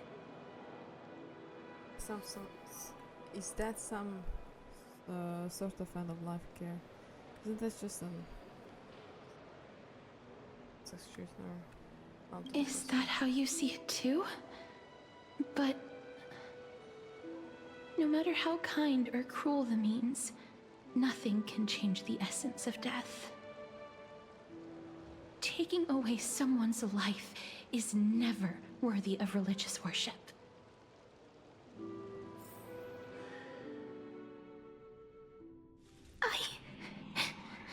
I can't do it. Their voices, they pierce my ears. The pleading, the thanks. Ah, I know that feeling, child. I was once as lost as you are now.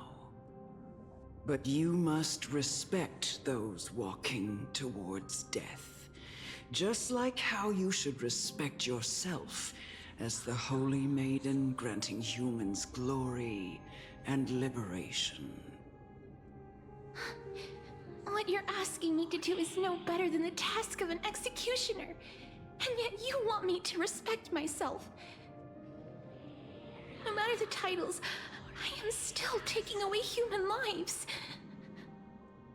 This won't be the first time that Idonia's fanatical nether warriors have faced death.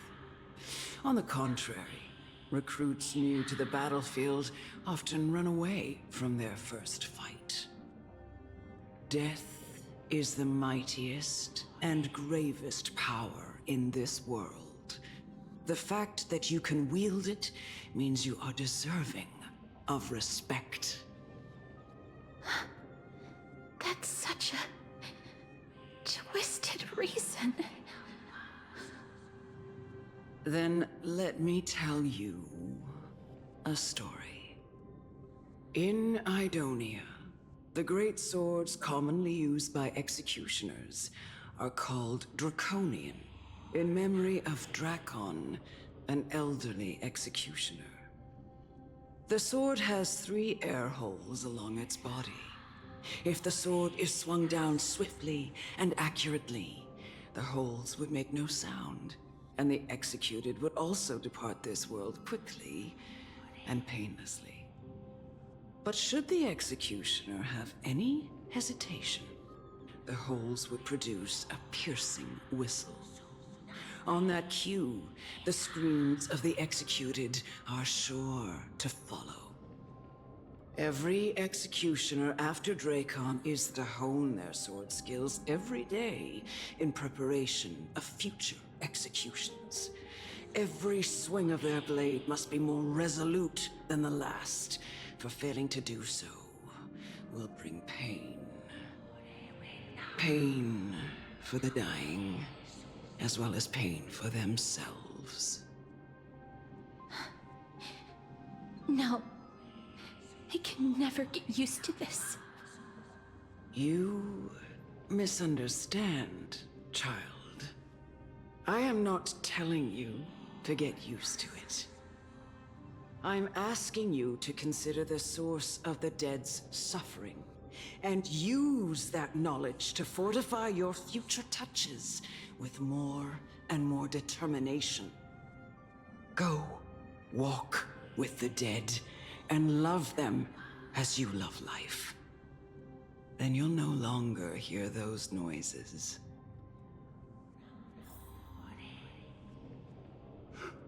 Please, don't kill me. I don't want to die. Oh. Oh. Oh.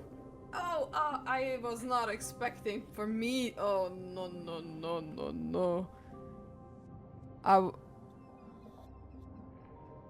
Well, what I've learned from previous Honkai, I shouldn't indulge with the red stuff, so I shall proceed with no, I can't do it.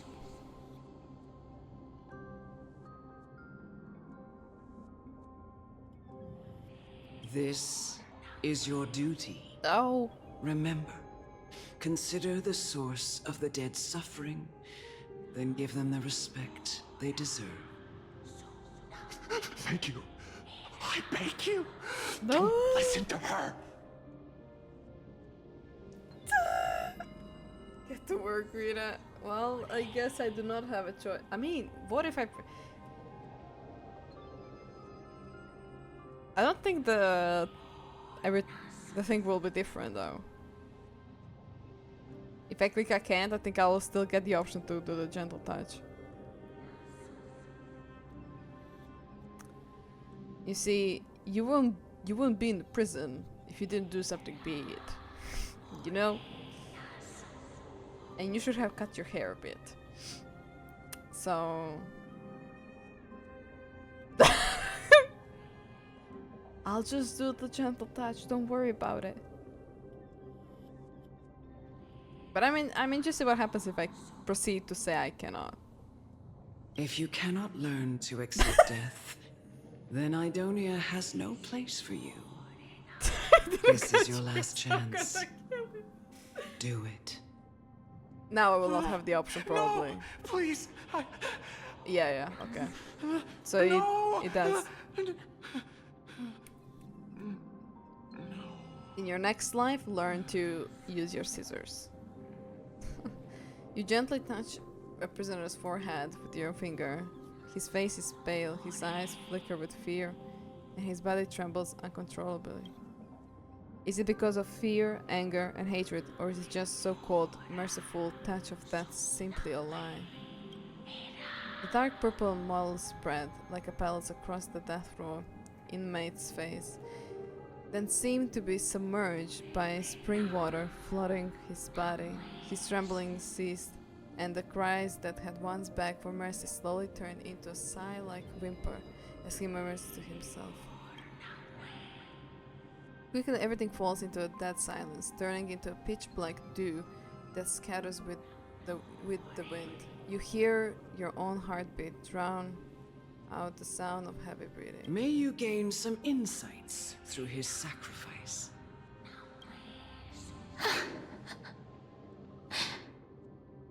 Is this all? No. Come with me. This is just the beginning of your life as the Maiden of War. You executioner!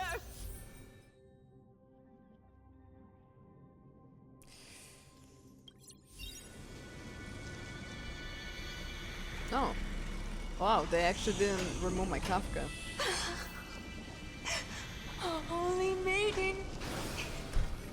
That's not how you do it.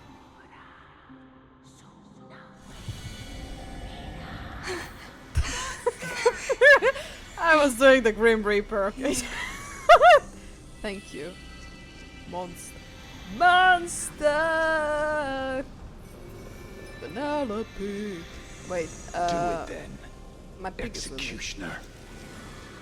You heard him.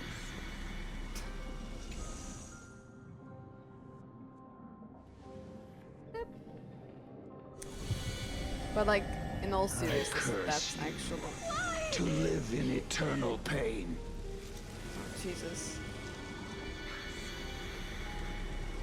Can I do...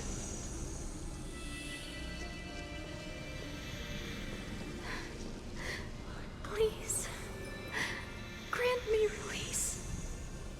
You know what to do. Boop.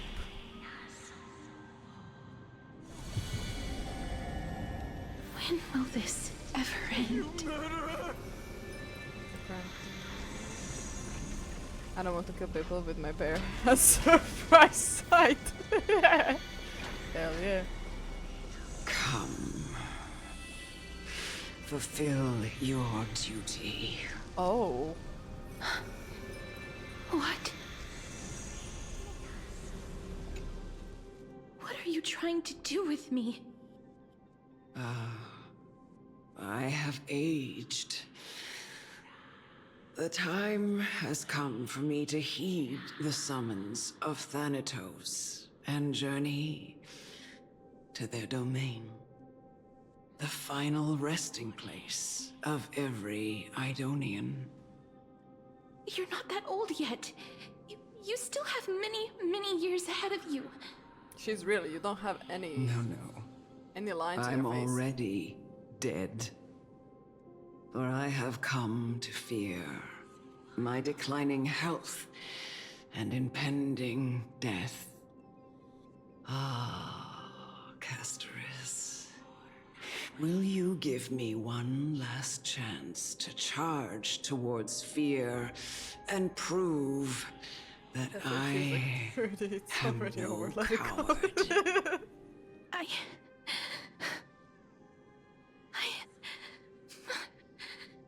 can't take this anymore!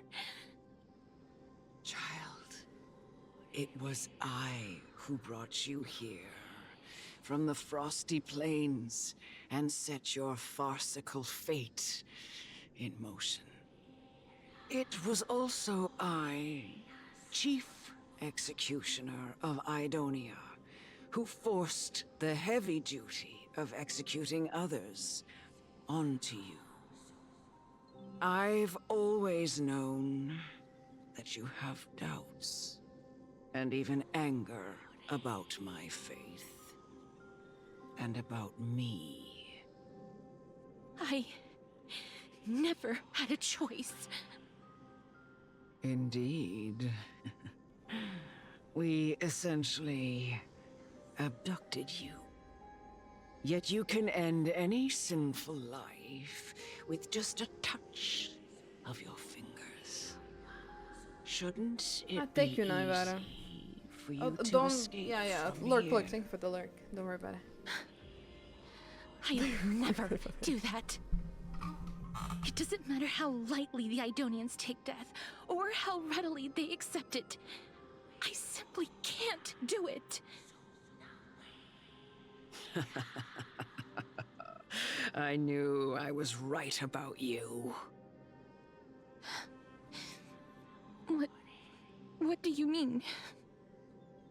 I've taught you and cared for you as my own daughter all this time because of this blessing that's been with you since your birth.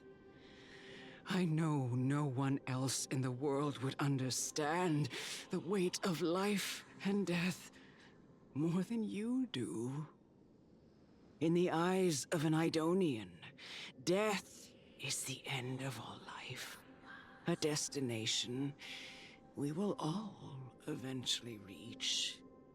Humans should not resist it, but learn how to face it.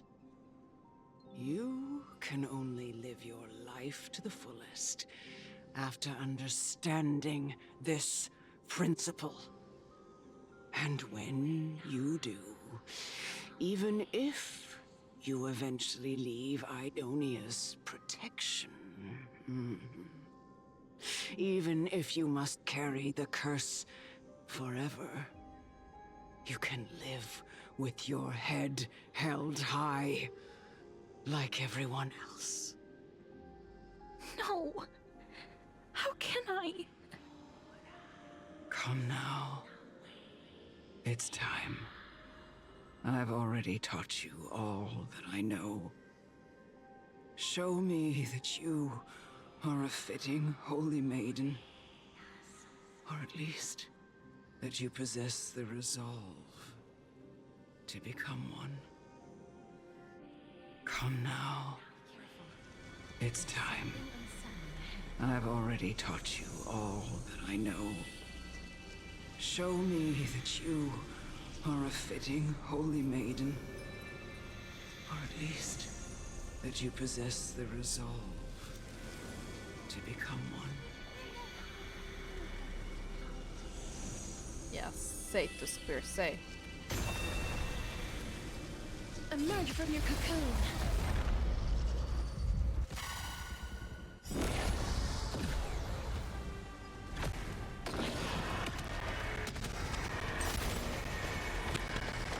Receive divinity.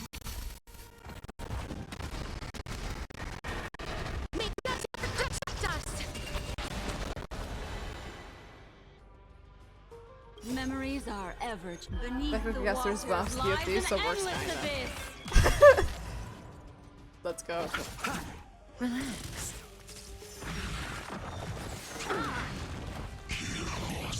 Destiny is an ill fate to send. Say bye to breathing.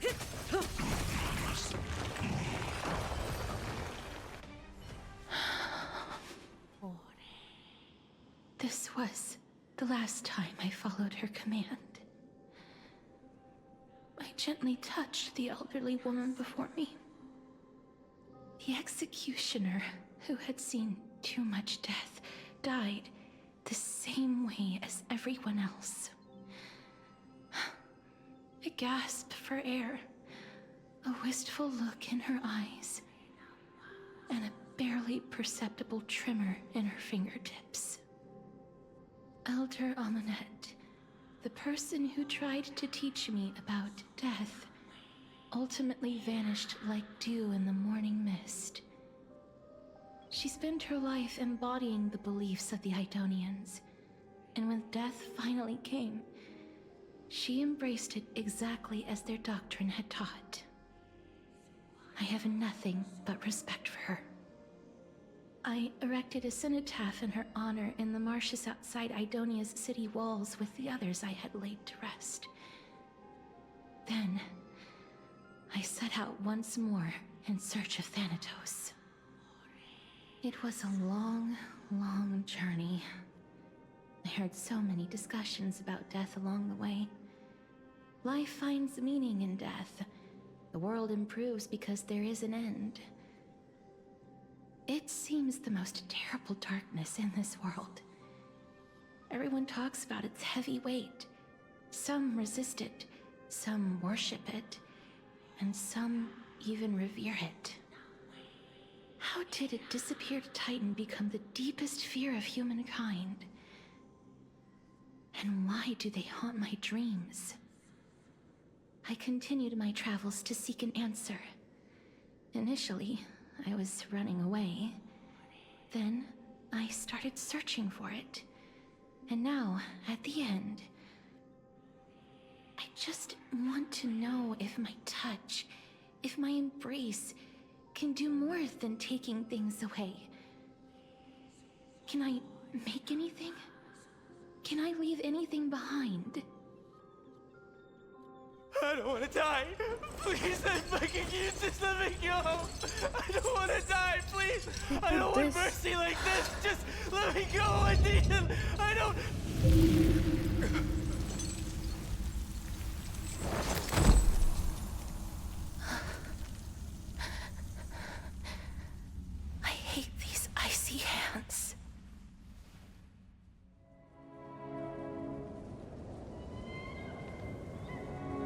I also cannot believe they put the YouTube from the... I will no more watch animated shorts on YouTube anymore. Wow.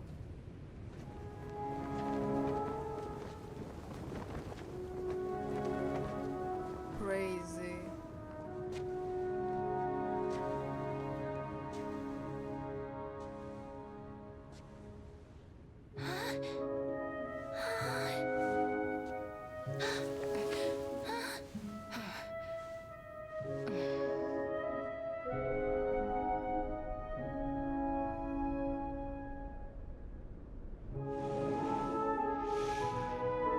Get it over with. End its suffering.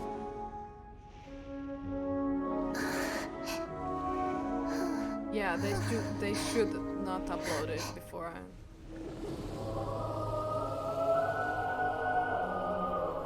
Crazy. The Reaper has blessed your hands. Only you can grant them peace.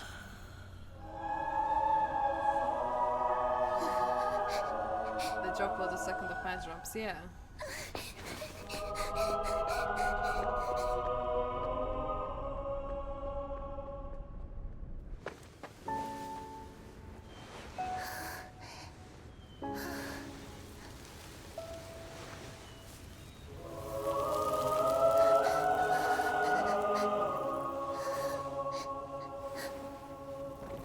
Embrace death.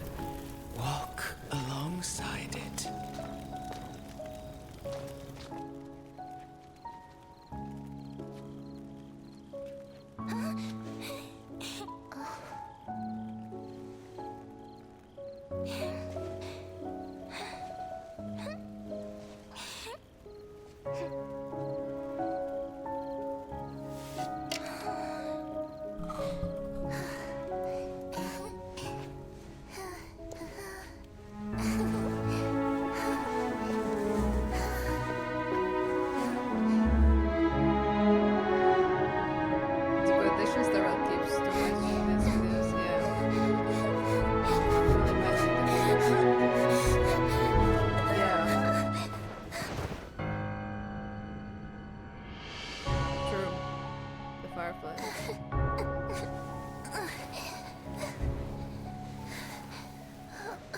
Black Swan in game, yes. Their dance.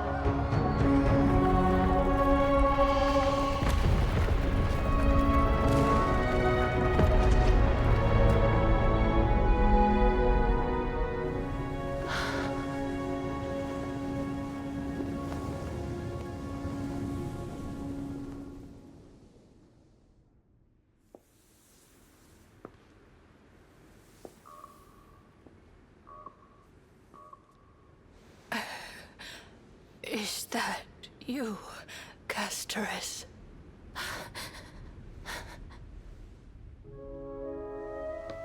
All of them have gone, heeding death's summon, crossing into their domain. I must go too. I don't fear it, just I have some regrets.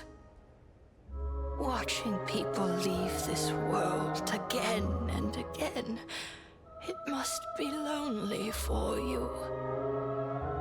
You must want to desperately embrace them before they go. I can't. These hands, they're too cold.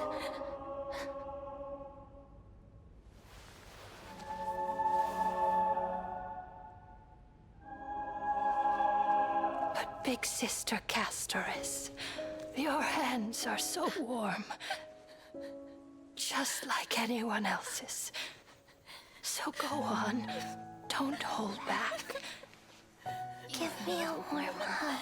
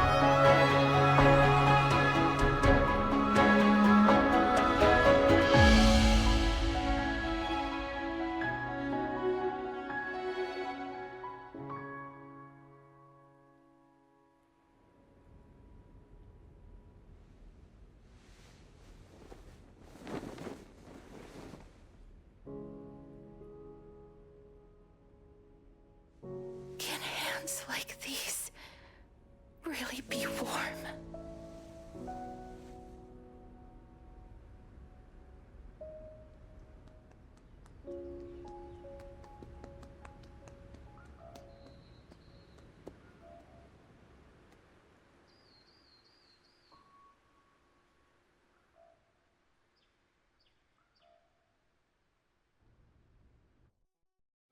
On the day that Orynyx's trial ended, you must have had many questions.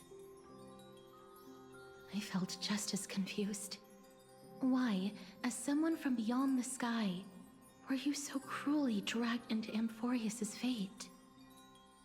I wished I could take action, but no matter how hard I try, I cannot simply interact with the living as ordinary people do. Even when we brushed against each other unintentionally in the grove, and it was obvious that nothing had happened. When an almost unattainable hope finally welled up in my heart. When I thought that perhaps my touch would no longer bring sorrow, fate declared to me, it wasn't that the curse of death had finally been lifted, but that your soul no longer belonged to this world. And there was nothing left for my hands to take. Nothing. And did I really think this time would be any different? It's not that I don't understand this reality, just that I'm unwilling to accept it. Having walked such a long road, I am still unable to find the answer to life and death. I am resigned to eternal despair. Anything I wish to hold on to, death will inevitably wrest from my grasp. From that moment on, I lacked the courage to confirm it again. Until Orynyx laid bare the cruel truth before us.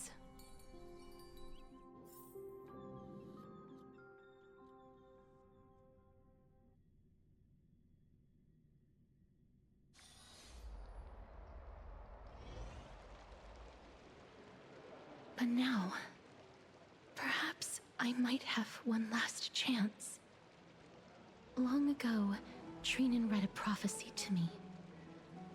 At the end of the Sea of Flowers, the souls of the living shall warm thy fingertips, and after an embrace, there shall be eternal separation. I found no surprise in it, for her words sounded not like a foretelling, but a perfect reflection of my past. Embraces in this world are born of reunions, yet my touch speaks only of farewells. In that moment, I had no doubt that this destiny would weave itself through the entirety of my life. And yet, things have taken a turn for the better. Now that I can finally have an audience with Thanatos, Perhaps I can rewrite the meaning of that fated prophecy. I have no reason not to give it my all. For your sake, and for my own. Thank you for telling me your thoughts. Should I pretend I didn't hear any? Oh my god, no, I'll say the first one. Thank you. With that, I won't have any regrets. Castorice talks to you about the gifts she gave to other Crusaders, and before you know it, she arrives at your gift. Ooh. Let's put that aside for the moment. Give me the gift. Arrived. I want to retrieve a small gift I specially prepared for you. I made it myself, like the trinket I gave Lady Trianne. I want to leave something for everyone, if possible. The journey to seek an audience with the Death Titan cannot be an easy one. I want to make full use of every moment I have before we depart, so that I don't have any regrets. Is it brush with my face on it? That sounds kind of ominous. Then, perhaps you can have a look at it first. You don't have to take it if you don't like it. Look, it's right there. Huh? Where did it go? What's going on? Looks like someone left something behind.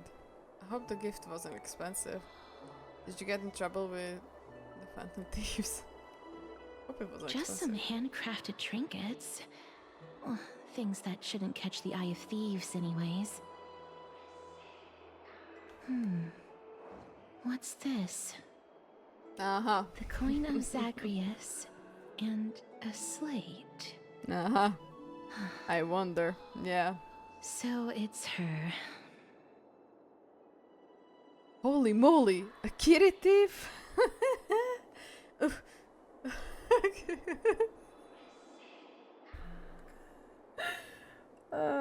No doubt about it. This is her favorite symbol. You saw that video, people comparing It's her Lady with a cat. Cipher, the demigod of Zagreus whom Lady Aglaea had spoken of. She's a master thief who's left legendary tales all over Amphoreus. yeah. So many years have passed, yet she's still announcing herself in such a crass manner. Let's just do as the slate says and look for Lady Cipher. Okay. I love the vids. I also love the vids. Today I saw that one where they time freeze her in the position and just put the cat. Okay, letter from Phantom Thief Cipher. Dear Princess Homebody, walking through a busy garden, I discovered the remarkable gifts crafted by Princess Homebody. They are truly splendid, and I'm most impressed. I've also taken with your charming presents prepared for fellow Crisis heirs. In your right parlor, I observed the beautiful felt dolls, the beige and lavender striped tapestry, and classic Idonian tripod table. And in the left parlor, the jewelry and exquisite art pieces meant as a gift. This time I claimed only this modest gift. I fear it would attract tasteless little thieves, so I shall safeguard it for now. Naturally, I left appropriate payment a single coin. And more, thank you so much for the follow, welcome in. If the price displeases you, feel free to negotiate in its return. Though, should that happen, I would be satisfied with merely one coin. Should you wish to find me, visit the memorial market. There lies a golden short spear I left. You know what to do, it shall guide you to me. And before you ask, I won't accept any questions.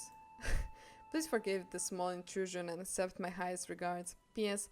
Who displays biological specimens at home? They're quite unsettling. You might want to store them away when entertaining guests. PBS. Despite your considerable investment in Idonian ossuary, hanging in your parlor. I regret to inform you it's a fake. The original was craftily switched by those cunning scholars of the Grove of Epiphany. The full story can be found in the yet unpublished memoirs of Cyphera. Oh, she from her own book. Sincerely, Kitty Phantom Thief. To retrieve the gift and teach Kitty Phantom the lesson, you head to the market and find the short spears she left behind. Look, it's right there. Okay, I don't know if this is a stopping point that Kevin was talking about. Look, it's right there. This golden short spear mentioned. We must pursue her. Okay. Let's go. I'm going to the next end pool. Yeah, that's amazing. Huh? I think you should save up after that. Yes, I'm greedy. I got 3 5 stars in anniversary banner before, so why not? I mean, to be honest, you love him that much, and if you are not gonna spend, you know, for anyone else, why not? I give 7.5 out of 10 overall. 3.1 is infinitely better, but 3.2 has the biggest. Wait. Has the biggest and most low drop of any Honkai server patch. Oh, yeah. So far the lore was dropping and dropping. Like, hi Yaki. I hope you're doing well. Good to see you. Okay. Let's see. This is a trick she left for us. Clearly, Kitty Phantom Thief wants to play a little game with you. 2 short spear, 1 correct, 1 wrong. Let me check the hint of the scroll.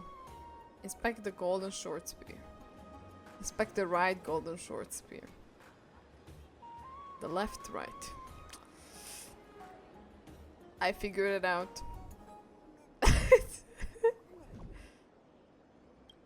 The right spear is engraved with the words "Trust me, brave mystery." Both spears are engraved with the truth. Left is engraved, don't be fooled. The right spear is engraved with lies. Let me check on the scroll. 2 golden short spears. Only the golden short spear engraved with the truth can lead you to the Kitty Phantom Thief. I figured it out. I did it. The words in the scroll should be true. So, which spear should you do you want to repair? Nah, I don't know. Repair the left golden spear. Repair the right golden spear. What about the stream lagging? Oh, stream is lagging? Is it my end or?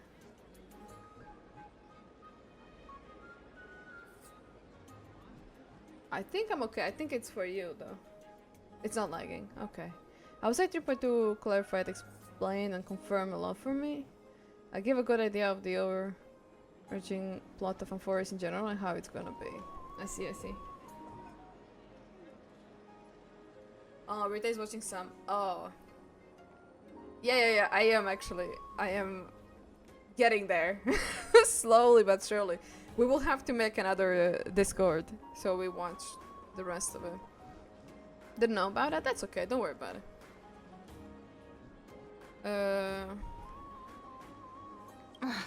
She's incorrigible.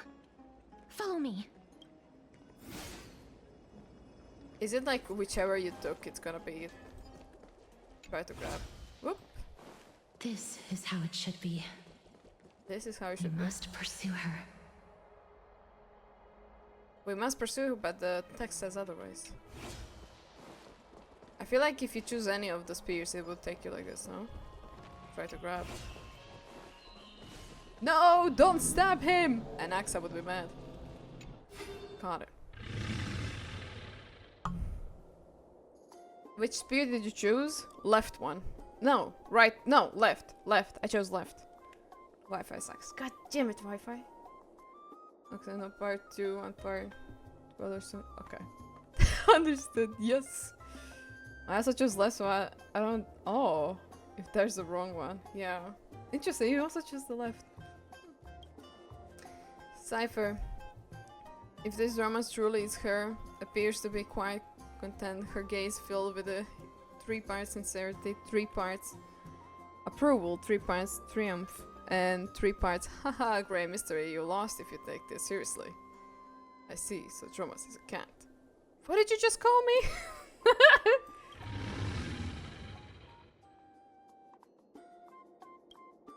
She seems to be saying, ah, haha, Cypher does not know.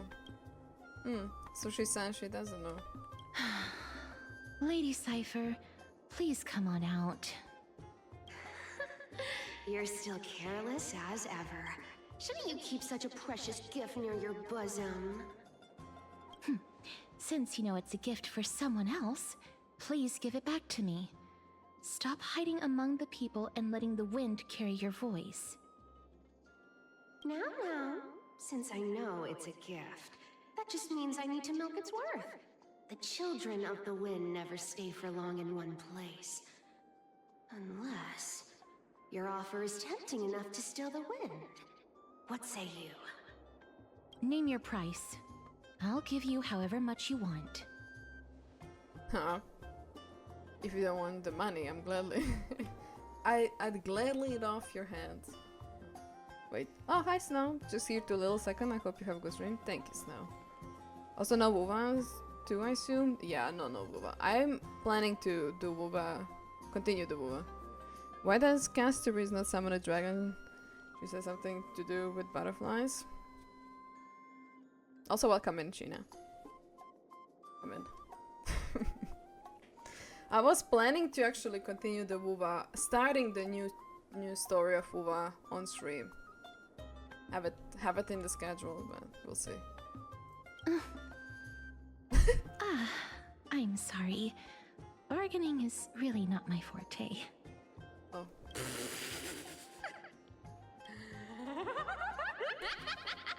No wonder they call you Princess Homebody. Why don't you two come over to my place? It'll make a better venue for proper business discussions. You can find where I live through the winds I've sown. Right. Piece of cake. I can do that even if I can only sense your soul. Alright, I'll see you there. Oh, by the way, everyone cool with me collecting a deposit before we reach an agreement, right? Now, come this way. Dew of divine blood in the... Okay. Where did my dew of divine blood go? She's incorrigible. Follow me.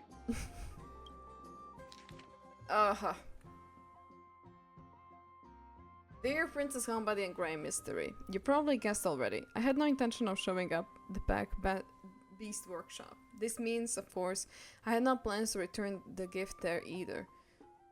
This was just a warm-up for our little game of cat and mouse. But surely you realize that the kitty fandom thief never cared about stealing a mere trinket, right? No, what I really am after is your heart. Just kidding. I have no interest in your hearts. If Princess Homebody can track my path and all, then by all means try. I'll be waiting at the end, and the rest assured, we'll meet face to face this time. P.S. Grey Mystery, where did you get a dew of divine blood? Don't tell me it's a gift from the seamstress. I'll taste it for you. Sincerely, Kitty Fandom Thief. Wow. Now dragons are pooky too. Hell yeah, dragons are pookies. I agree. The rest I wish I lost to a limited character. You won't blame my beloved. Maybe in the future, but I also don't want you to lose the 50-50, like, you know? It's like... I do not wish for you to lose any more 50-50s. So, only the double. Double.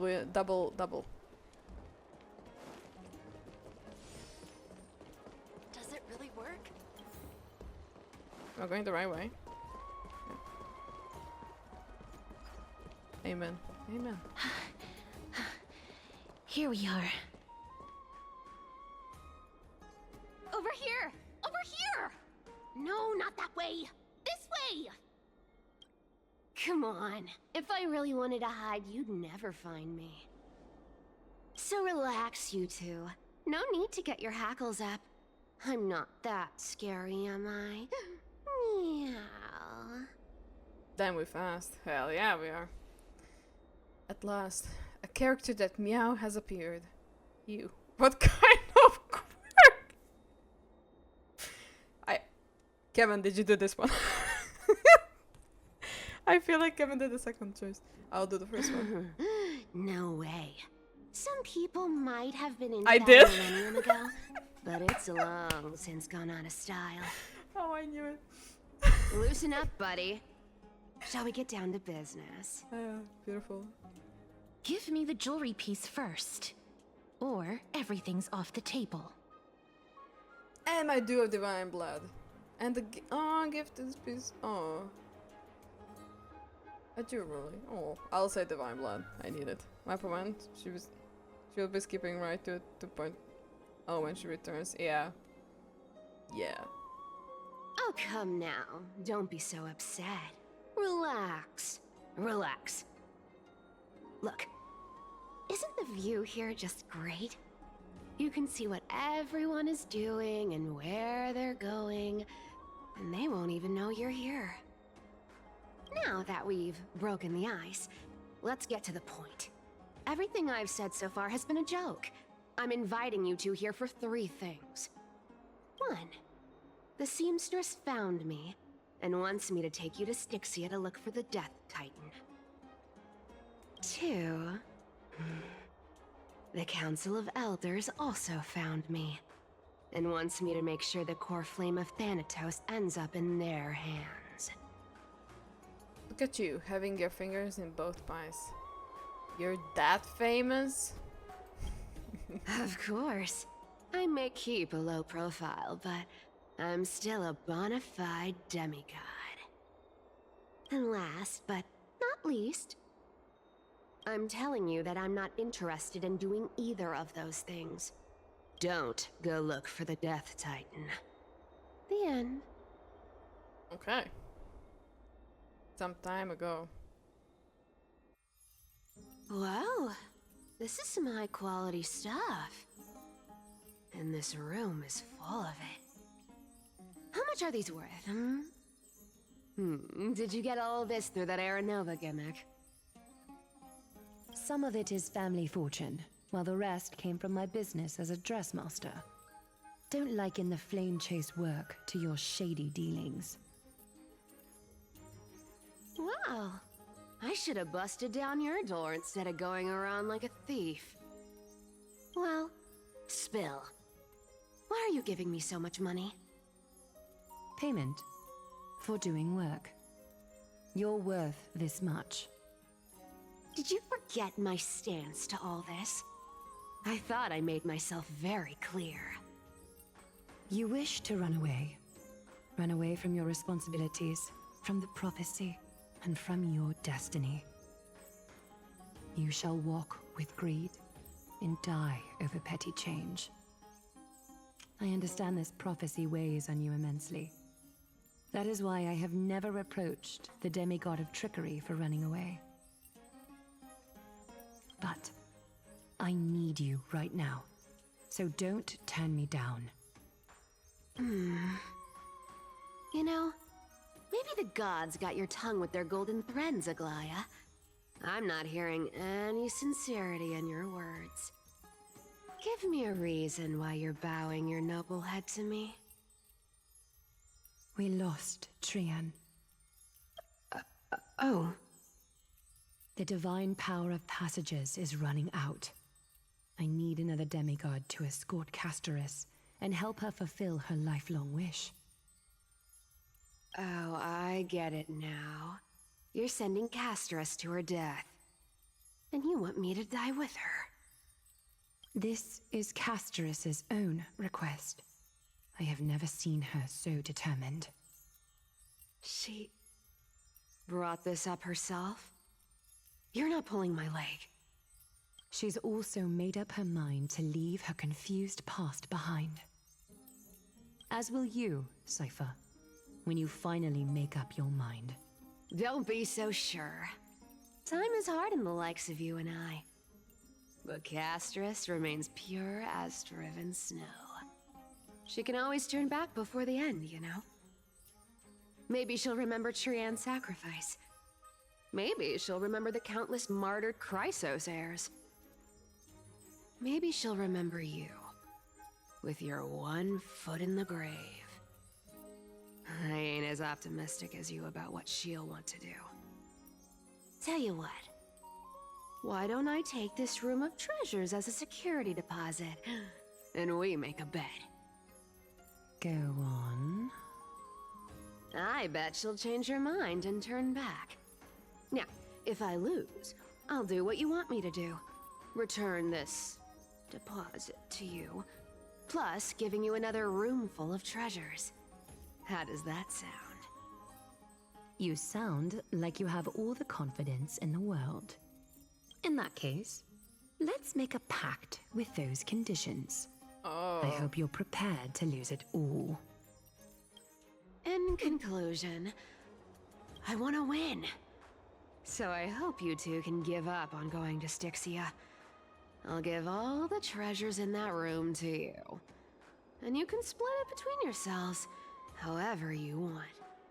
What do you think? Tempting, right? I'm almost dead. What do I have for money? The currency I use isn't the same as the one in Forest. Maybe I should consider it. I'm almost dead. Without the same when she comes back. I don't think she'll do the lectures or anything before that. I have no idea what you guys are like yapping about, because I have no idea the names in WoW, the areas. But whatever Kevin says is pretty much what's gonna probably happen when I continue playing WoW. I'm almost dead. What do I have for money? I decline. If we don't find the Death Titan, her soul will... And worst comes, there's a skip button. Oh. I don't think I'll be skipping, I can't though. go into the details. I will. I We do have want to to go follow to the story. Styxia. At least the main one. I really don't get how. Princess, homebuddy, you keep talking about needing to find Thanatos, about getting rid of your curse, and you don't care about anything else. But did you ever live for your own pleasure? Even for just one day? What are you trying to say? I'm saying, contrary to your beliefs, Aglaea didn't take you in just so you can die for her Aranova. The flame chase journey walks hand in hand with sacrifices. Isn't that why you're always running away from Lady Aglaea? Fine. Never mind. We all have our own problems. I ain't gonna say anything anymore. It's not like I was gonna honor that bet anyway. But listen to me. Styxia is no tourist destination. Sure, the treasures buried in there are 10, no, 50 times richer than Aglaea's vault. Yet, I've never been there. And I never plan to. Because even a demigod can't be sure they can walk out of that place alive. And now I'm supposed to escort you to Styxia. Sure. Pay up. I'll give you however much you want. Aglaea has already paid for me.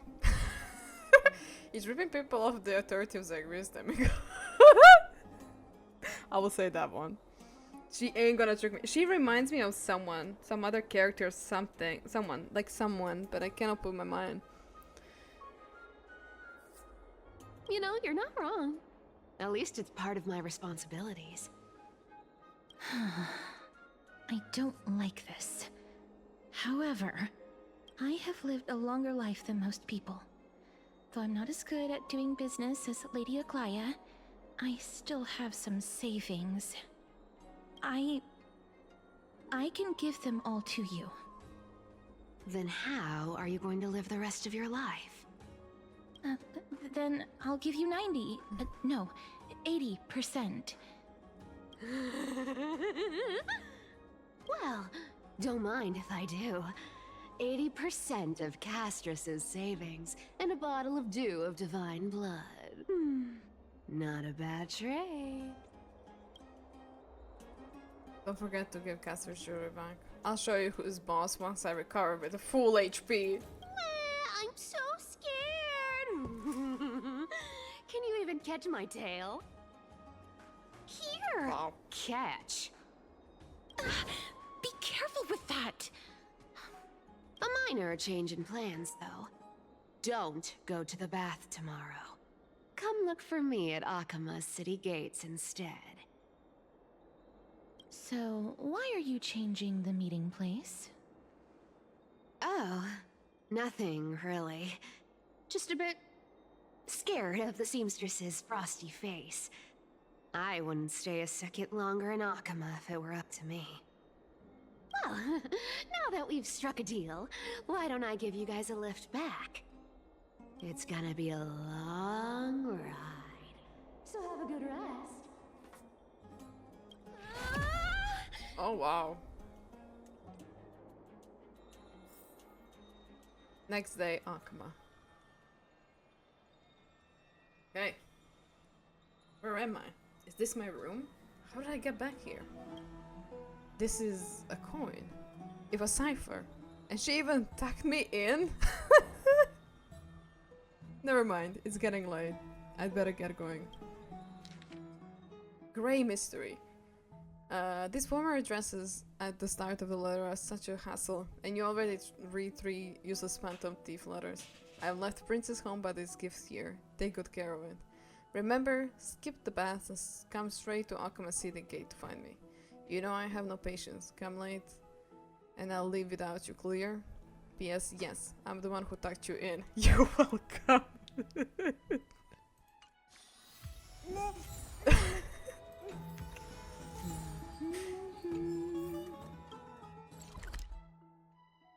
Crazy.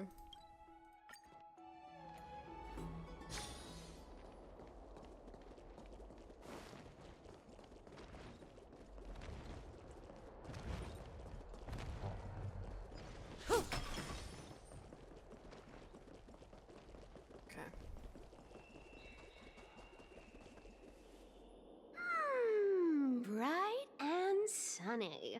Just the weather for farewells. You're here?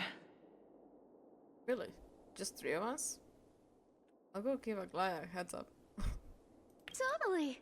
The trio team is the best set up to reach the finals. No need, I already told her. She's fine with it. You sure know how to put me in a spot, Castorice. I need to travel with you, but I can't touch you. What a bother. Sorry. Aw, I was just teasing. Don't take it to heart. Did you know that the legends say you have to put an obol into the mouth of the dead or over their eyes if you want them to successfully cross the River of Souls and enter the Netherrealm? That's the fairy fare for entering the Netherrealm. However, I honestly won't ask you to pay this time. I'll pay. And then we'll just have to go through the motions. You sure are helpful when it doesn't cost you anything.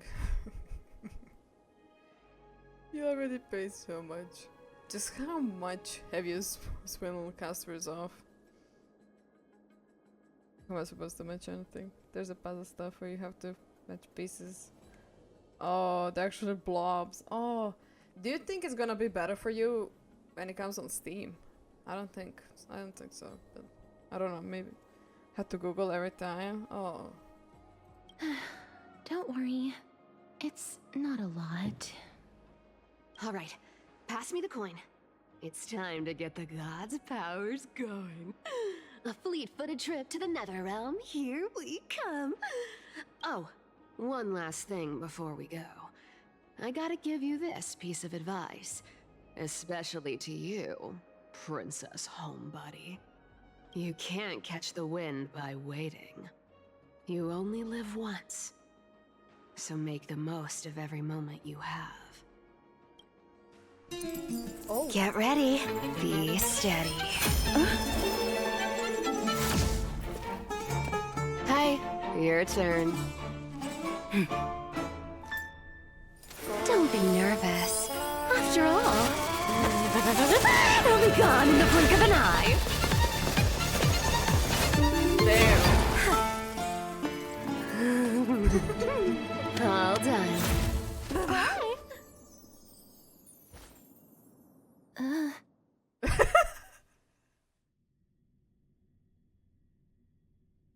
Are you feeling all right? I realized this is why we asked about the flash. Oh, true. Yeah. I get it now too. Yeah. Maybe that will be when. Oh yeah. Maybe when the Steam comes. Well, when it comes on Steam. That was crazy. That was such a cool cutscene. Oh, I swear she was speeding. Where am I? She's the demigod of trickery. When she flips the coin of whimsy into the air, she gains incredible speed that lets her travel anywhere in an instant. Hell. Just like how she clearly had no intention of lingering here for even a second longer. We can only depend on ourselves for the rest of the way. Don't worry. Mem's here to help. Mem. Can you teleport too? Did you pay your fare? I don't think I even meet the height requirement for the ticket, so I won't need one, right? This is Styxia, the city of dragons and waves. Anaxa hypothesizes that the missing Thanatos is somewhere in these ruins. This is the land of their birth. Or perhaps of their death. Are there any other clues? How will we find them? Aha! I know this one. They return whence they came. How would we find them? Anaxa had used a secret alchemical art to temporarily fuse his soul with Circe's and Kephae. And when he was on the verge of death, he was pulled by Thanatos and caught a glimpse of the flowing river of souls. This alchemy, considered a sacrilegious act, might actually make the souls of mortals and titans attract each other. Even though Thanatos has been missing for 1,000 years, and even their followers haven't been able to find them, perhaps that special attraction could summon them here. Oh, so are we going to use that Philosopher's Stone to conjure the Titan? I guess that's the only way. The only leads we have now are the name of this city and the fairy tale about the dragon. Thanatos is even more mysterious than I am. Indeed. Even one as erudite as Anaxa could only point us to this place, and no further. We will be entering the unknown as soon as we take our first steps. But that won't be the first time in my long journeys. I believe that, rather than standing still, taking action is by far the better option. Perhaps fate might take pity on us today and show some compassion.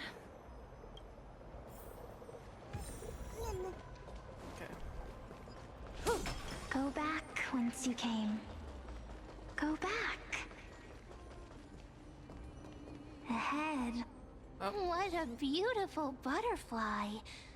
Is it talking to us? This is a eulogistic butterfly. They are found in places where many have met their demise. In Idonia, some think of them as manifestations of Thanatos' benevolence. By turning the lingering obsessions of the deceased into these creatures, it is as if the Titan has made life into a specimen. Others think of them as Thanatos' messengers that guide the departed to the nether realm.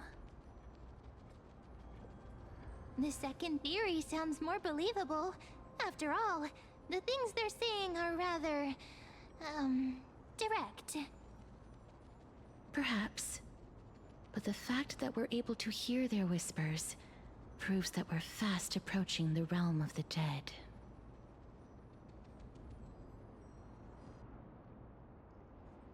By the way, another curious question: is mem edible? Like steamed, grilled, ate with tomatoes and stuff? Seems mem is possibly a shape person, so hopefully not. Yeah. Let's see, I'm opening Steam. These shadowy figures. Are they illusions reflected by the River of Souls? Do you Barbecue want to laptop, buy any my fish? favorite. Oh. Huh? He can see us? Wait. More living people. Well, more or less. I'm not selling my fish to living people. You lot are too shameless. Buying fish without paying.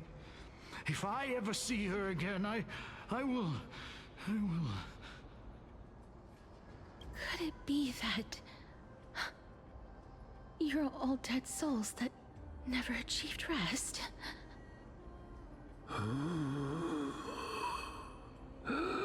The Nether Realm does not exist. Titan rejects you. Me. So, do you want to buy any fish? But there aren't any fish nearby. Are the fish gone? The people are gone too. I can only keep selling fish. So, do you want to buy any fish? Apologies.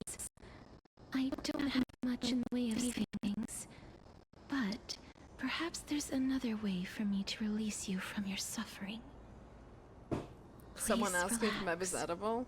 There probably May you was, fall yeah. But I don't know if asleep it, peacefully if it was Mizuki. Maybe. amid a gentle field of flowers. This. I knew it. These people aren't illusions. They're the souls of the deceased. They're supposed to reach the end of the West Wind by floating down the River of Souls. Yet, they have floundered upon the shoals of the stream, unable to move forward. Did Thanatos reject them? Or perhaps they didn't really die at all? If you guys hear some noises, my dad is fixing something the room next to mine. If you hear like, I don't know. If he's if he starts hammering the wall, I'll lose my mind. But okay. It's just in case if you hear some noises. Are they in the same situation as me? Perhaps all of us can still use some CPR. Why are you identifying as a dead person now? Don't give up on yourself! We can I have hear no him, idea. yes. This circumstance I don't know what he's completely doing now, like, unprecedented. at this hour. Hang on. Didn't he say more living people? So that means he's seen other members of the living apart from us? Could it be that these souls are stuck here due to someone's deceit? If something is done out of goodwill, are you really gonna call it deceit? Goodwill? I can't see anything good out of... Wait a minute. Lady Cypher? That's me. Wow. What are you doing here? Are you dead too? I still belong to the land of the living as of now. Thank you very much. Could it be that you are the living being that those souls met? Ugh, I couldn't take their behavior anymore. So I stole some things here and made up some lies there. Just trying to give them something to look forward to, you know? It's because of vile living creatures like you that we're being misunderstood by all of them. What else am I supposed to do? You can see the mess this place is in. These poor souls are denied by the Netherrealm. So now they're stuck in a few brief moments of their life. Unable to move forward or back. Did you see those two blacksmiths on the way? They've been here for as long as the sun's been around, wailing over and over about casting a shield. Styxia is so freaky. Then why have you come back, Lady Cypher? Hey, I'm not here to aid your adventure. I hate water more than anything else in this world. Especially that stinky river of souls. But, I just discovered some stuff before I left. And I reckon you should know about it. It's about that boy who defied death. I found traces of him here. Oh. Lord Mydei? Oh, right!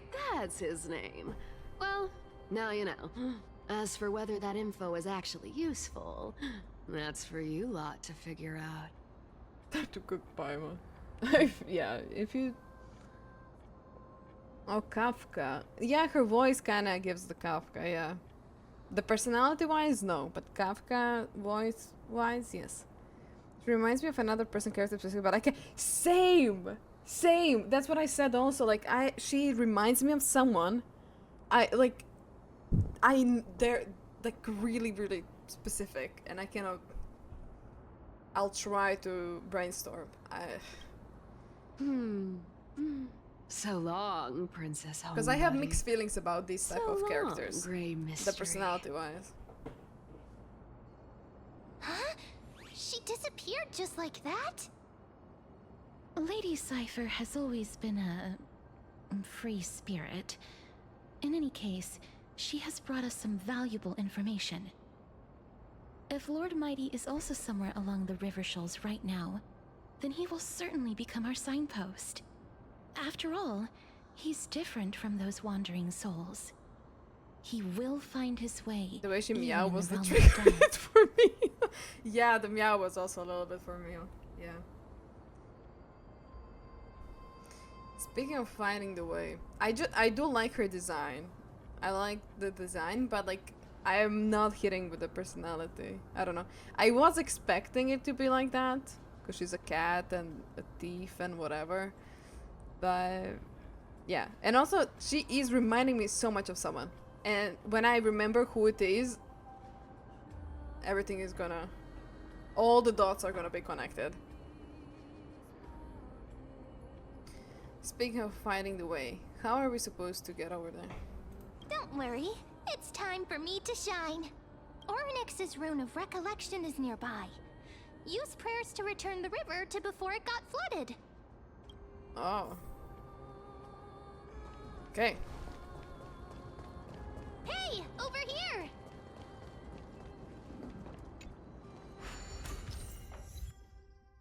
Interact with the rune. The way they put March.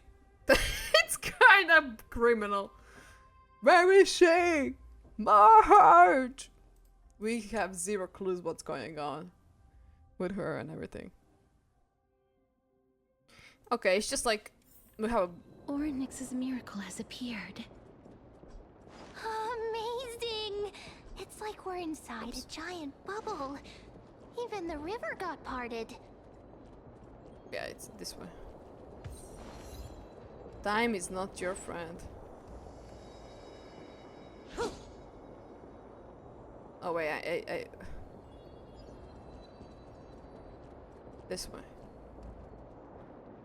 Ah, yeah. Okay.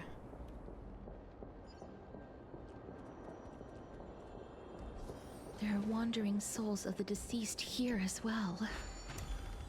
We must first return to the present before we can communicate with them. Here go slabs and of the concrete view. The main reason they kicked March out is Because Ma'am is here. Imagine having to deal with Ma'am and Marge at the same time. Holy app, true. Ah, by the looks of it, you must be the foreign warriors that the Queen had mentioned, right? Eating concrete? The dude... Since the current campaign requires the utmost care, I wasn't able to Wild. make time to welcome all of you. Please, forgive me. Foreign warriors? A priestess, a warrior, and a divine beast. You look identical to the blessed saviors that the Queen described. This is my pet, so I'm actually... I'm actually of the hunter class. Oh darn, no healer on this team. A campaign? Who are you campaigning against? Nobody knows, as of now. Of the scouts that went ahead, only one has managed to return. He looks so weird. He says that the land ahead is a forbidden land. His face looks... that should not be he doesn't have a approached, nose. as it is the doorway between the netherworld and the mortal realm. I don't wanna... You know... As for the rest of the scouts, Who am I to judge, but... they've completely lost their souls and are He looks like decaying by Voldemort or the something. day. Buffed Voldemort. He's not leaving him alone, you know? While there is still dissension within the city, the I mean, he scholars doesn't agree need that the this rose even, calamity he's was dead. so unprecedented that it needed to be given a new designation. An unprecedented calamity. Could it be... death? It seems that you have indeed heard about this. Well, death is just one of the possibilities. It's too early to come to a definitive conclusion. A world that has never seen death. Looks like these people lived in the era Chrysia before the Calamity Titans descended upon the land. May I ask, where is the scout who managed to come back? So he returned to Styxia. He only had enough left in him to last no more than half a day. However, it was his intel that convinced us to rally together. He said that he witnessed the demonic specter of an evil dragon at that treacherous land.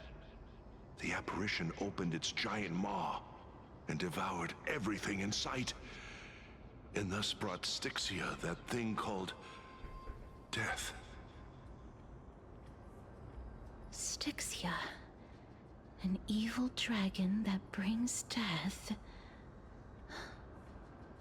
It all sounds rather familiar. Wait, wasn't this part of that fable? Sir, could I ask how the Queen and Princess are doing? The Queen?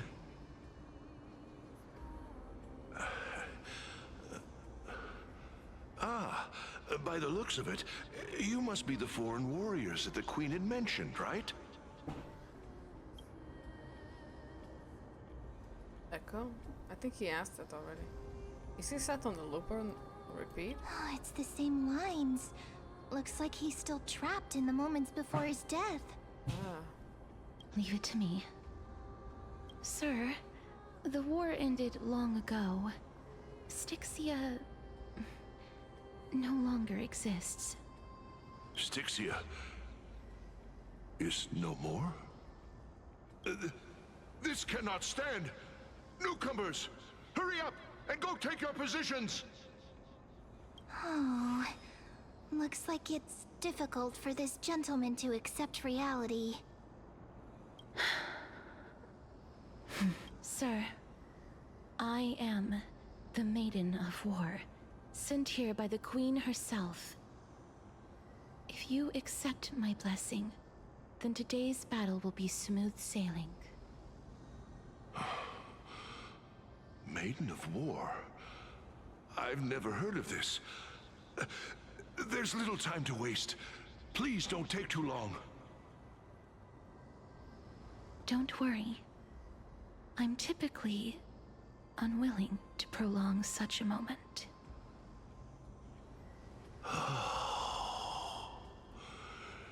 Is it over? Have we won?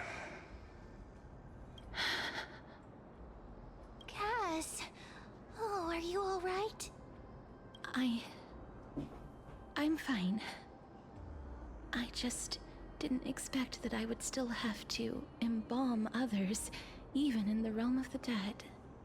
Is this a remnant of his soul?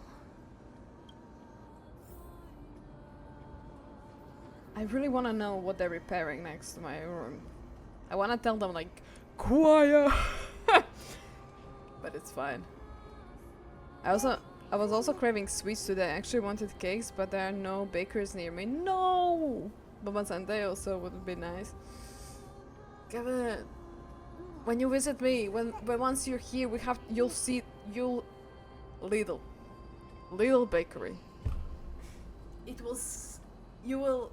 You'll be blessed by it. And I understand. I was gonna say, is it Lidl? Well, yeah. Cakes though, not bread. True. They don't have cakes, I think. I mean, they do have frozen. They do have in the fridge, like cakes, like a cake. But I don't think I tried them, at the little ones. Had yogurts, bubble tea, and even snacks, but not suffice. I only had the my favorite chocolate that I already ate a little bit. Because I was also craving sweets today.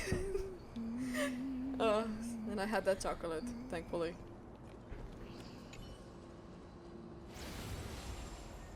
Well then, why should I place my trust in you?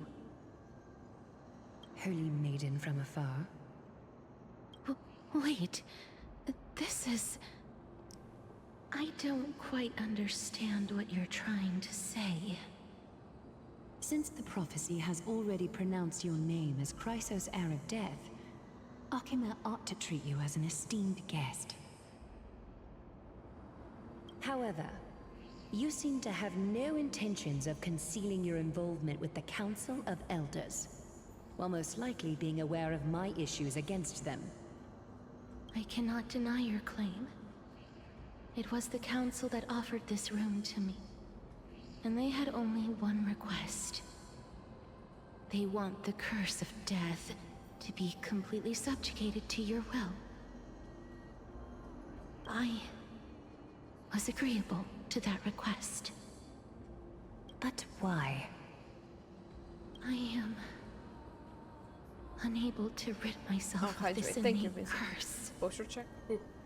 However, from this day onward, I shall use it according to your will. I will never make any superfluous moves on my own. I see. So that is how they plan to control the Flame Chase journey. They have shifted the heavy responsibility of granting death over to me. If I ever become obsessed with executing people, they will then have ample reason to terminate the Chrysos heir's journey. And yet, you seem to not mind. This is quite surprising to me. That's because the fate that we were born with is a burden far heavier than that of an individual's life. Just remind her everyone now, or don't mind me.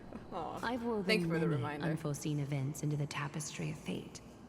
This is but one instance. Tidy up your precious garments and come with me. Akima welcomes you, Castorice. You seem to hear a sigh of contaminant that comes from the mouth of Apollos. Okay. Then the scene of the past abruptly. I didn't think we'd find vestiges of memory here. Maybe they've got something to do with Onyx's rune? Perhaps, but I do not need a reminder from them. This memory is one that I will never forget. So it seems that the Council of Elders has manipulated you already. I'm glad I trust you. In reserve, I'll just... Indeed. While my relationship with the Council has always been quite ambiguous, Lady Aglaea has never taken any precautions against me. Instead, she's shown me nothing but complete trust. I really want to repay her for that trust. But Why would this memory appear right now? Is this really Orynyx's power? Okay.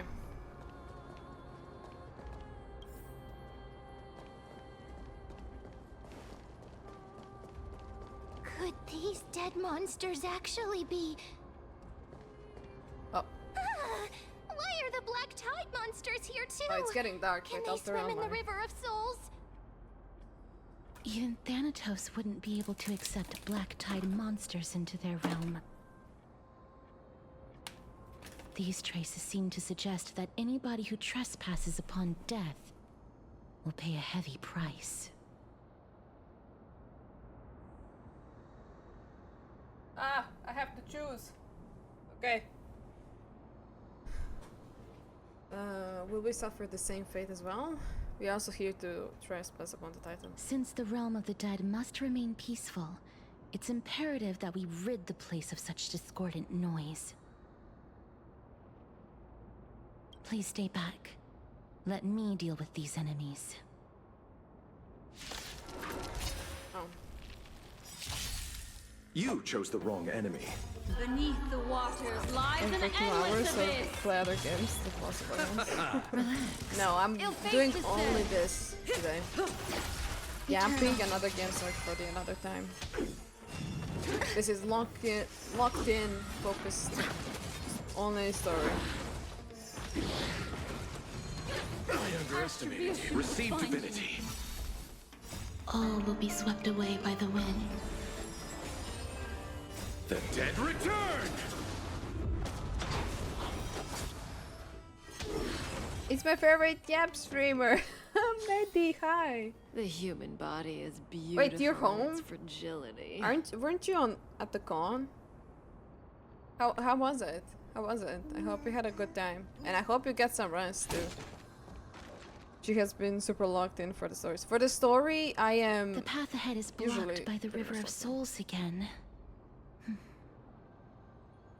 In that case, let's go back to the past. This miracle sure is handy. This is yet another aspect of a Titan's divine power. Okay, I do go about with Epic. Yeah, you're real for that, man. I am trying my best not to do it. I literally just entered my home. I'm tired. Oh, I bet. The con was amazing. It went so well. I am so glad. And please get a lot of rest now. How are you all though? I'm doing pretty well. I am continuing the story and finishing it today. So I'm looking forward to it. I really wanna know what is going on. So yeah. But go now. You just got home, please. Eat something, rest. I need to do chores.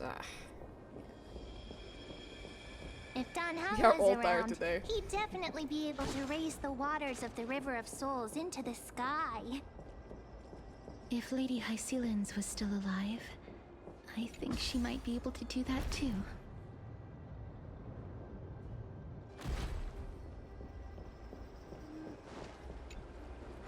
You seem to be able to discern both the past and the future. Why did I zoom in on Kafka's back?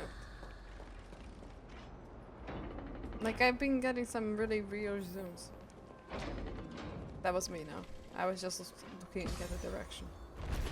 But the thing before, it wasn't me. It was the camera movement.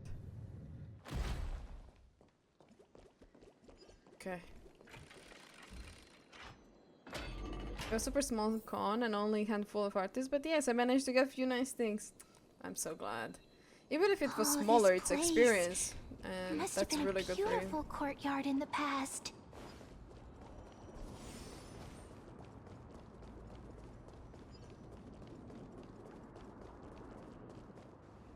Please excuse me. I am but a scholar from a distant land who had the misfortune of falling into the River of Souls and turned into a member of the dead. Huh? This one seems to know that she's already dead. Oh, I was merely speculating, but it seems I was right. And you... I recognize you. You're the Holy Maiden of Death from Idonia, right? I'm sorry. I cannot bring you back to life. However, should you desire it, I can end your prolonged limbo. I'm well aware of that. Even if you were able to revive me, I would never choose that option. That's because I didn't fall into the River of Souls by accident. Instead, I leaped into it to seek my death. Why? If you could see the life I've led, then you would not reproach me so. My life was far too miserable. But I did not expect things to stay the same even in death. What a joke. In escaping my mortal life, I've entered a millennium of pain instead. Terrible. Circe's above. What cowards humans are. For we fear both life and death simultaneously. I'm sorry. I'm also powerless to answer that question. That's all right, Holy Maiden. At least you are able to respond to me. Please, grant me death. Circe's above. Does this count as thinking till the moment I die?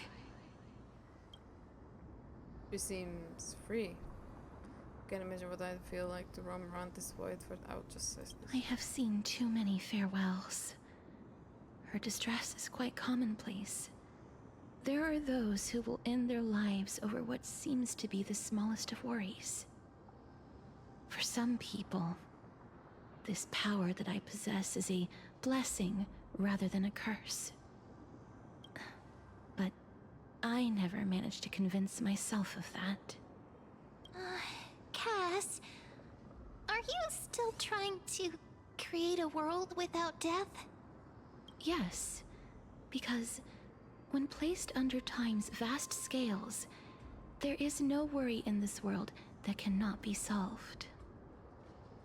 Just chat with Dan Hang about this. Yeah.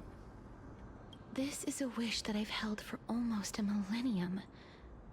My mind might have changed once upon a time if people managed to strike up a friendship with me. But I've never been more firm in my conviction. Now that I've learned about your near-death state, it is my duty to wipe death from the face of this world.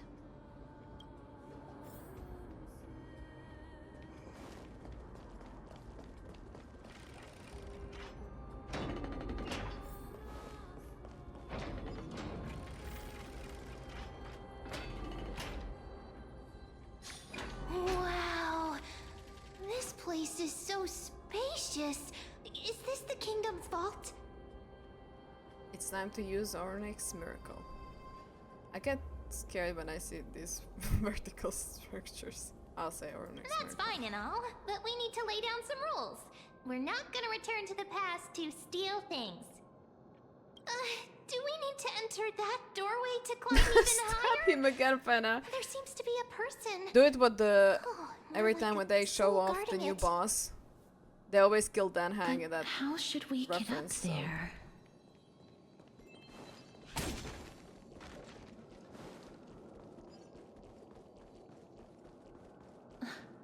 The path is blocked yet again.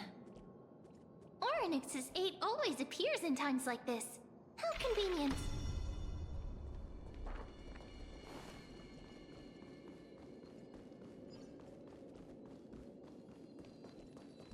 Oh, I thought there was a pathway here.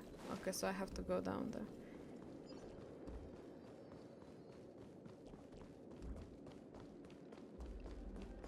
Look, there's even a platform lift over there.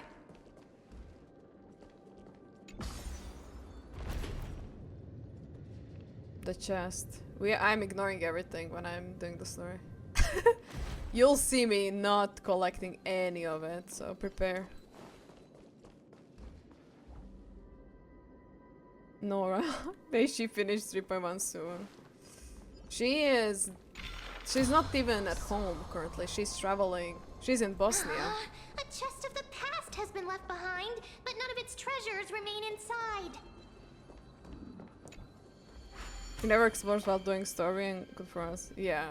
I don't. I enjoy doing it myself. Okay, wait, that's... Okay, that's... Oh, okay.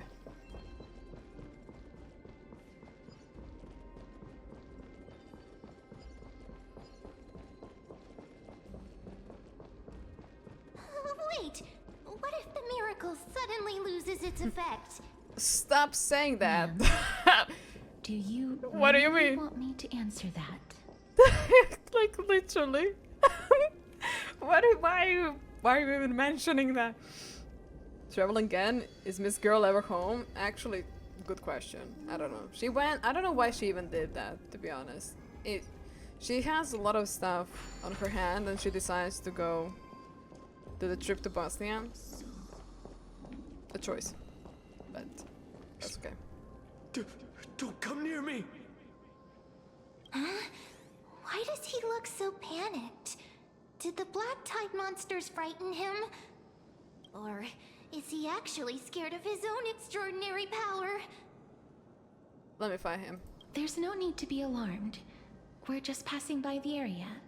See? None of us look threatening.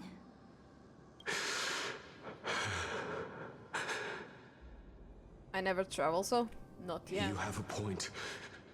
Although, while this might once have been the royal vault, it's since been plundered empty. So please go away right this instant. You've misunderstood us. We simply heard your shouts as we were passing by, then decided to come over to find out what happened. My goodness. Did I really yell out loud? How rude of me. I'm sorry to have bothered you. I merely saw a warrior. While that spirit didn't harm me, his blows really packed a hefty punch. A warrior? Could it be... Wait a minute. You seem to be quite different from him. Are you actually alive? How can you walk around here while alive? It's a long story. We're here to seek an audience with Thanatos. Thanatos? Who's that? Is it possible that he's also living in the era before death descended? Oh, damn. Hello, hi! How are you doing? Good to see you. Could it be that you are here to defeat the evil dragon Pollux? Oh. Pollux? Is that the embodiment of No. Death? According to the warriors under the Centurion's command, that evil dragon has been dead for quite a while. The curse that condemns people to death didn't originate from it. But they saw a girl within the dragon's embrace, and she is the true Reaper. Pray tell, where is that girl right now?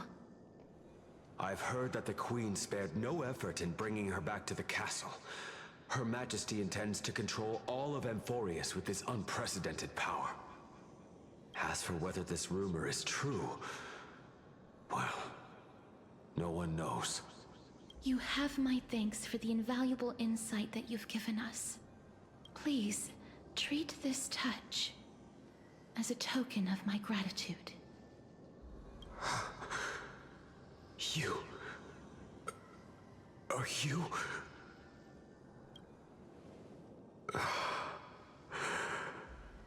Thank you. This is his... Interesting. Stream is fine for me? Oh. Bad, not good relics for Castorice and Tribe. God damn it.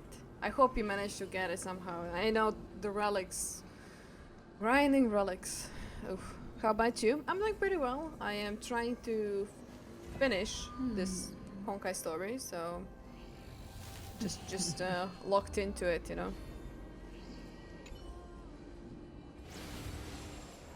Then you granted him death? That isn't like you.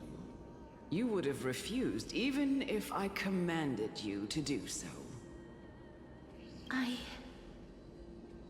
don't know. I did it out of sympathy, believing that I wouldn't be racked with agony, but I am still in a state of turmoil. Sympathy? Sympathy for that youth who triumphed in every battle? That young man was favored by Talantin, who taught him a move that will defeat any mortal enemy with a single blow and emerge victorious every time. He could rely on that move to always achieve victory during Era Chrysia. However, now that death has descended upon the mortal realm, that divine swordplay also means he can send others to death at will. In other words... You feel that he's similar to you? Yes. Since he can never be inferior to others in martial combat, death would be the inevitable outcome every time he strikes. That's why he approached me and pleaded. Pleaded for me to put an end to all of this. You are perhaps feeling lost from making your peace with death in so abrupt a manner. I have not made peace with death. I've seen the people of Idonia stand tall and proud in the face of death. Even before the fated finale arrived, they were already content with the lives that they'd lived. They had such proud expressions. Expressions that made me believe death would be an insult to these mortals if the concept is truly a power that a god had carelessly cast down upon the world. Perhaps death's authority was never meant to exist in this world. Just like how I shouldn't exist. I won't refute your beliefs for now, but would you be interested in listening to a story of mine? It's a fairy tale from foreign lands, told by the person who brought you to me in that ice field long ago. A tale told by the Queen of Styxia. What? Wait a minute. That means the girl born in the dragon's embrace, the personification of death these souls talked about. That's you, Cass? Yep. I've already had an inkling for a while now. But I honestly have no memories of Styxia. My memories only begin after Aminet brought me to Idonia.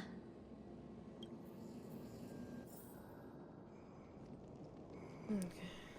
Wow, so shocking. Yeah, like, it was... it was implicated Don't already. look back. Keep moving forward. Always. I'm not that strong. Yeah, my Caleb myth went horribly. I still am salty at that man.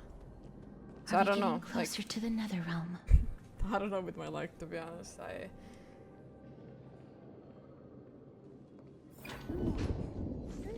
Ah, this is...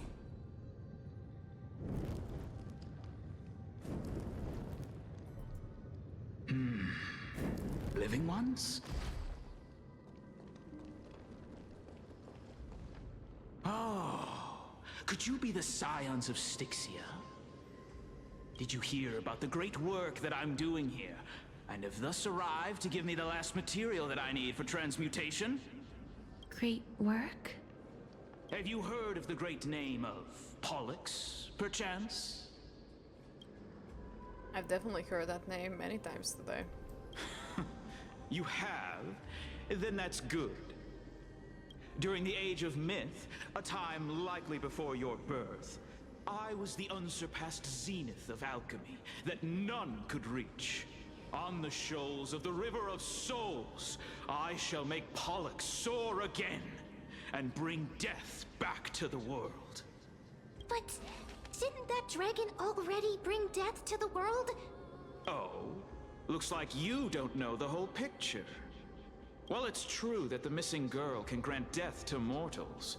Pollux, the one who delivered her onto this world, makes it so that humankind cannot die. So, it's just as I feared. What did you figure out? You and that dragon.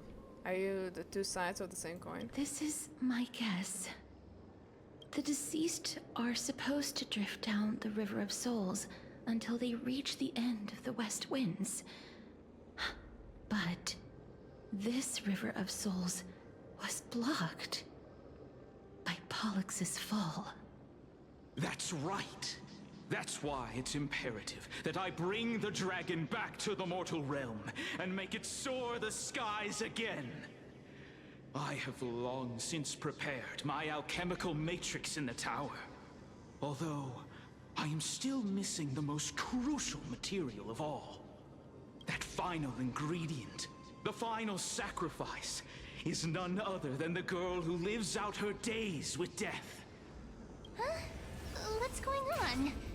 You didn't touch him, did you? I know that I am no longer capable of carrying out that task. Take this, all of you, and please fulfill that great undertaking on my behalf. This... We had been inebriated in Fagusa's feast for too long before we began to seek divine bestowed death, so that we could be freed from the whims of fate.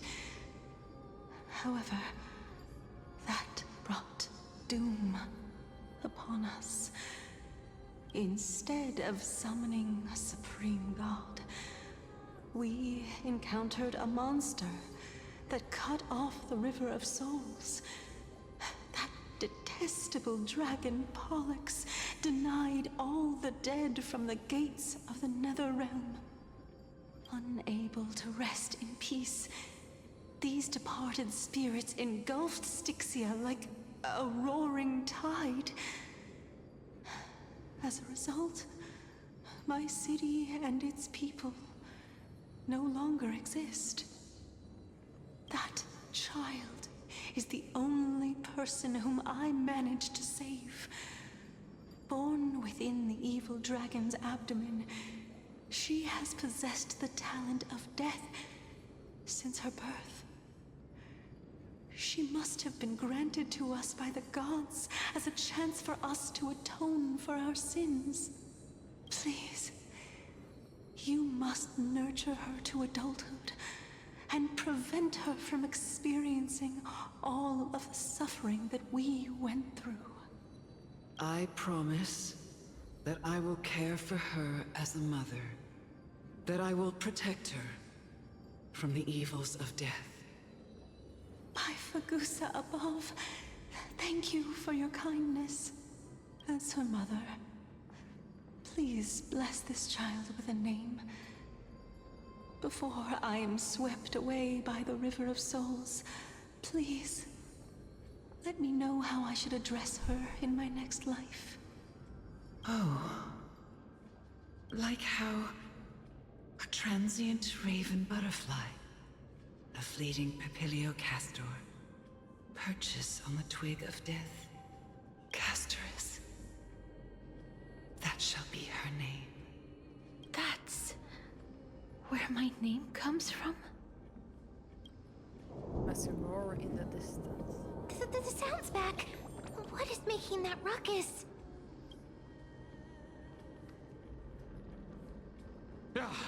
Living ones, don't waste your time bickering.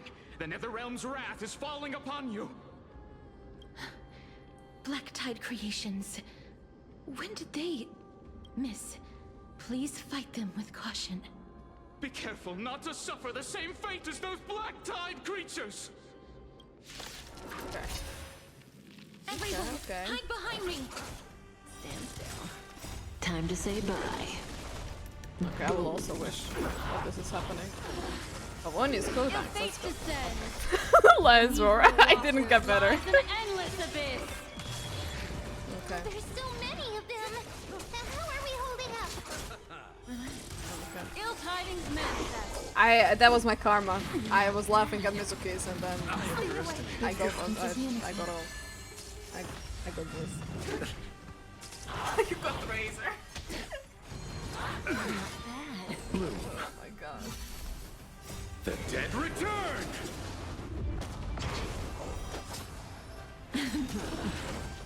Time to say bye. Boom. What do you mean you were laughing at me? Yeah, I was laughing at your work. Okay. Stand still. Reservoir. Yeah. Mommy, exactly. I underestimated you. Here. Lord, for the feast of strife. Upon their triumphant return. Mydei! Like, that was. Lord Mydei? He's shining. Ooh. 12% fruity? That's because I saw Mydei. That percentage got immensely lower because I just simped for Mydei, you know? There you go! You see? And Kevin is 92 because Mydei's on the screen. Mizuki, you're struggling with something. I miss you so much that it almost killed me. Pun unintended. Lord Mydei, you've been through some tough battles once again. That black tide is endless. My death is only temporary. I will find my path of return and go back to the world of the living and continue my protection. What do you mean, maybe? Lord Mydei, I have always wanted to. Why does death reject you? I'm the one resisting it. I must resist the temptation to go with the flow. I'll go against the current and kill my way out of this cursed nether realm. That is my destiny. He seems to be stuttering. Is this really the proud Mydei? Wow. You are, yeah. That's how I present myself in real life. I am maybe straight. It seems like he's completely focused on resisting the temptation of the dead's whispers. He's working hard every minute to deny death.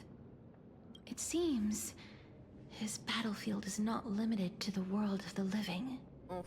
Lord Mydei, are you willing to travel with us? We're headed for the Matrix inside that tower, to summon Thanatos from their prolonged concealment.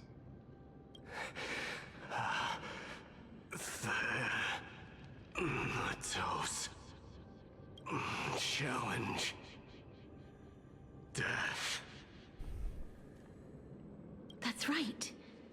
If we can work together and defeat them, you won't have to be troubled by the curse of immortality any longer. Let's go together, Castorice. Let the person who has brushed against death countless times guide your way. Cass, are you sure you want to do this? The alchemist said he wanted you to be a sacrifice. I'm not afraid. There's no reason for us to turn back anymore. Rather than standing still, taking action is by far the better option. Perhaps fate might take pity on us today and show some compassion. Yeah, this is because a lot of people are lurking, I assume, because they didn't do the story. This is freshly new story, by the way. And I'm doing it earlier than usual because I have exams, so I usually do them a bit later. Next up, man, we have done the story. Yeah. So, like, people are just avoiding the spoilers. I didn't do the story. Mydei, you're gonna get spoilers. Hi, hello, welcome in. Hi, hi.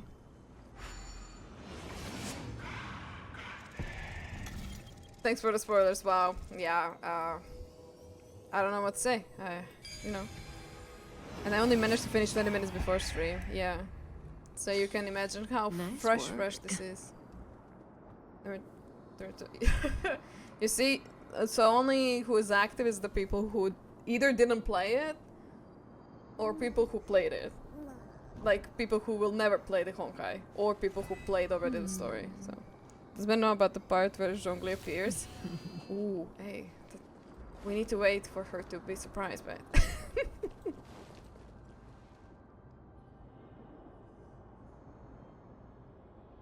Oh. Before you're arrested and broken chains, remnants of a path that once led to the tower. Part 1 didn't do it, know everything. That's okay. I saw Zhongli cosplay today. Oh, I hope you enjoyed the view. Did you all gonna pull for Cass? I personally didn't, but I did wish for other people. And they all got Castorice, so I'm happy. I have to sadly skip her for the other characters that I really wanna wish and save up, so... Yeah. This is going to be difficult. The view is really pretty. Like... This part is really pretty. Didn't Custom Crowns also have this? I'm familiar with this kind of mechanism, but I've never repaired broken chains. If I was more powerful, I would be able to carry one person with each limb and fly the 4 of us to the other side.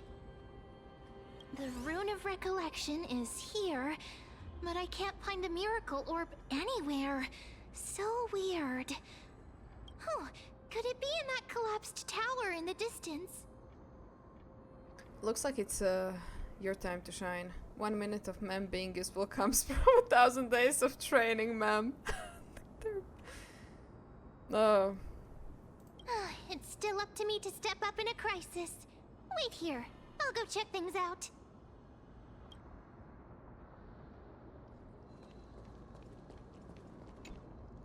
Just shout for me when you need my help. Go, ma'am. Got it. Just leave it to me. Oh. Mem did it. The pink squirrel is... The miracle's range is limited. Please come a little closer. Piggy! My little pig! Look at it, so cute. Aren't I a good fit for Ornyx's priest? Of course. You're the most competent priest ever.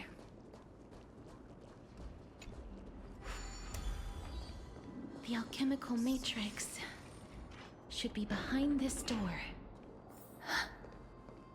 Is that... Trian. Wow, there are so many of you! Trian. It's little Cass and little Gray. Oh, there's also little D and the pink puppy! Trian? Aren't you... Trian and Mydei. I get it now. That... This is... the first time I've encountered a deceased friend while going upstream in the River of Souls. It really works like this. Just like the other departed spirits we've encountered along the way. I'm also unable to sense the aura of the living on Lady Trian. Yup, you're right. Trian already knows that she'll not be able to return to everyone's side. But Trian believed that little Cass would eventually return to the Netherrealm. So, Trian has been standing here, at this spot closest to the world of the living, and waiting for little Cass. Oh my god. Oh. It must have been very tough for you. But according to what Trian said, we're almost at the entrance of the Netherrealm. Trian promised Trevi and Trinan that when little Cass got here, Trian would get the gift ready and be the first person to run over and welcome you. So, little Cass, don't cry. Please, accept this. We finally finished it! This is what Lady Trebi once mentioned. I love this. The gift for me that you didn't manage to finish. The Holy Maiden of Yanis. Even when separated by life and death, their thoughts are still connected. That's such a cute, Trian spent a lot of time drawing this. Trian hopes that little Cass likes it. Yeah, Seriously? the Icing looks pretty cute. It's seriously I like the MC. wonderful The MC drawing. looks so funny. Lady Trian. Anaxa. This is our flame chase journey. Little Cass, we don't know what your journey was like before. Trevi has always said that it must have been a very harsh and frightening journey.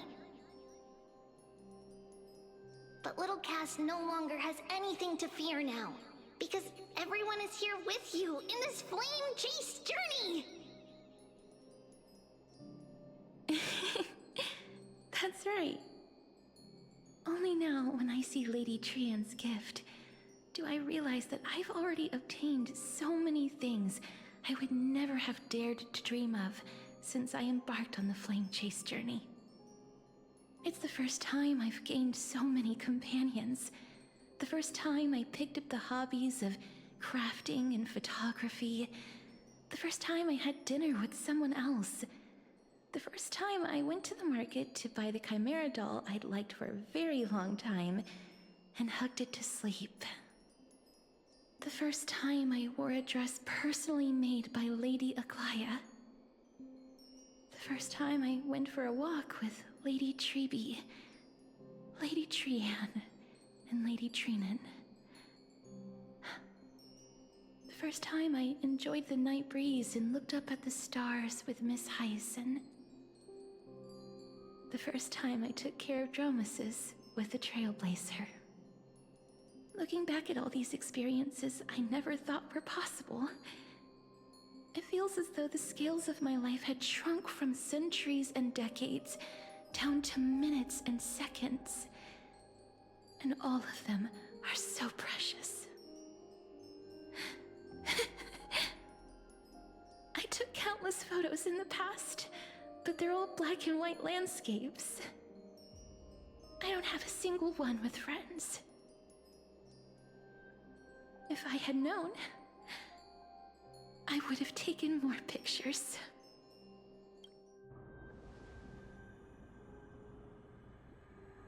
Then, shall we take one now?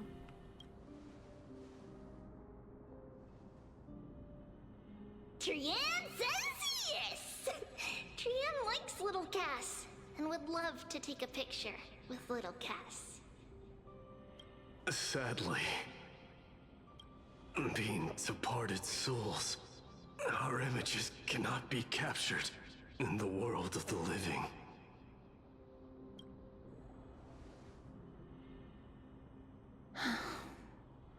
thought so too. What? Are we seriously going to leave any room for regret?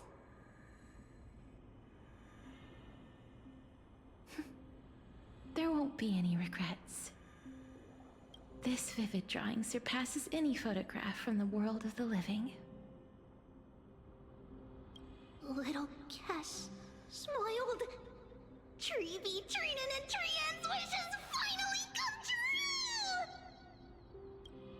I remember you once said that fate is not the flowers that bloom at the end of the road, but where people tread beyond the gate.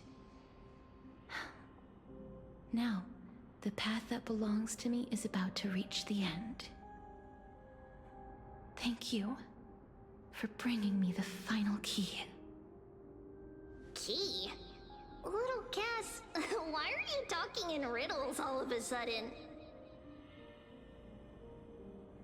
I have a feeling that soon, this gift of yours will become the key to saving Mrs. Life. Wow, that's amazing! Then keep smiling and carry on bravely!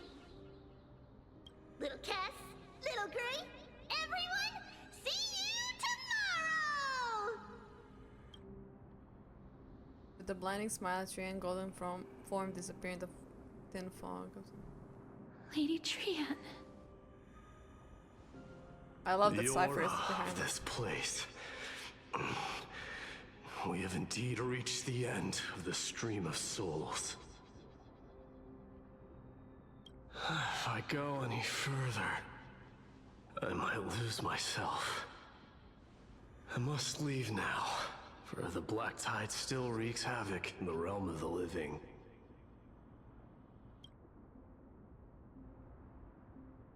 Can you find your way out? Don't you want to know the truth behind Thanatos? Ideally, I will wait for what released on Steam, the new quest exploration. Yeah, that's also not a bad idea. Oh, Wuva and Nikki dropping out the exact same day on Steam, my god. That's actually pretty cool. I will be switching Nikki and Wuva on Steam. Can you find, don't you want to know the truth? I seek not to enter the door to the nether realm. Castorice, will you fulfill your duty for the flame chase? I have yet to make my decision, Lord Mydei. No matter. Make the choice your heart desires. Even if it takes 1,000 years of waiting. I will continue to fight till I die. Then rise from death. Till the miracle descends.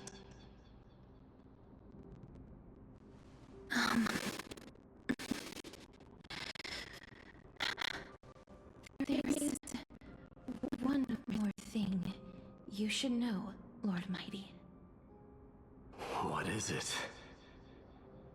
Professor Anaxa may have deduced the principles behind the Era Nova. You and I may be reincarnated as strife and death in the next cycle, becoming calamities wreaking havoc upon the world. I see.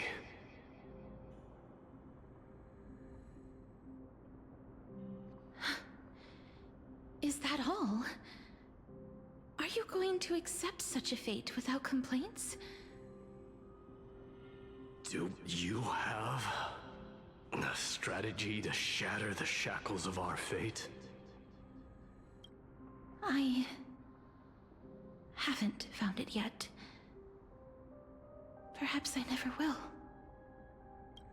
Then, cease wasting your thoughts on futile matters. Control what little you can. And when fate's inescapable grasp comes, resist it with the strength of your mighty will. Thank you, Lord Mighty. I will find the right decision.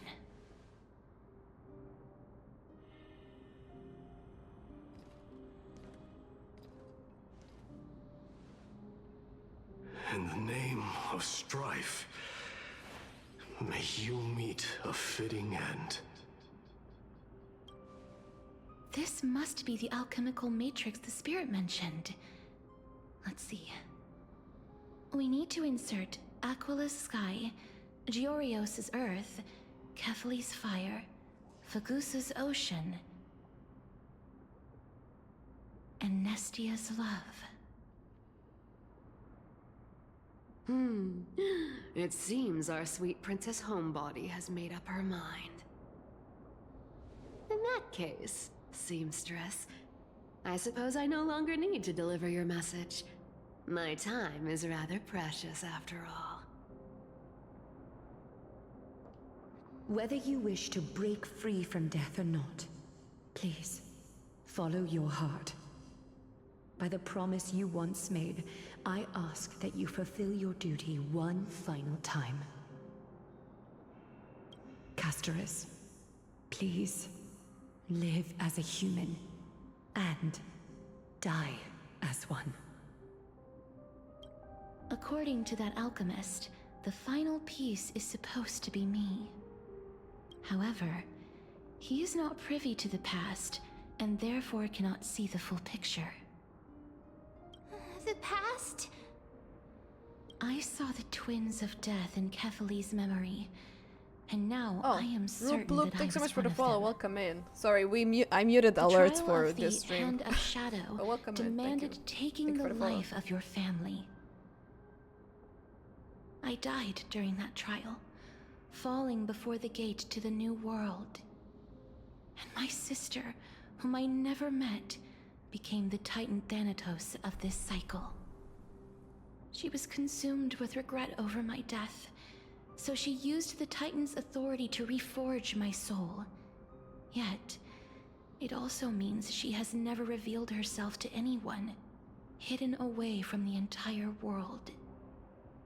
That's because the Titan she became already fell at the start of everything. They died for me, and now lie in slumber in the River of Souls. You mean Pollux? That's right. The River of Souls is no material river. It cannot be blocked by ordinary means. Only a divine corpse can prevent the dead from reaching the next world. And that's why we have to awaken Pollux from death before we can retrieve the core flame of death. We have to reforge its body with the power of alchemy. But Cass, if that alchemist speaks the truth, does that mean you're also part of the dragon body? According to those departed spirits, I was indeed born as the dragon's twin. But before we talk about that, have you heard the sighs? I did when I was collecting the souls. You sigh many times. The way here. On the way here. Yeah, I will say this because that's true. We can kill horses? But I got Castorice on release day, like immediately after now, 4 days later, I got her again just now, and her icon is just, I just wanted one blade. Congratulations. That's, yeah, E1 Castorice is really good, so that's good, but hopefully you managed to get blade somehow. I don't know. I hate saying this, like, oh, I want you to get blade, because like you'll be losing 50-50, so I cannot say like, yeah, I hope you get blade, because that would be like, I hope you lose 50-50, you know, but still congrats. And yeah. No, not from me. The sounds that come from the memories when we were collecting the souls. I heard them too. Toxic streamer. So what are those? I think it's probably the sign of Pollux's wish being fulfilled. They must have realized how heavy a price they'd need to pay when they used their divine authority to resurrect a dead woman. That's why they exerted every ounce of their strength to send me to Styxia, a city that called for death, a land where none is hostile to death.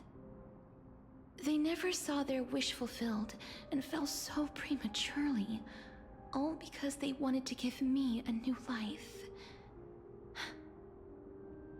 Pollux must really want to know how their sister has been after giving their all to save her. That wish is the reason Pollux's soul still lingers in the mortal realm even after their fall, quietly watching and documenting every detail of their sister's life. Ah! So instead of picking up objects on the way here, we were instead showing things to a strand of yearning that lingers here. Now, we must weave these yearnings together and restore them into Pollux's complete soul. but all of this is just a hypothesis, right?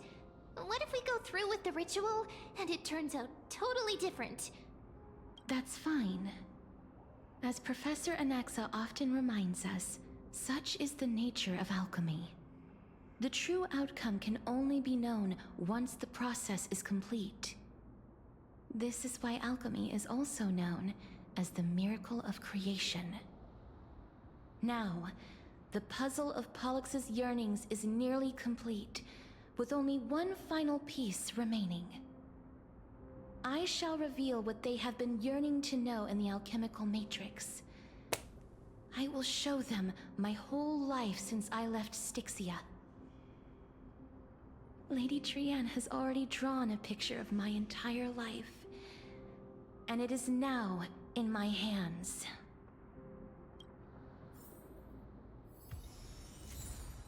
Aww.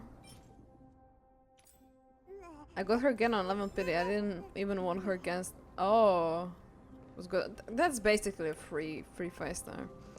Now I have to save for either is my saber, so I can't summon at all.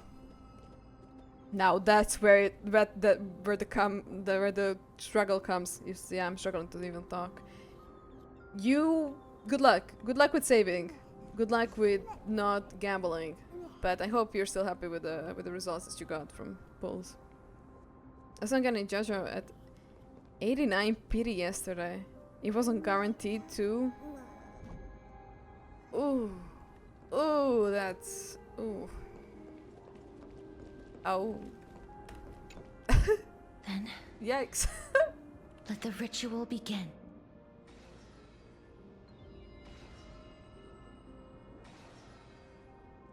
And now, the objective is complete. That is all. Such is what Professor Anaxa always says after preparing for an alchemical ritual. And now, Pollux, I shall lift you from the river of souls and reforge your soul. Perhaps you will be disturbed by this, and your body may become horrifying to behold.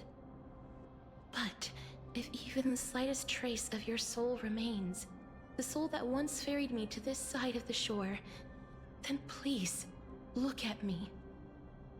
I wish to thank you in person. I have obtained everything you sacrificed your divinity for. Lady Almanette. Did she recognize you?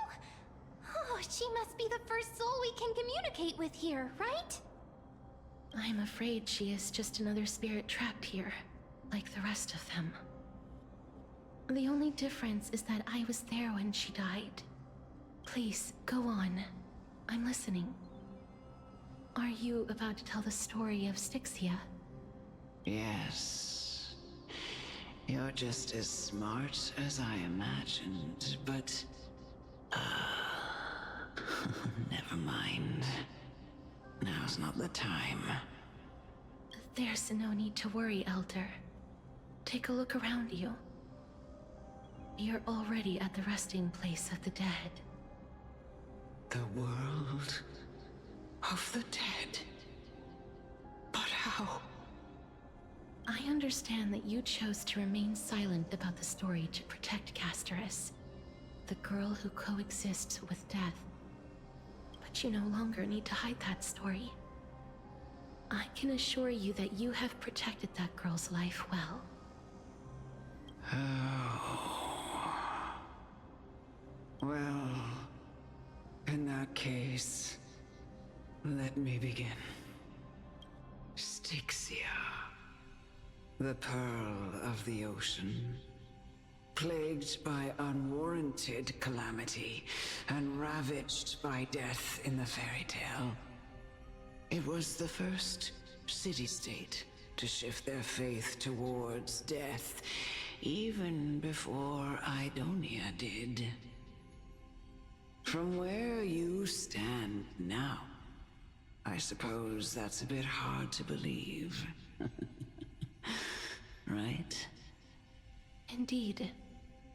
I cannot imagine that those from the Era Chrysia, blessed with eternal life, could ever yearn for death. I have pondered the same question, child. But I am afraid there is no clear answer to it. Journeys and epics are only glorious and magnificent because all things eventually fade to dust. That's how someone once explained to me why death is necessary to the world. But I still can't take that as the final answer. Would a world without journeys and epics be worse off? I take it the one who spoke this line was a general, or perhaps a warrior. I, however, did find some inspiration in these words.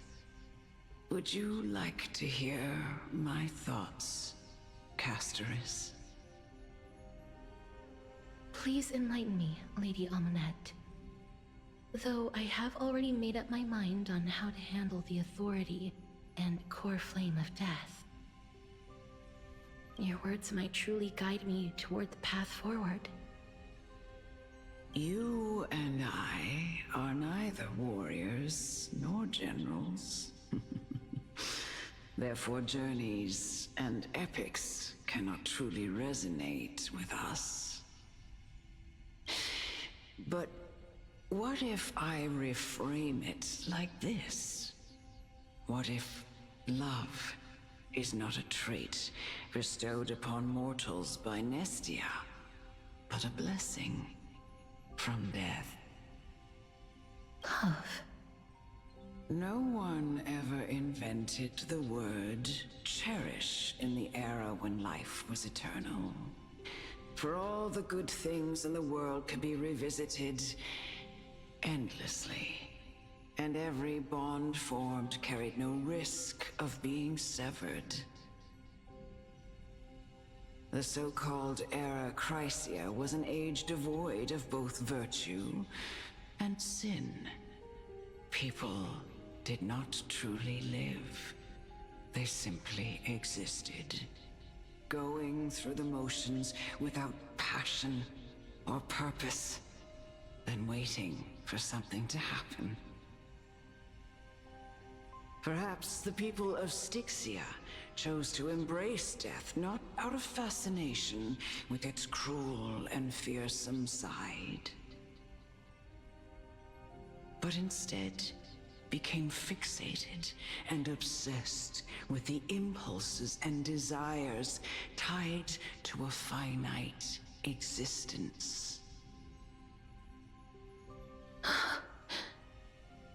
Therefore, death is not a thing of fear and desperation, but... That's right, Castorice. It is the reason we shed tears when parting ways, and also the original spark that ignited the passion of mortals. If you truly intend to deprive the world of death, Then be prepared to witness it return to a state of stagnation. Oh, thank you for the spoiler thingy, Kevin. I understand, Lady Amunet. Our limited lifespan shapes all that we know and love. Not even the Death Titan has the right to take that away from humankind again. Nestia's love was the chrysalis of Gold's first blessing, but it most likely wasn't understood by mankind. We only learned to interpret this wonderful gift after Thanatos' arrival. If the world was bereft of death, then the Queen of Styxia wouldn't have played midwife in delivering me into this world. You wouldn't have welcomed me into Idonia, and Aglaea would never have invited me to join the Flame Chase journey. None of these stories would ever have happened, and I would never have lived, let alone found happiness. Thank you, Mother. I will use all the love I've experienced in this long life to complete the final miracle. The scene changing my perspective. My teacher, Anaxagoras, grant me the wisdom of all things. I call upon thee, the stripped dead dragon's corpse.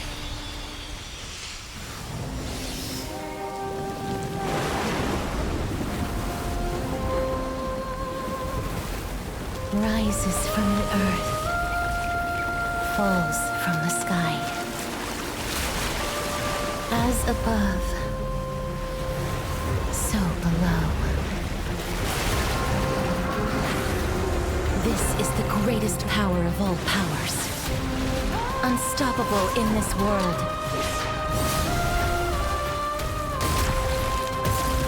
The great work that commands all death. I shall grant you embrace. That ugly thing, yeah. Okay, that's the boss. I forgot about it. Ew. But yeah, perspective on that. Yeah, I kind of did, yeah. For me too. Oh my god. This is.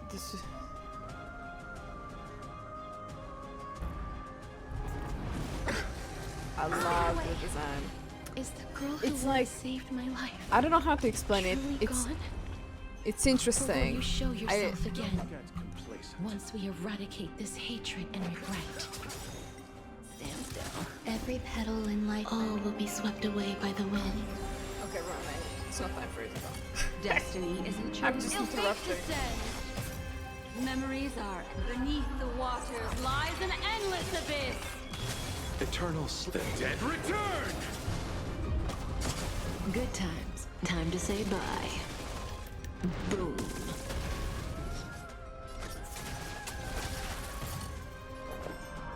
Eternal.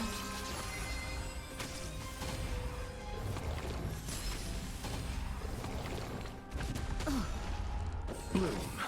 Thanks. You're too good to me. I underestimated you. That cutscene, by the way, was really good.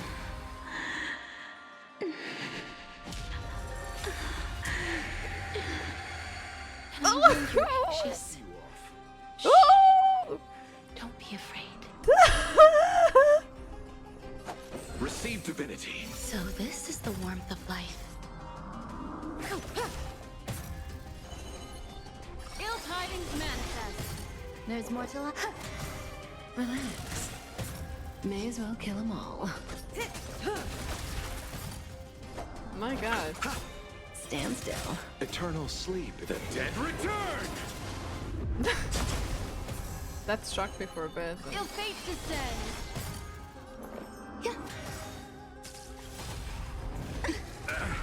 Every petal in life's garden, all will be swept away by the wind. Good times. Time to say bye. Boom. There's no more need to weep in grief. I Say bye to breathing. will grant you peace.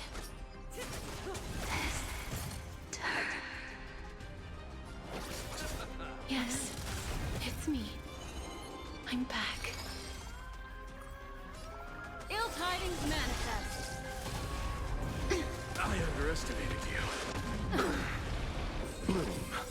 Destiny's hand. Mydei this boss off, to be honest. I bet. Beneath the waters lies an endless abyss. I bet he did. I'll go through with my. Be careful. They may be moving by instinct. I'll go but to there is my. a fury welling up with my within them.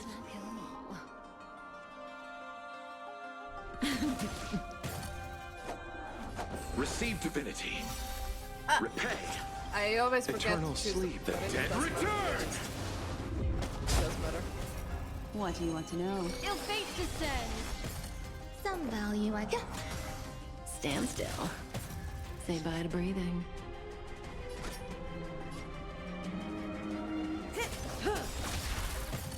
Good times. Time to say bye. Boom. You chose the wrong enemy. Relax. Destiny isn't true. Ill tidings manifest. Please.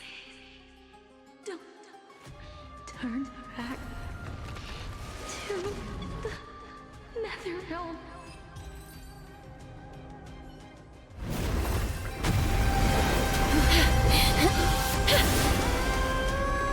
Oh, death. Sleep in peace.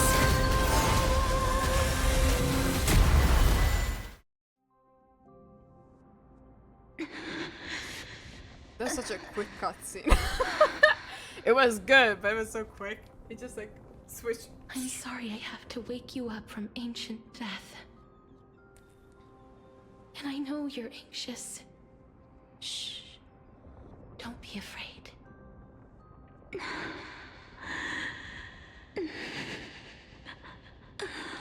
Cutscenes are mostly pretty short, yeah. But they're high quality. Yeah, absolutely. Do you remember me? I'm the girl you once carried across the Sea of Souls. I'm sorry I wasn't able to remember you, but with the help of many people, I was finally able to pick up these broken fragments of my past.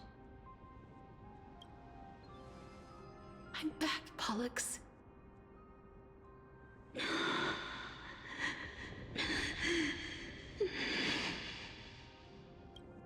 I know this might not be what you wanted.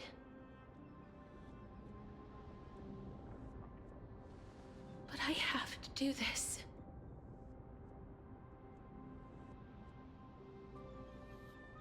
So please, carry me across the Sea of Souls again and return me to the Netherrealm, just like you did in the past.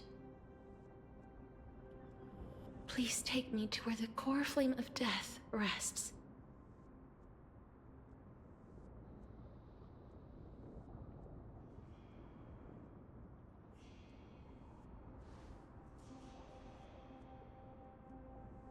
I'll be going now. We won't have to go into an egg, right?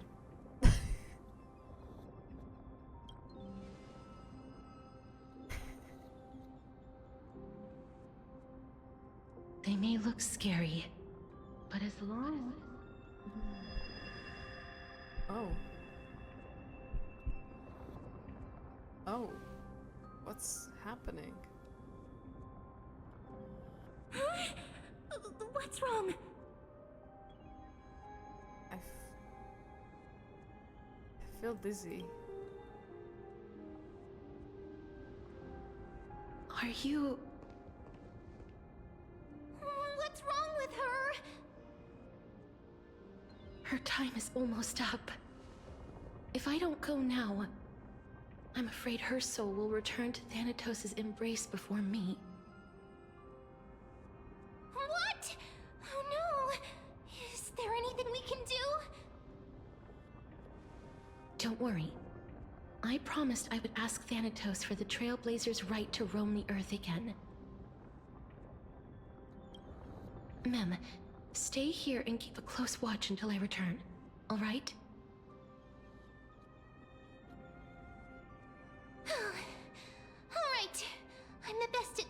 care of others. Go on, Cass. Make sure not to leave yourself with any regrets. No regrets. Take your time, I can still hold on. I'll go to, let's see who gets to the Factor realm first.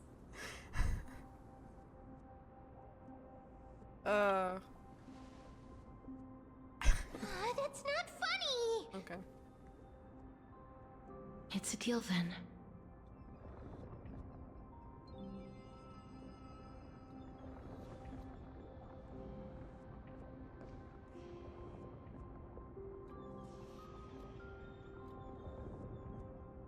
Please.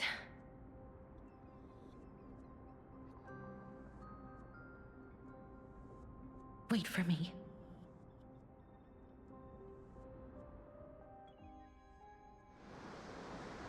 Oh, you sit in your little diary, eager to hear my song and follow closely. Okay.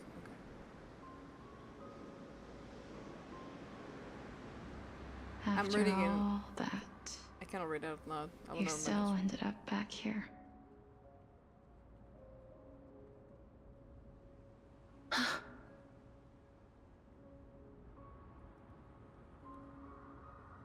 So the legends were true. The Netherrealm really is a sea of flowers. Yes.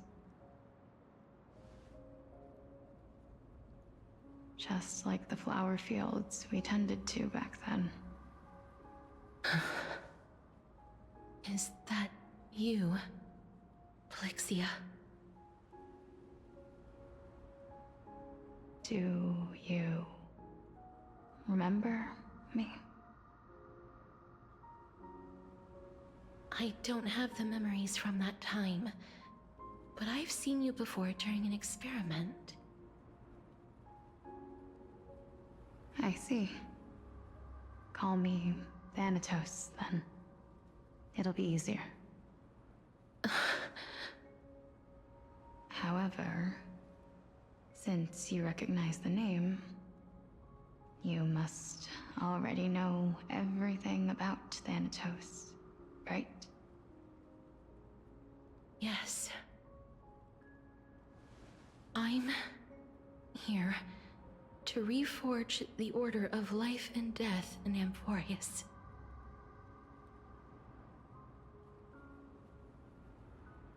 You know, my sister was a sympathetic, but rather sensitive person. Whenever she didn't want to say what was on her mind, she would avoid eye contact and look off into the distance. Just like what you are doing now. Can you tell me about the last Era Nova? What did you do, Plixia?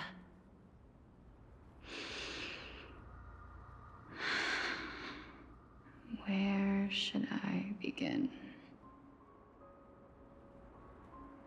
I suppose we can start from the beginning.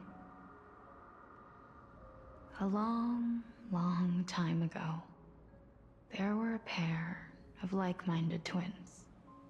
As foretold in the prophecy, they were chosen to be successors to the god of death. But fate was cruel. The price of attaining divinity was to take the life of a family member with our own hands. That trial was indeed recorded in that memory. Then you should already know that my sister voluntarily gave up her own life, so that I could ascend as the demigod of death. But I couldn't accept that. Why did we have to kill each other for a future she'd never see herself? That's not fair. So, while weaving the laws of the new world, I shattered the forbidden bottom line for life and death. I reshaped my sister's soul and took the form of the great dragon Pollux to carry her up the River of Souls and back into the mortal realm. But our fates were already decided, and manifested in unexpected ways in response to my futile actions. Aging is an unbreakable law of nature laid upon humankind, created at the same time as death. When the living die, their souls will meet Thanatos, who would determine where every soul goes. If the Reaper raises their left hand, the soul is granted death and allowed to enter the Netherrealm to await reincarnation. If they raise their right hand, the soul is rejected by the Netherrealm and returned to the mortal realm to continue walking the earth. That's why the Hand of Shadow can only lay down judgment and not embrace another being. Yes. Death was originally a pair of hands, but they were split in twain when we reached the mortal realm, never to touch each other ever again. The half of Thanatos that represents life, the undying human who grants death, that was the curse I forced upon you. Then, what about you? As the half of Thanatos representing death, I shoulder the fate of defying death. I died the moment I entered the world of the living. From then on, my Titan also no longer existed in this world. The cycle of life and death stopped. Souls were denied their audience with death, and were left stranded within an ever-rising river of the dead. What irony. My selfish desire to save your life gave you and the world a fate far worse than death instead. Then, what was left of my reason was left behind in the Netherrealm, where I've been taking care of these flowers day after day, until there is now a sea of them, all while mulling over the subject of life, death, parting, and enduring an endless loneliness.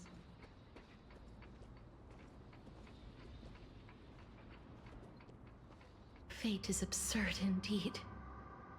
Our lives were a mirrored image of one another, like a pair of hands. Even so, we arrived at the same destination. We walked different paths, yet experienced the same pain. I had hoped that maybe you would at least have a good life in this cycle. I'm sorry. I lived my life well. It didn't go to waste. As far as I'm concerned, you did nothing wrong. Even though I forced the authority of granting death to humanity upon you, a total stranger. Too many responsibilities were forced upon me in the course of this long journey. I was once lost, even upset. But I realized recently that if it weren't for your blessing, I wouldn't have understood the source of these emotions, nor would I have realized my purpose. I wouldn't have made it here to reunite with my missing half. And we wouldn't be discussing our past while sharing the same view of this landscape. I wouldn't have understood the meaning of our existence. The meaning of our existence. This sea of flowers blooms on dead land, because we sowed it with the seeds of our separation and watered it with our tears of loneliness. Yes, the only thing death is allowed to create are flowers that bloom from blood and tears. That's why Thanatos cannot create living beings at will. Nor can the Hand of Shadow determine a person's remaining days. Because the life and death of mortals should never be dictated by another's will. Are you saying there's no point in Thanatos' existence? No. No single being can bear the scales of life and death on their own. Not even a god. Life and death weigh equally heavy. We both know that now, don't we? You, too, must have had a difficult life. We've taken quite the ridiculous journey together, haven't we? I had a feeling, even back then, that we would meet again one day. Not to embrace one another after a long separation, but to come in search of retribution. Tell me the answer that's already been written, and let us draw this seemingly endless fate to a close. It's been far too long. I've waited here for centuries, watching day after day as desperate spirits are denied by this lonely wasteland. I always hoped I would see you among them. But I was also afraid of seeing you. I didn't know how I could possibly face you again. But more than anything, I was afraid that you might have forgotten all about me. I know. But don't you see, Polixia? I made it back anyway. You don't have to shoulder death's authority on your own anymore. It was always meant to be held in two hands anyway. So, let's give our core flame to her, and have her take it back to the mortal realm. Give humanity back their cycle of life and death. Our responsibility as Thanatos was never about picking out favorite souls. We were only meant to watch over life. Let's tend the field together, and create a warm sea of flowers for all the souls to come.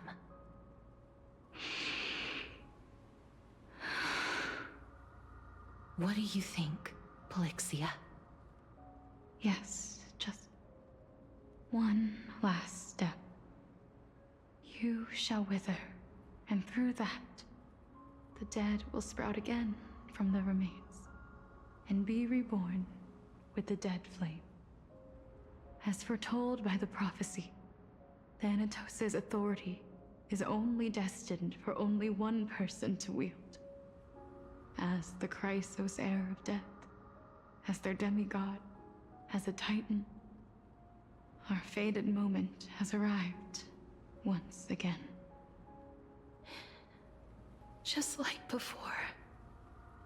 Yes, just like before.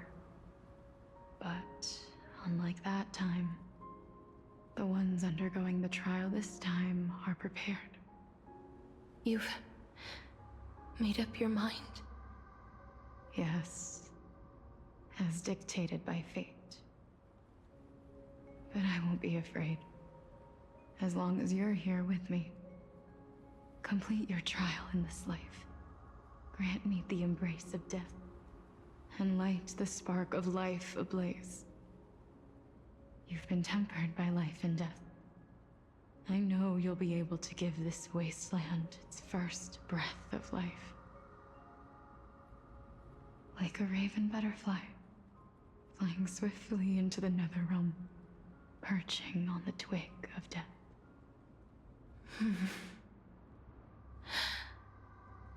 I will. After this, I will remain permanently in the Netherrealm. The River of Souls shall return here and rain down from the sky, scattering souls across the earth. the cycle of life and death will flow once again. This sea of flowers you sowed shall bear countless joyous or sorrowful souls, and bloom evermore.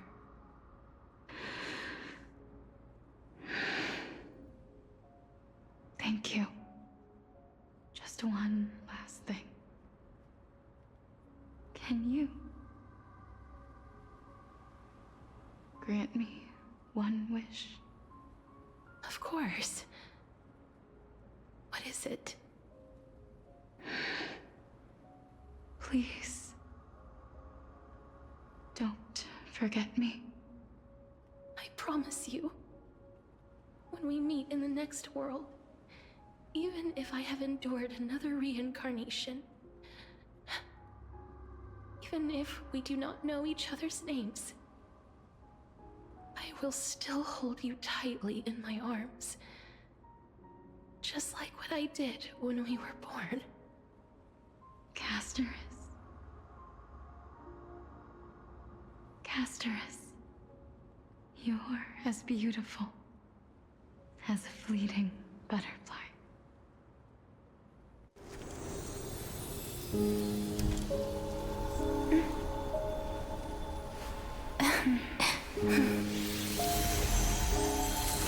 I will bring rest to death. And from now on, stagnant life will once again flow.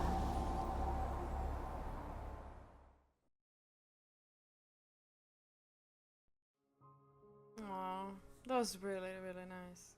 Ah, back to him. At the same time in Akama. This constant logger. That's what I also saying. Like, it needs to be just a little bit long. Just a little bit. Hydrate. Oh, thank you, thank you. Okay, before we continue, I'll quickly go to the bathroom. So, that's my break, I guess. I'll just go quickly. We're back to full-on Game of Thrones. Once again, I am excited. Spoiler, she's gonna cry. Nah-uh-uh. Nah-uh-uh. No. Okay, I'll be real quick. Stay with them.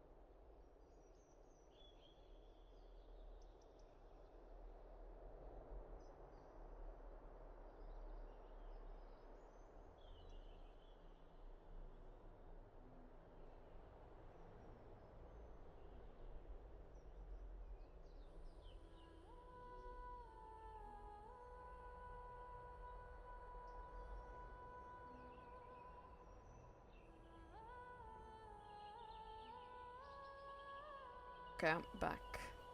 Turn on the right mic. So much drama in this part. I am excited. Popcorns. Oh, I wish I had popcorn. Damn it. But that's okay. I'll enjoy it without it. Let's continue. Time flies. In the blink of an eye, the 15th entry hour is already at hand. When this farce is over, your soul will be placed on the scales of life and death. Are you ready? No need to ask so many times. Of course I am. Then why do you drag your feet? Is your fear of crowds holding you back again? I simply find them too noisy. Paying attention to conceited fools like them would be an utter waste of my time. Such harsh words.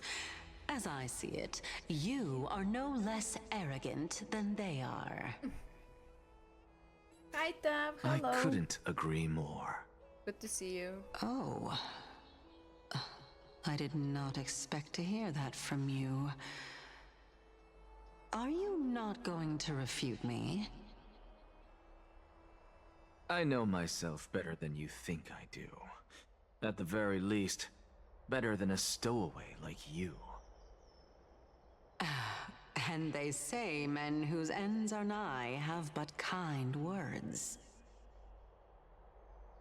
Well, that is exactly why I chose you. Should I thank you for the compliment? The hour of the trial has come. Do you have an answer for me? And how will you prove the veracity of your argument? I suppose there is no point in putting this off any longer. Do you recall where we stopped the last time? You were saying that Amphoreus' history is cyclical. Indeed. The demigods that bear the core flames eventually become the new titans at the world's end. Remember what happened on the Holy Mountain? Calypso, Naias. As their destined ends approached, one by one they left this world, leaving only the twins, who are fated to succeed death. Unfortunately, while their journey is consistent with ours, you and Calypso, as well as Nicodor and Naias, act as supporting evidence. I can only come up with a rough sketch for my theory of a cyclical history. For all the pains I took to reach this point, I had already lost hope of ever obtaining definitive proof. After all, the past is in the past. Proving that we are the legacies of heroes of the past is a hopeless endeavor. That is, until I met a girl named Polixia and her sister. If Castorice was truly sent from the past to the present for the Titan's self-serving reasons, then having lived through 2 cycles, and with Styxia as the pivot, she will no doubt be the link to connect all of this together. If the Twins of Death can bridge 2 cycles to reunite at the shores of the Sea of Souls, then my hypothesis will no longer be just a hypothesis. And you too will get the answer to your question. Well, that is all well and good, but how can you be so sure? If there is even the slightest error in your hypothesis, the girl will be shattered. It matters not. The most important quality a scholar must possess is foolhardiness. If you are overly cautious, then you'll never have the gumption to make the first step. Yes, go, take care. Thank you for dropping by. Besides, I, an Exagoras, am destined to overturn this farcical world. Come, let us go and teach those pathetic worms one final lesson.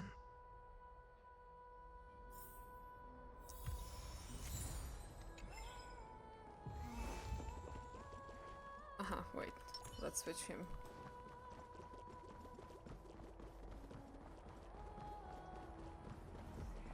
Phainon.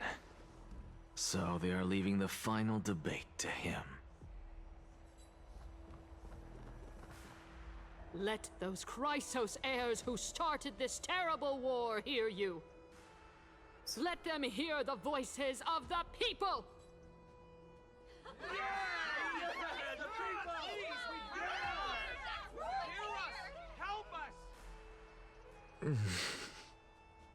As always, that woman knows how to stir up a crowd.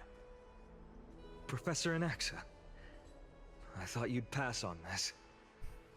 Everyone must cast their vote, or this assembly would serve no purpose. Prof, do you truly think it's wise to entrust the fate of the world to an assembly like this? Akama has stood strong under this system for 1,000 years. It stands to reason that there is purpose in its existence. But that is not what you're asking, is it? What you really want to know is Aglaea making the right decision in entrusting the fate of the world to you? Nothing ever escapes you. I didn't spend all those years teaching you for nothing. Most people only take 4 years to graduate, if I recall. To tell the truth, I feel like I'm on my way to an execution chamber instead of a podium. So, do you have an answer to that question? No, I don't. I thought so. Because that question is not yours to ask in the first place. Is Aglaea entrusting the world to you the right decision? Don't make me laugh. That is a question that woman must answer herself. Why are you fretting about this on her behalf? Or have you been seeing yourself as her pawn all this time? Listen up. I'll say this only once. Flip your perspective around and ask yourself this instead. What should I do to ensure that the world doesn't stray from the correct path? That is what you should be thinking about. You still have time, so give it some thought. Oh, and don't bother telling me the answer. Tell it to those begging for salvation from the gods. Got it. Thank you, Professor Anaxa. That's Anaxagoras to you. Who will you be voting for? That'll depend on how well you perform. May Circe safeguard your thoughts.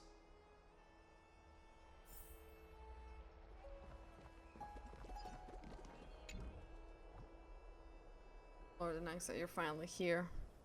The last speaker for the assembly will be taking the stage soon. The resolution will be passed after that.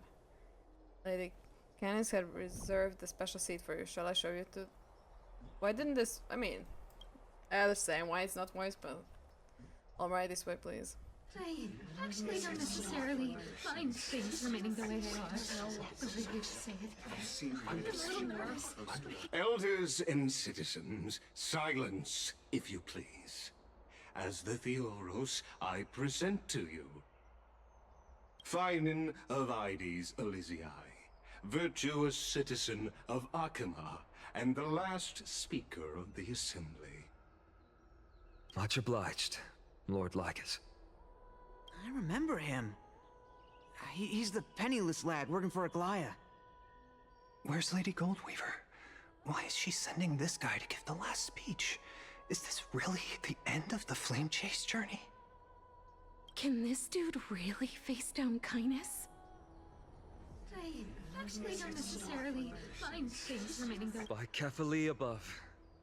Dear citizens of Akama, as you look upon me, so too do I see you.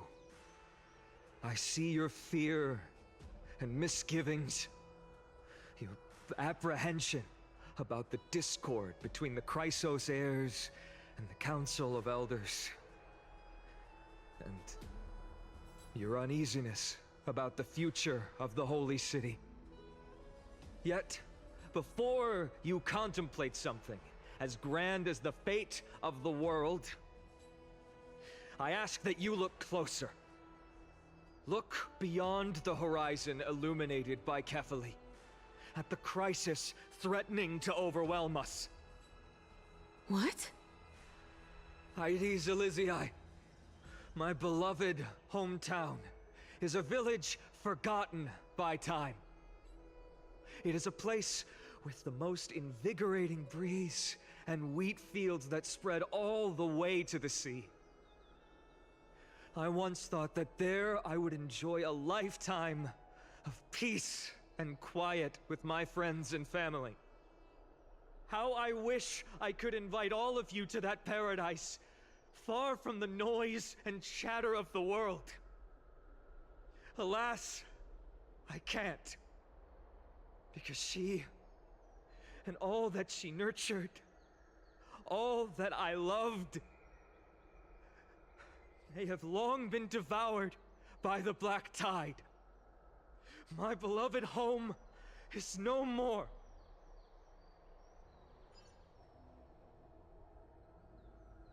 I will never forget the day the black tide struck. My father, Hieronymus, fought with a broken sword to his last breath to protect his child. My mother, Aldada, she was ripped apart by monsters. Also, I might live to stand before you here and now. Galba, he was a hunter. But in the end, those arms that once drew a bow instead embraced Piso, his beloved son, as they both breathed their last. Pythias, the teacher, risked her life to save her students, but a burning beam fell on her, crushing her. And what of Livia, her daughter? Did she make it out alive? No, she didn't. Livia, Piso, and so many other children. My childhood friends. They were all swallowed by the black tide and turned into monsters. They kept saying the same thing over and over. Even up until the final moment, I finally steeled my heart and granted them eternal peace with my sword. Why, Phainon? Aren't we the best of friends?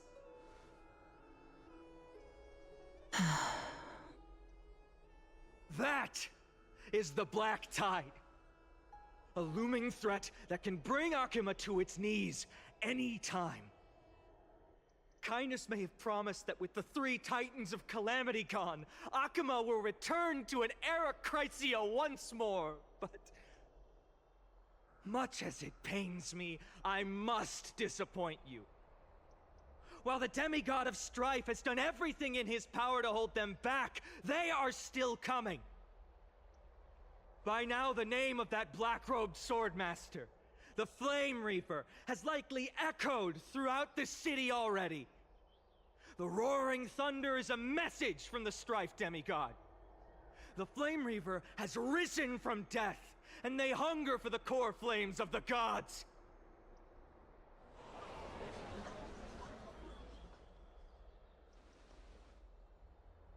Lies! If such a powerful enemy is indeed approaching, why is Akima still a picture of peace? Exactly!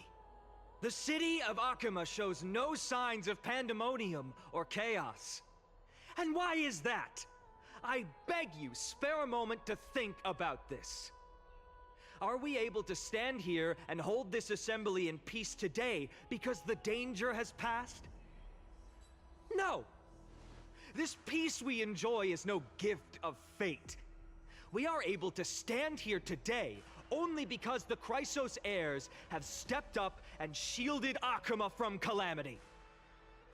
With her golden threads, Aglaea has preserved and continues to preserve these idyllic days that all of you hold dear. The Council of Elders claims that Aglaea will one day forsake people because divinity is eroding her body and soul. But ask yourselves this. Rather than offering her aid and support, why do they choose to watch and push Akama away from the Flame Chase journey? The answer that no one can bring themselves to speak of. A truth stained in blood and buried in greed, fear, and vanity. Allow me to lay it bare before you. It is because the Council of Elders, which bears Akima's history and honor, along with this citizens' assembly we once took so much pride in, are now infested with vermin.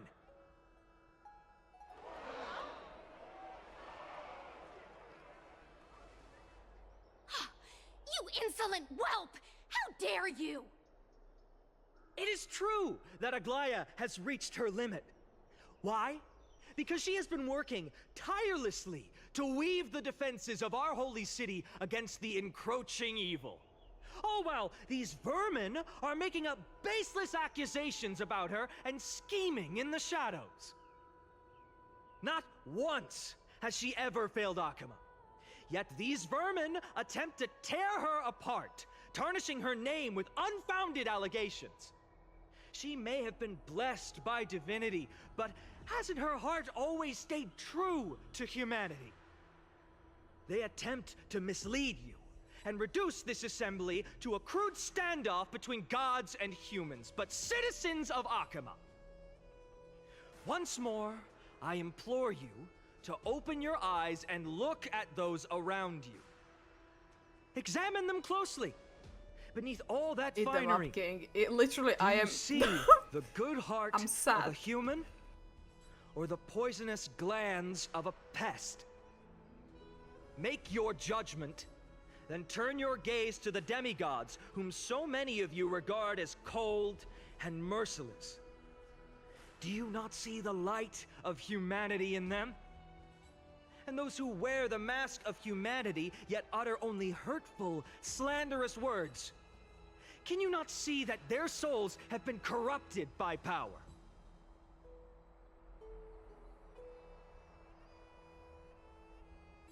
Yet, no matter what your answer is, and no matter who your vote goes to, rest assured that you have nothing to fear. For Aglaea, Tribios, and I will remain your faithful guardians and pledge our lives to upholding your decision.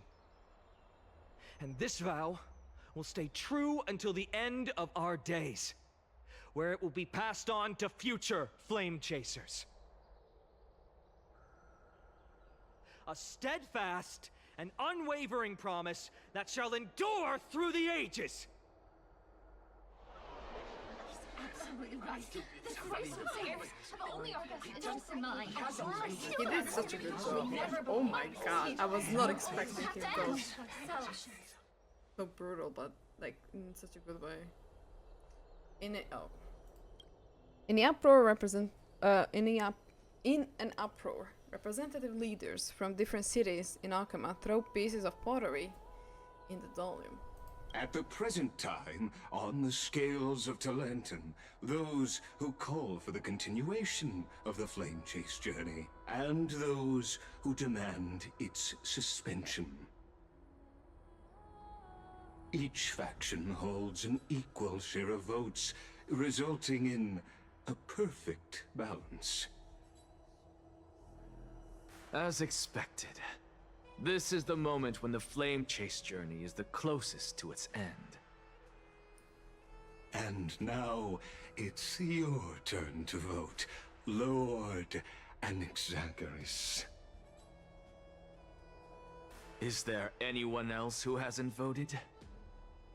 No, you're the last. Cast your vote with care, for your decision will break this impasse. I have long since made a decision. Very well. May you bring much needed change to this farcical world.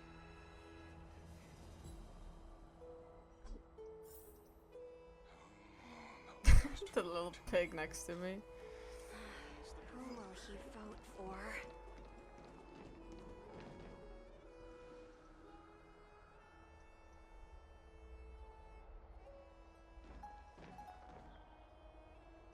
You've done well, Phainon. Given the circumstances, delivering a rousing speech to stir up emotions was a prudent move.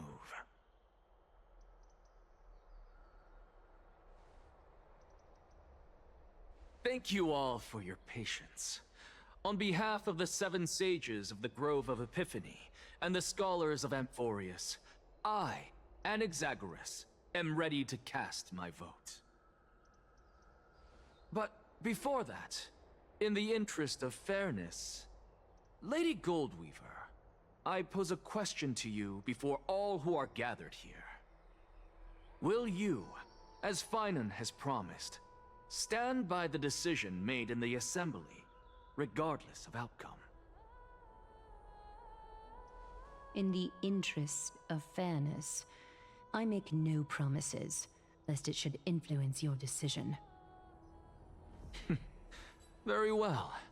I thank you for your honesty.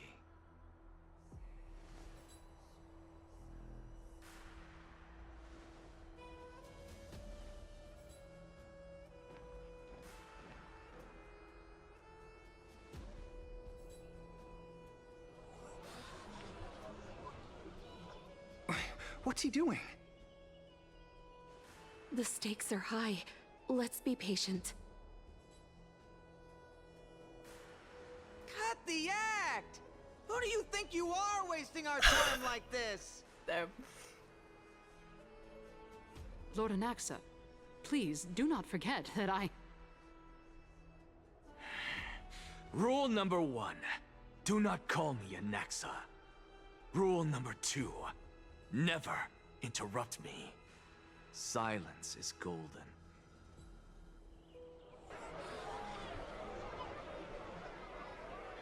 Well... Just vote already. What are you waiting for?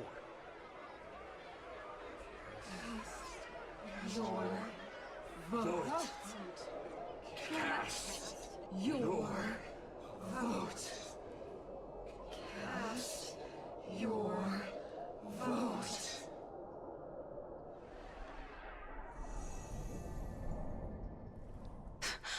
I cannot help but wonder, is every hardship in the world something you will exploit and use to your advantage? How else am I supposed to make use of this situation where my body and soul are separated?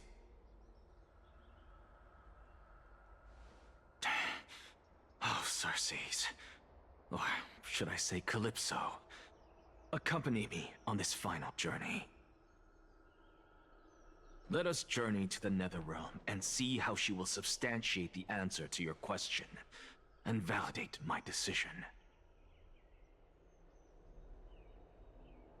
We need only to follow the sound of the tides.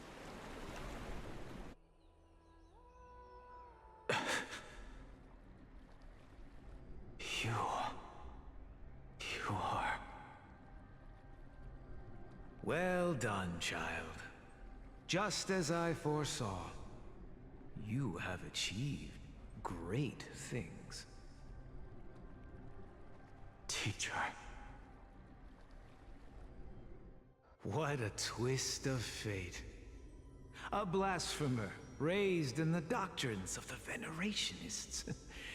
It's like a foal kicking its mother in the belly after taking all her milk. I respect you immensely, sir, but...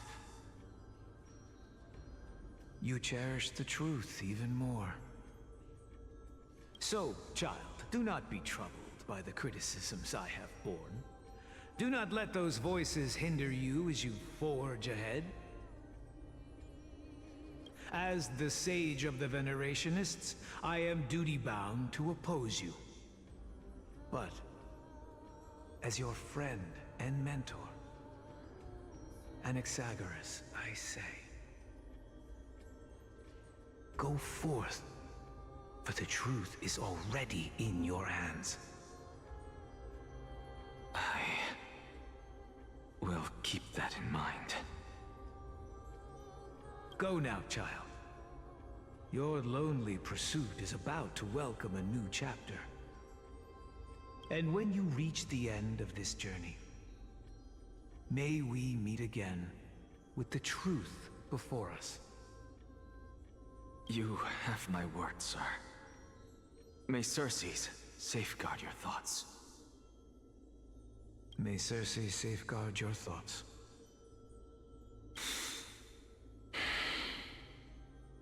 You are right, Empedocles.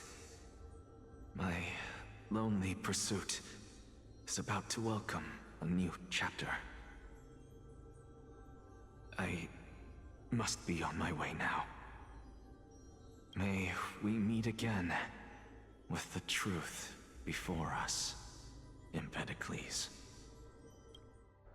What are you waiting for? Just cast your vote. Silence! Silence, everyone! Yeah, tell them, yeah. Behold, Circes, here at the center of the world, I shall write the final step of my proof. For this place is but one step away from the truth.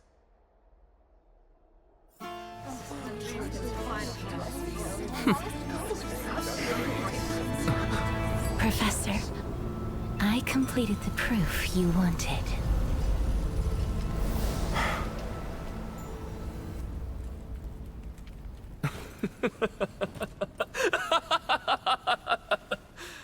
Thank you, Castorice. The answer is plain as day. My vote goes to the Flame Chase journey and nothing else! Elder Kindness, I have deciphered the truth of this world!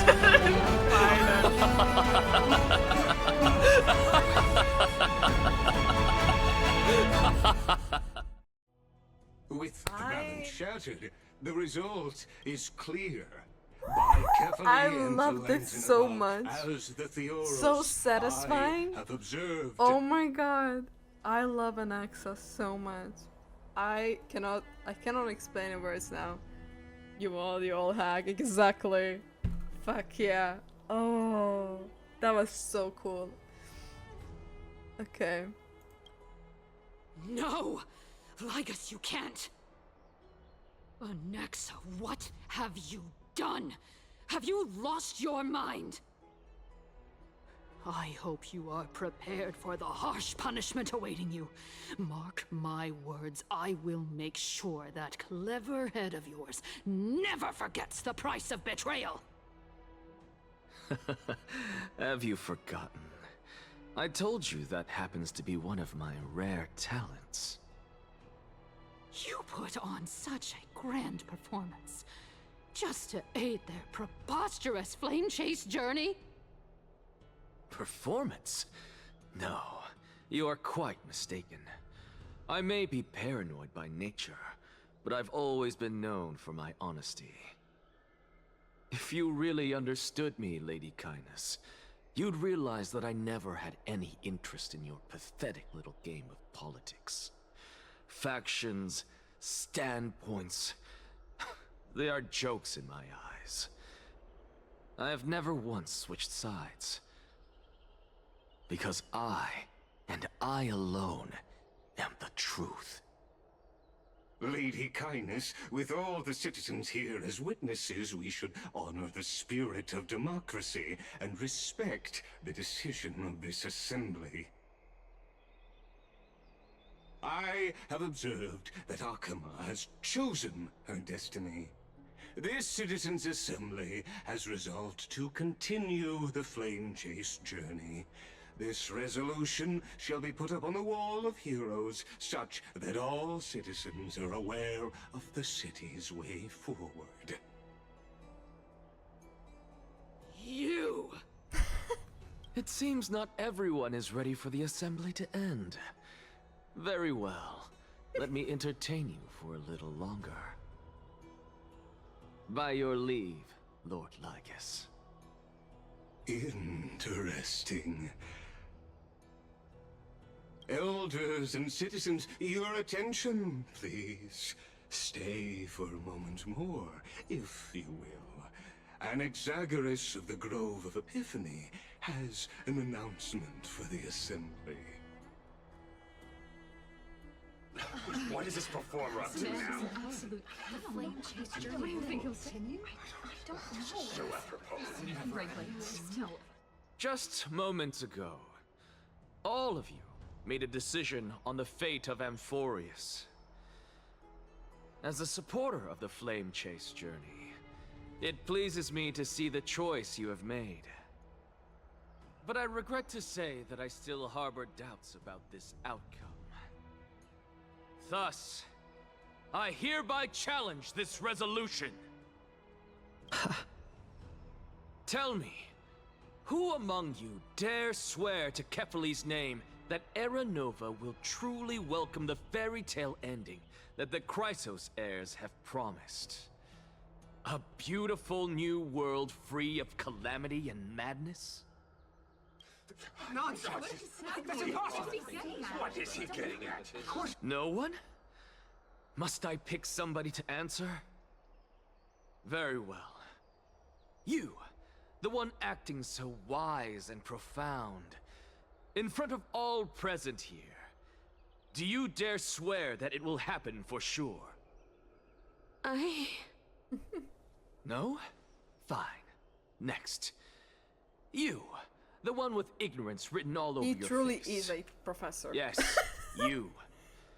Do you dare swear by it in front of the Titan? What are you trying to do? Useless. Your turn, then. With that smug look of yours, you must be confident that the flame chase journey is the best course to take, right? Hey! Mind your tongue! So, no one? I see. In that case, Phainon, answer me this. Your speech was filled with such passion just now. How confident, then, are you in making this promise? Professor, what are you doing? Let him continue with his performance.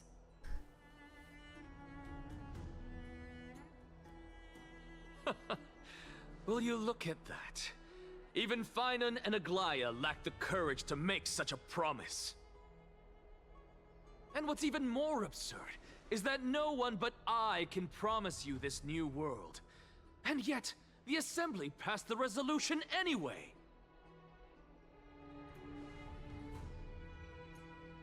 But you needn't worry, because I knew better than to trust you good-for-nothings.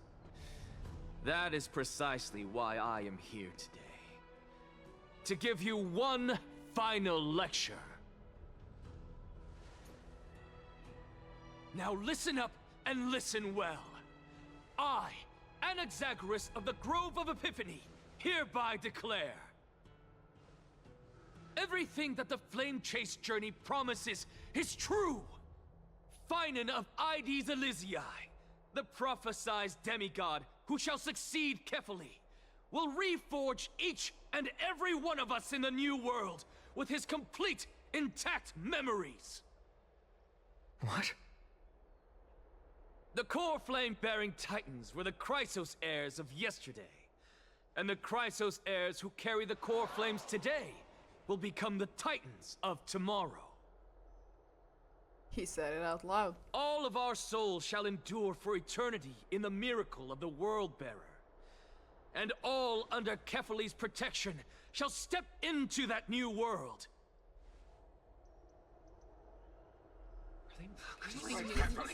This is your blasphemy! It's impossible.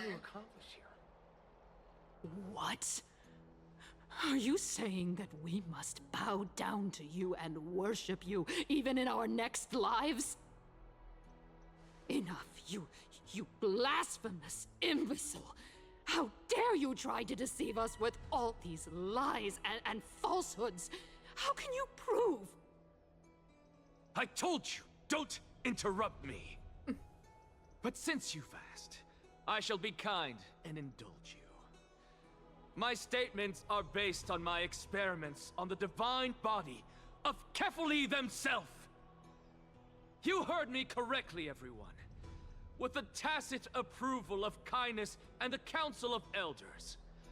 I fused my soul with a god through alchemy, and learned the truth behind Era Nova.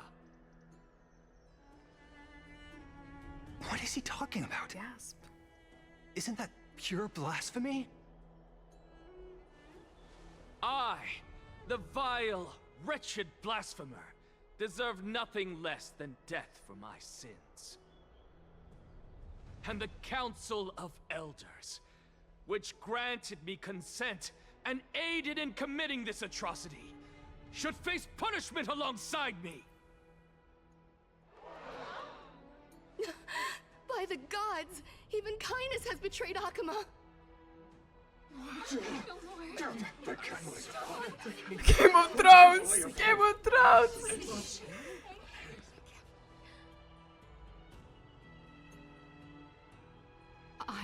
I had no knowledge of his transgressions. He did that on his own. The Council of Elders bears no responsibility for his actions. Lord Lygus, as the esteemed Theoros, are you going to simply stand by and allow the Council of Elders to be dragged through the mud? Oh. If the accusation is true, I will acknowledge it. If not, my conscience stands unburdened. Lady Kindness, the reputation of the Council of Elders was not built in a day, nor will it be shattered overnight. Repercussions await those who fool the people, and punishment must be meted out on those who abandon their vows. We should respect this beautiful city and her people.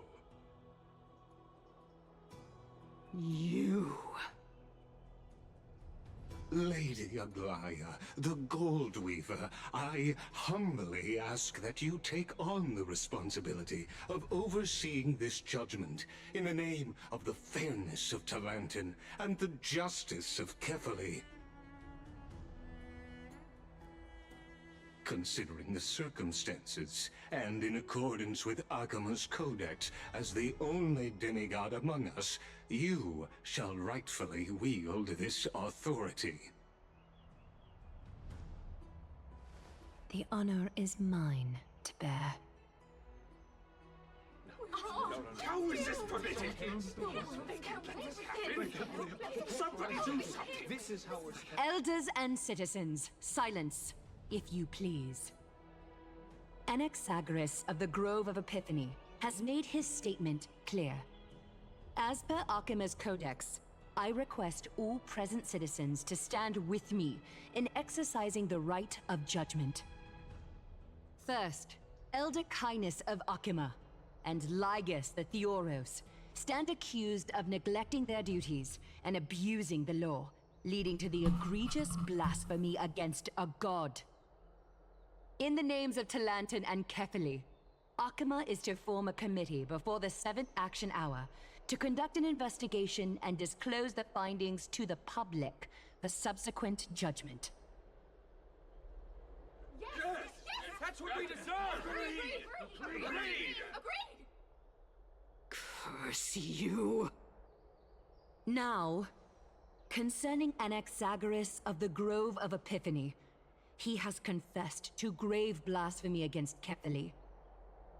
In the names of Talantin and Kefali, the accused must be allowed to hear the people's voice prior to the execution, for a chance at a reduced sentence and possible pardon.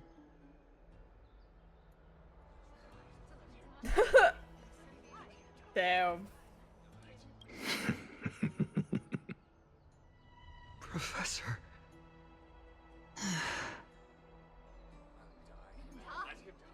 Let him die. Let him die!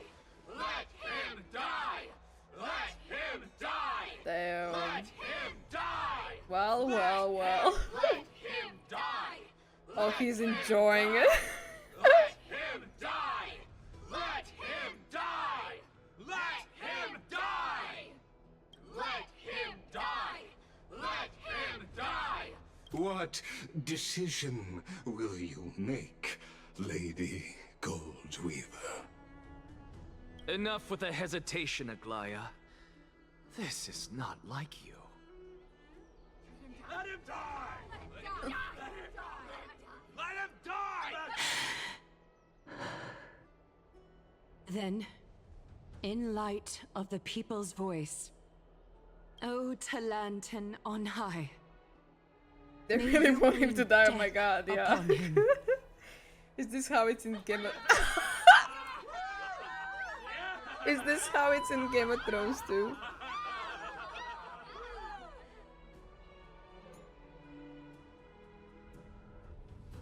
Oh. Jumping to our point of view.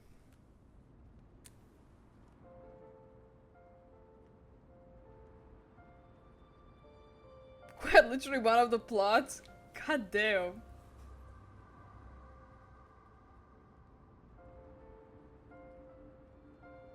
Allow me to reintroduce myself. I bore the name of Castorice while walking among the mortals. And now, I stand as the demigod of death, the living side of Thanatos. Let's go, Castorice. Welcome to my realm, where the west wind ends. By the way, these flowers reminds me of the flowers Forget-Me-Not, which is kind of like pretty metaphorical and sentimental with the whole situation. They really do look like, so I wouldn't be surprised if they are those flowers in the field. It's a beautiful place. Mom, I made it! My character arc is finally done! Me talking to Kafka. You're still as energetic as always. Did you know? Every flower here was planted by Thanatos himself. These flowers were originally both lifeless and immortal, but in the first rain brought by the River of Souls, they were given new life, flourishing as the bearers of countless souls. And it is my duty as the Master of Death to tend to their well-being and foster their growth in this serene haven. Similar to the structured cycle of life and death in the mortal world, these flowers too shall wither and fade, returning to the earth and then ascending to the sky with mist and tides. Eventually, they will descend to the mortal land as gentle rain. Every soul undergoes the perpetual cycle of reincarnation, albeit in varied forms, until the world meets its end. Yet, sadly, there's no time left for Amphoreus to wait for when the flowers bloom again. Now, death is the power at my fingertips. It once led the souls of the deceased here, but I shall open the gate of the netherworld and return you to the realm of the living. In exchange, please, take the core flame of death with you and complete the flame chase journey. Do not let our work thus far be in vain. You have my word. But at what cost? You're not going back?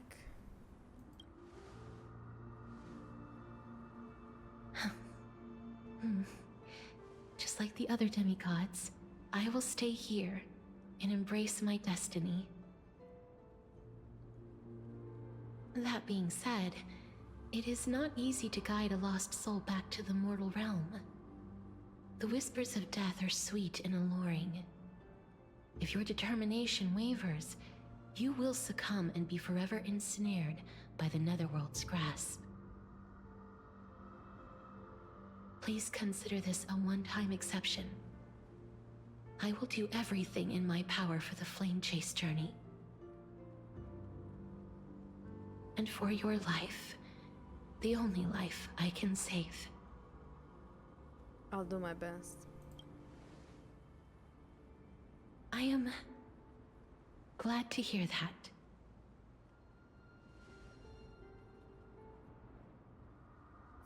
Over here!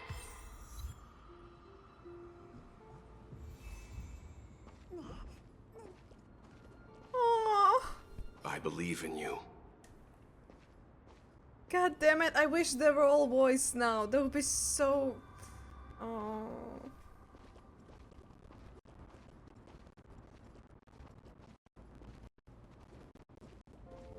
No. Where we almost got kissed. Don't go. Go, go. Don't go. Ah! Oh my god, actually. Oh, Firefly. But go, go. Oh, I am actually not okay. This is actually. Such a sweet joy. To be honest, this might be my favorite scene. Lift your chin up high and step forward with us to war tomorrow. Oh. This part's so good, I'm so sad it's not voiced. Yeah. That's right. Keep your eyes on the dawn. So pretty, so pretty. Aglaea, beloved. Onward. Show me your courage.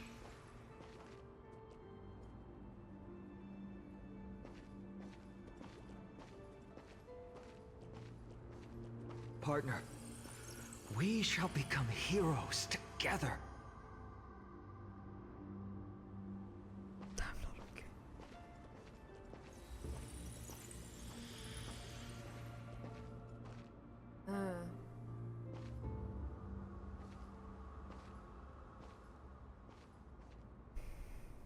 Finally.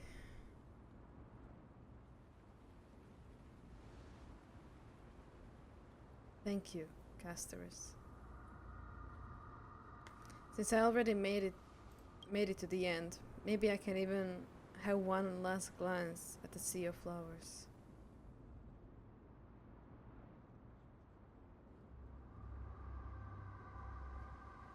Don't turn around. Keep looking forward. Literally, don't turn around. Like.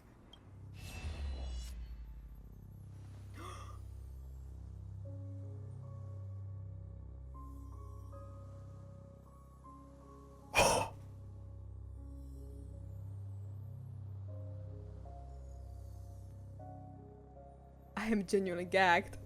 Oh my god!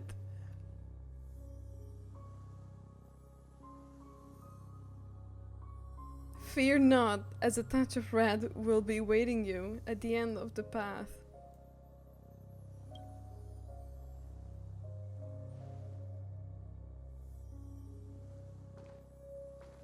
It'll guide you and illuminate the way out. By doing so, you'll eventually reunite in the warmth of the sunlight.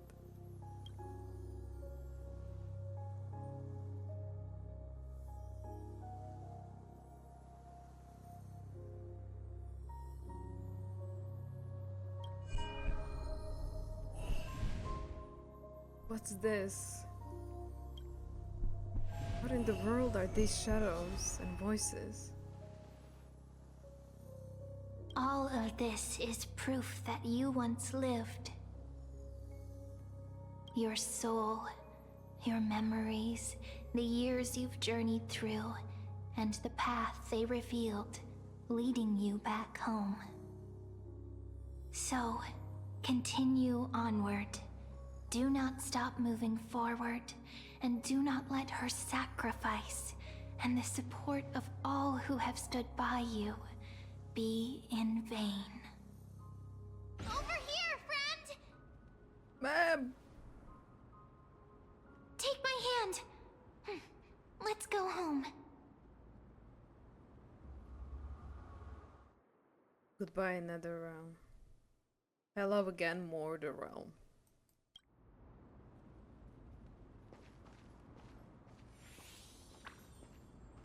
Let the trailblazing continue.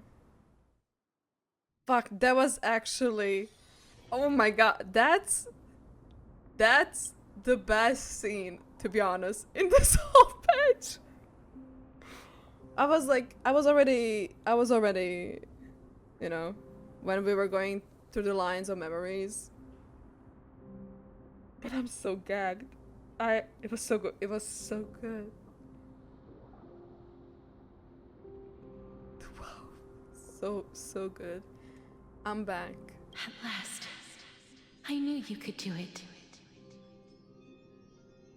Your soul is still perfectly whole. As if some kind of force is trying its best to keep it together. Is it Ornyx's final blessing? Or is it a miracle of your own? It's truly incredible.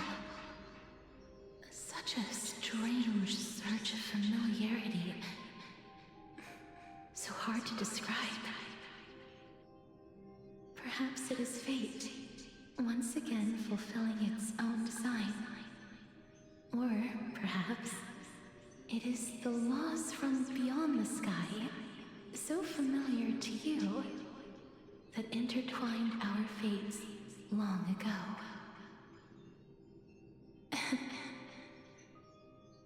It seems that this is the riddle which cannot be solved anytime soon.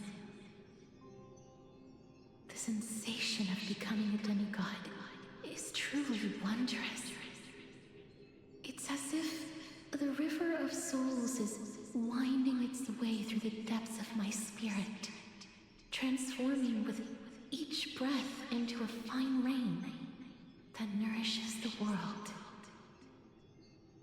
Do you recall that prophecy? At the end of the sea of flowers, the souls of the living shall warm thy fingertips, and after an embrace, there shall be eternal separation. I promised you that I would do everything in my power to give it another meaning. Now, as I stand as a demigod, and destiny draws to a close,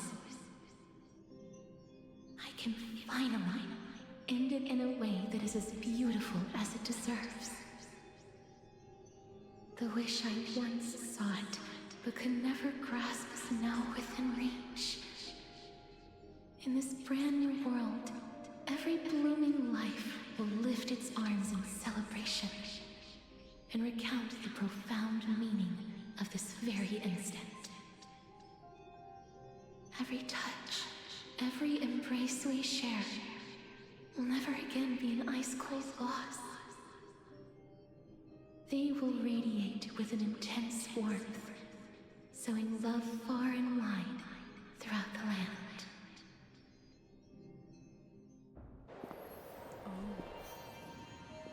The other shore is very cold.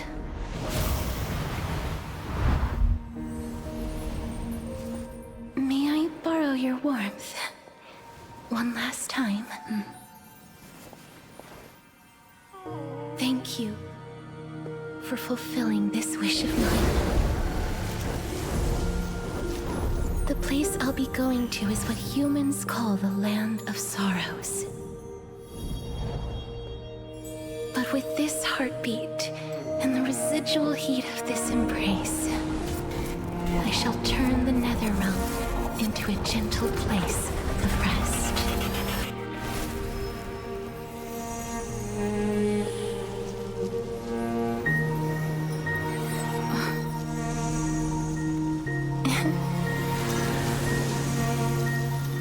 This embrace may be brief, but it's the proof that I once lived.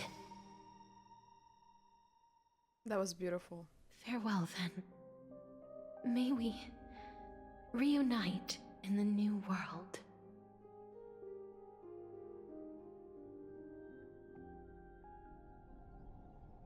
Presently in Occam. That grand and absurd performance was what you've been seeking your whole life? That was so good. Hi, Cam! Good to see you. Hope you're doing well. That was so incredible. Oh my god, that whole scene, that whole segment, actually. That whole segment was so good. That is gonna be my favorite segment. My god. That was... I'm still speechless. Wow. Anyways, let's continue. I gave up everything in search of truth, and it culminated in this very moment. You, on the other hand, performed as I expected. You did not hesitate when you saw the chance to attain power. It's as if you... Crave power, like a fly craves rot. Those are your words, not mine. But what you said at the end, did you already know what I had planned for Phainon? I may have lost an eye, but my vision is clearer than anyone else. Love them. You've nearly exhausted your humanity. You're no different from my current state as a walking corpse. That's true. I've long since burned to ash over the past 1,000 years. Only he is capable of unleashing a raging fire that rivals our final great enemy, Aquila.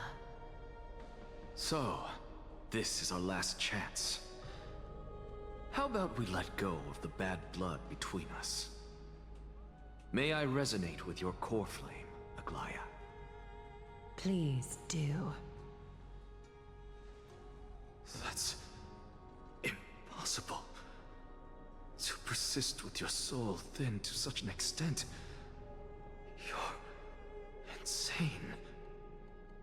Just as you fight to lug your corpse onward to complete your unfinished goals, I have my own reasons for doing this.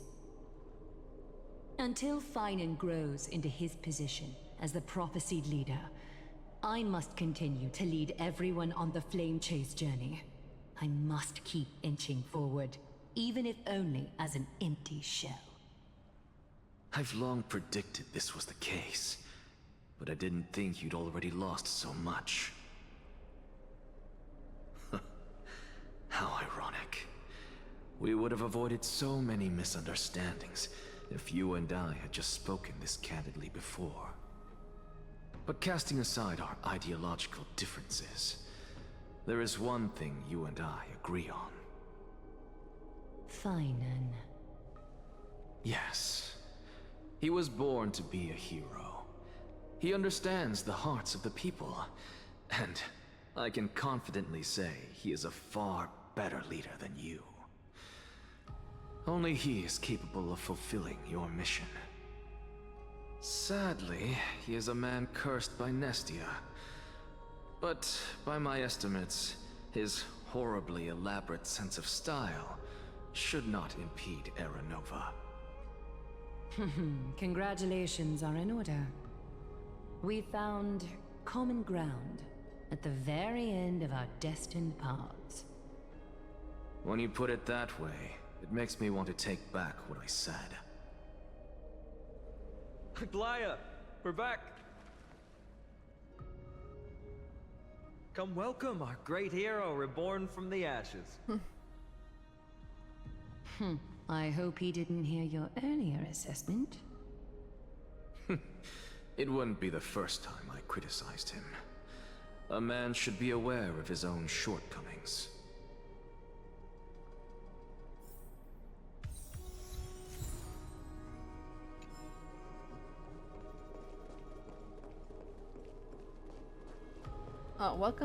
Welcome into the stream, Snowy. And also good luck when installing Honkai. I'm gladdened by your triumphant return. But I don't see Castorice among your number. It looks like she not only helped me prove my theory, but helped you fulfill your mission as well. She finally understood her origins and completed her trial.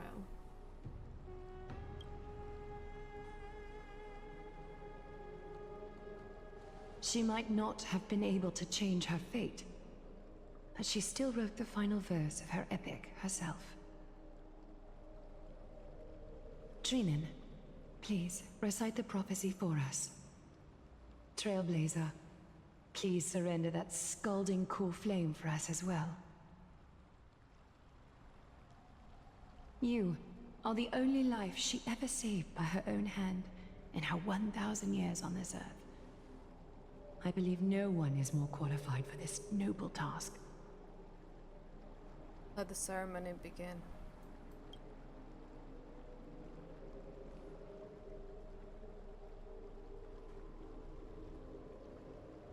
gods who have returned, and gods who are still watching.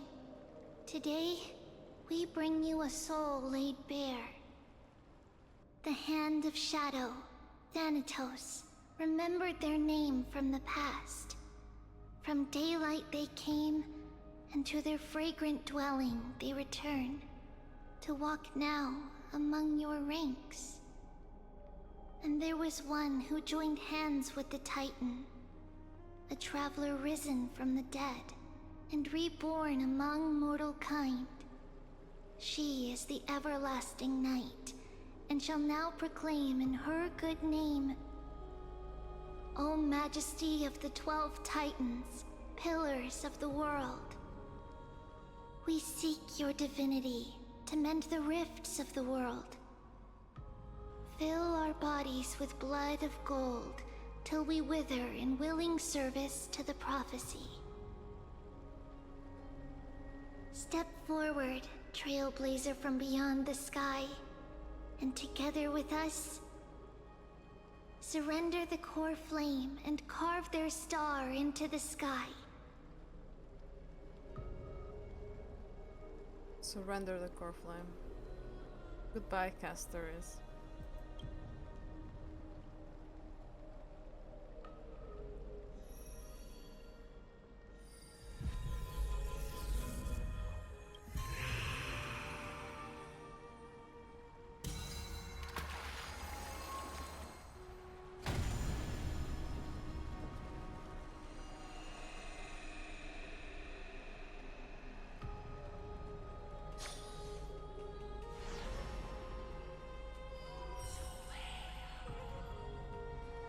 A constellation for death.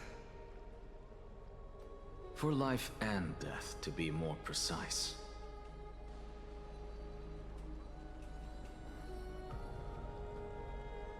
Look! It's...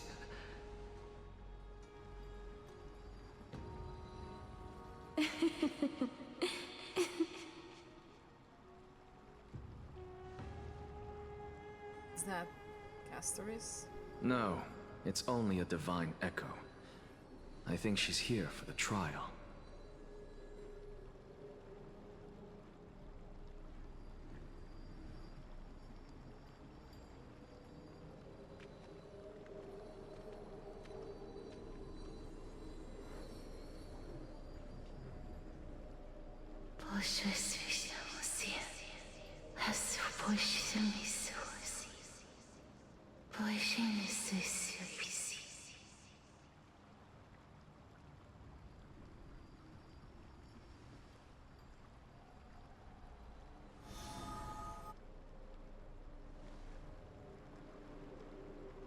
What did she say? That's the language of the Titans. Castorice... No. The Titan. They said... I have illuminated the cold shadow of death. Onwards. For your path to the future is bright and its flame eternal.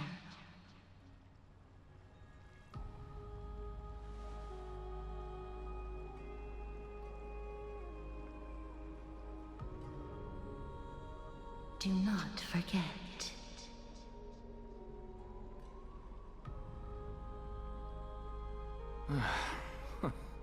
She made quite a scene. I suppose it's my turn now. I won't stop you. Professor, you... What's with that look? You were present. So, let's get this execution over with. We wouldn't want to bring shame to Akima's divine laws or keep me from creating a new world. You never change, do you, Professor? I don't understand. If your theory is correct, you'll lose all memories of your past life once you become a Titan. So what's the point of becoming a god? Of course there's a point. Even if I forget who I am, I'll still have my brilliant mind. It goes without saying, I'll find a way to retrieve memories of my past life. Besides, I still have you, don't I? I still don't really understand what you said during the assembly. Even if it were true, things reforged from memory could never be the same as the original anyway. Then allow me to tell you right now that you're wrong. What exactly are we? My answer is that the Chrysos heirs are the future Titans and vice versa.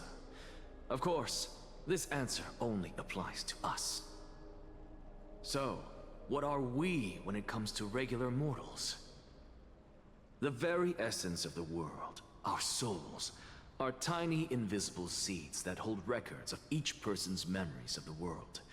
And we are the buds that sprout from these seeds to grow into great trees. Is that what new sporism means? Correct. Once our physical bodies are born, we become new extensions of the world.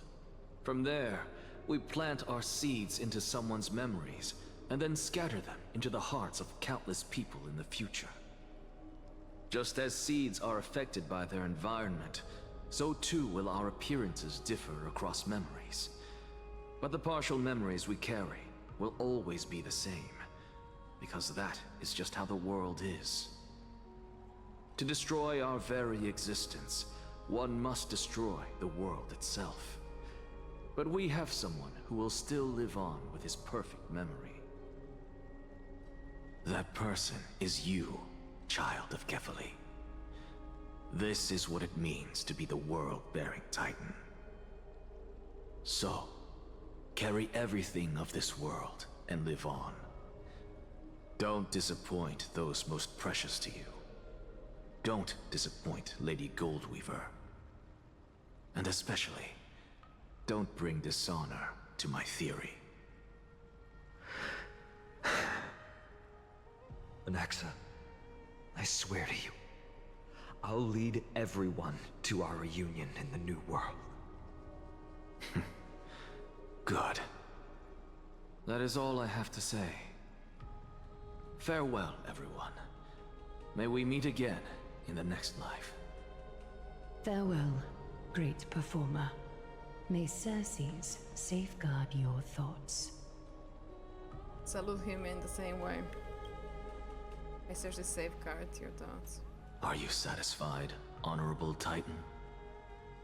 Very. I hereby swear I have borne witness. Anaxagoras of the New Sporists and the Grove of Epiphany has successfully overcome the trial of reason. Thus, I shall confer upon you these words. You shall transcend the peaks of purity and return to corruption and hardship. Oh, so that's a god's prophecy. It sounds like you just rephrased my past, present, and future. Oh, Circes. Is that all you've got? Well, you've already transcended the peaks of purity, and you were never the type to give me any leeway. That is true. But I do still have one question. I knew it. What is it?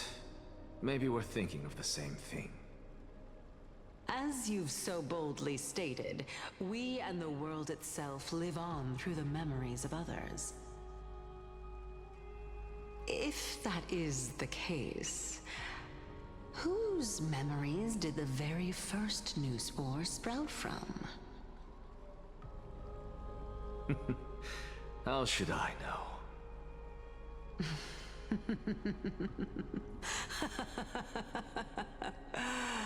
Oh my. But, since we are both equally curious, we should allow the children of humanity who come after us to investigate in our stead.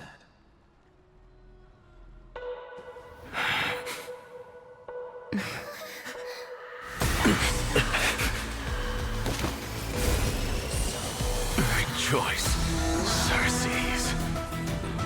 I sow the seeds of suspicion in the new world with your soul!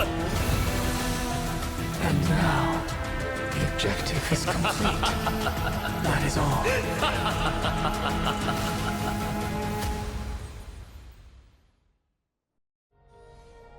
He's so crazy. Thankfully, oh, she's still alive. Oh shit! I was not expecting. I actually. They're jumping from one thing to another. There he goes, the Deathwing. There he goes. I wanted this. I asked for this. Thank you. Okay. Okay. Was March 7th also in this condition when she was first rescued by the You asked about March last stream, yeah? I was like, where's March? Okay. Her condition was very similar. It's just that at the time, the Express did not have Memo Keeper who could diagnose her condition. But she still woke up naturally. Looking on the bright side, that might happen this time as well. When March awakened from the ice, her memories were completely wiped clean. I want to prepare for the worst and prevent something like that from happening again. Can you share with us your hypothesis? I do not have conclusive evidence, but judging by her current condition, perhaps March 7th's memories have been hijacked. Hijacked? Think about it, Miss Himiko. What will happen when someone loses their ability to remember? I'm not a biologist, but I hear that there's a species of fish on Von Wack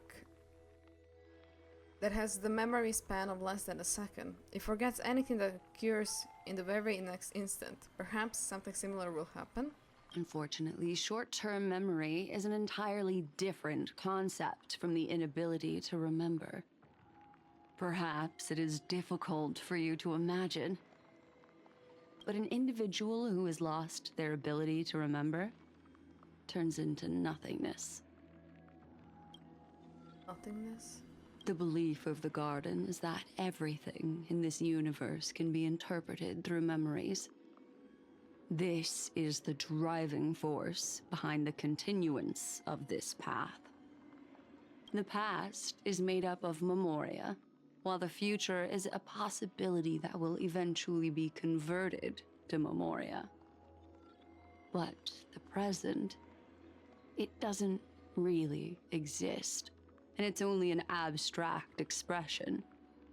Therefore, when a person is affected by the path and loses their ability to remember, their physical form will also be affected. These ice crystals are a manifestation of that. Oh. Miss Black Swan, there's one thing that I haven't looked into deeply until now. You guided us to Amphoreus, but refused to tell us your true intentions. Collecting memories is simply not convincing answer. Is Miss Himiko suspicious of me? I mean, no offense. I'm merely speculating, but I appreciate your honesty if possible. In other words, now is the time for me to prove my innocence. That's not a problem, of course. The true reason behind my intentions is that Amphoreus holds special significance. For some memo keepers of the Garden with extremist views, it is a perfect example.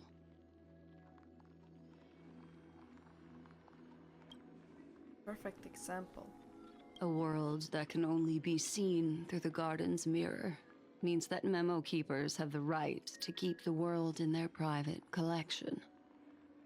If those Pathstriders of Remembrance were to uncover the secrets of Amphoreus first, they might unleash their wild ambitions and remodel more worlds into a similar form. So, the reason you did everything you could to convince the Express to come to this star zone is just to uncover the secrets and foil the plans of these people? I chose to remain quiet before, because I did not want to involve you in the Garden's internal conflicts.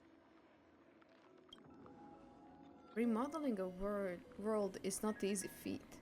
These extremists likely aren't just simple past riders.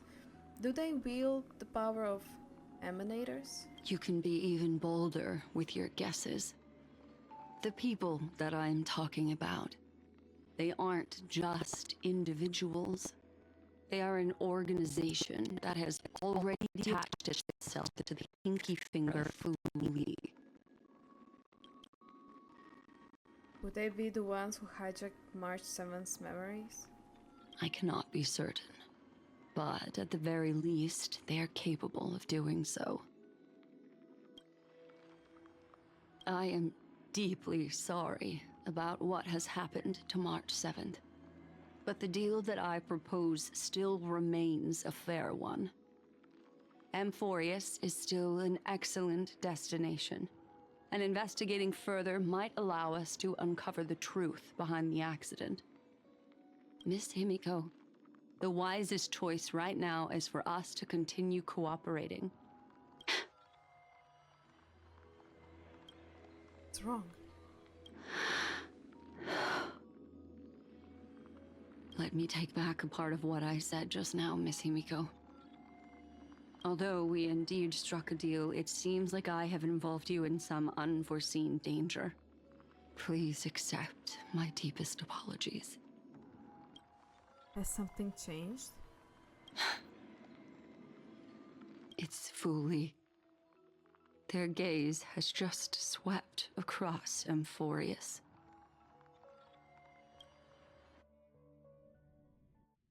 Oh, heard I? Oh, how interesting. Jesus Christ. Okay. Okay. Okay, it's getting a bit okay. I never expected a mere memo snatcher to be actually hiding so much inside her head. You did also, What's yeah. even more God interesting damn it, is they that the are word just slapping Amphoreus with has everything. appeared in her I mean, subconscious. I appreciate it. It's almost like they can hear me.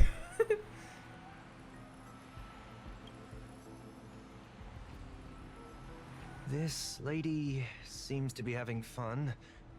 Is she usually like this? It's hard to explain. What are you two whispering about? Has it not occurred to you that I can hear everything clearly? Please pardon me, Madam Herta. Would you mind sharing with us what you've discovered? The ones who need help are the Astral Express. You will have to put up with my methods, even if they are rather unconventional. Let's get back to the topic. By using the fourth mirror, I rummaged through the brain of this memo snatcher and learned a good deal. Not only does this person know of Amphoreus, but there are also many memo keepers who are interested in the place. I searched through her consciousness and found the following terms: the Eternal Land, the Rejected Land, and the private collection of the Garden of Recollection. It seems like Miss Black Swan is indeed hiding some things from us. Since I'm not able to find any useful clues from the outside, why don't I personally visit this mysterious Amphoreus? You're planning to head to Amphoreus yourself? Yes, but not in the flesh like you all foolishly did. See these Herta mirrors? With them, I can project my data spirit entity to any corner of the cosmos through spatial warps, without even needing to leave my room. But of course, these corners of the cosmos must be within the coverage zone of inter-astral peace communications. After all, this is collaborative technology. I see.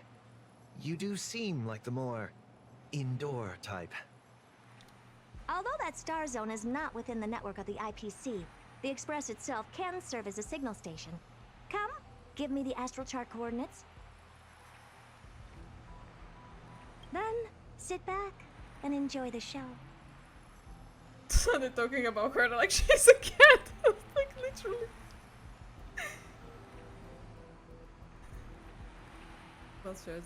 Alright, now that everything is ready, mirrors, get to work. Look at them.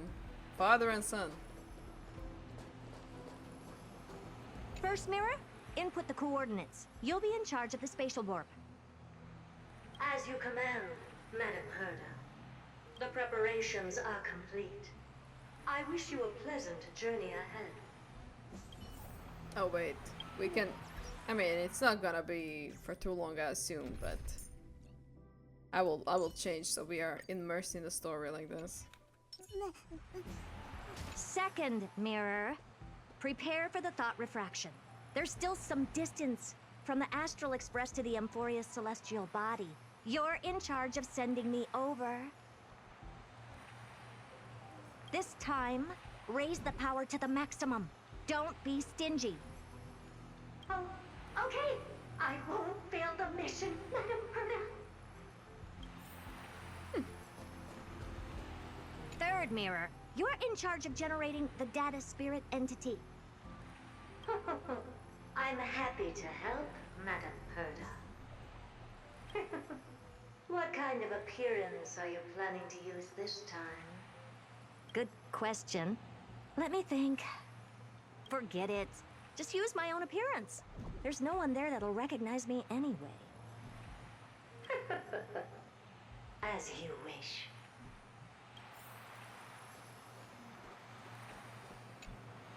Preparation of the data spirit entity complete. Thought refraction at max power. Excellent. The first mirror. Let's get going. Have a safe trip, Madam Herta. May your journey yield good results. Coordinates input complete. Preparing to activate. That's crazy. Destination unknown I mean, it was celestial body. sooner or later, but... Spatial warp countdown. 5, 4, 3, 2, 1. Warp activated.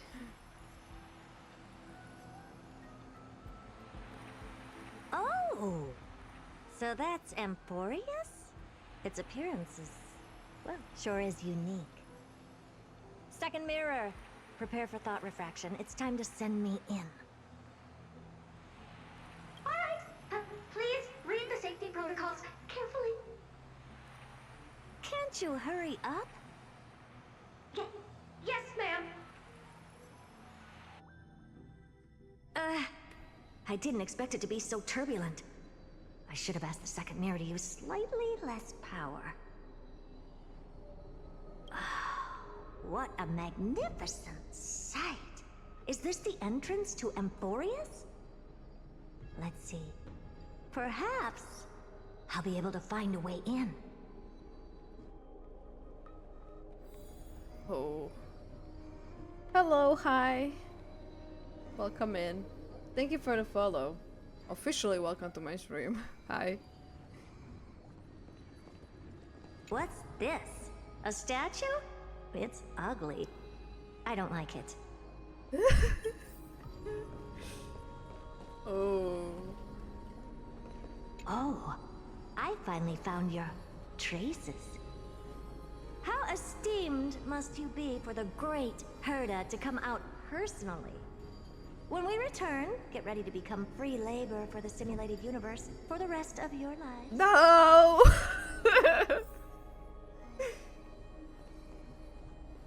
Okay. Interesting. What's this? How creepy. Oh, it moves? Who are you trying to scare? It's either a projection or a fake. There doesn't seem to be much to take note of. Now then, how am I going to get into Amphoreus?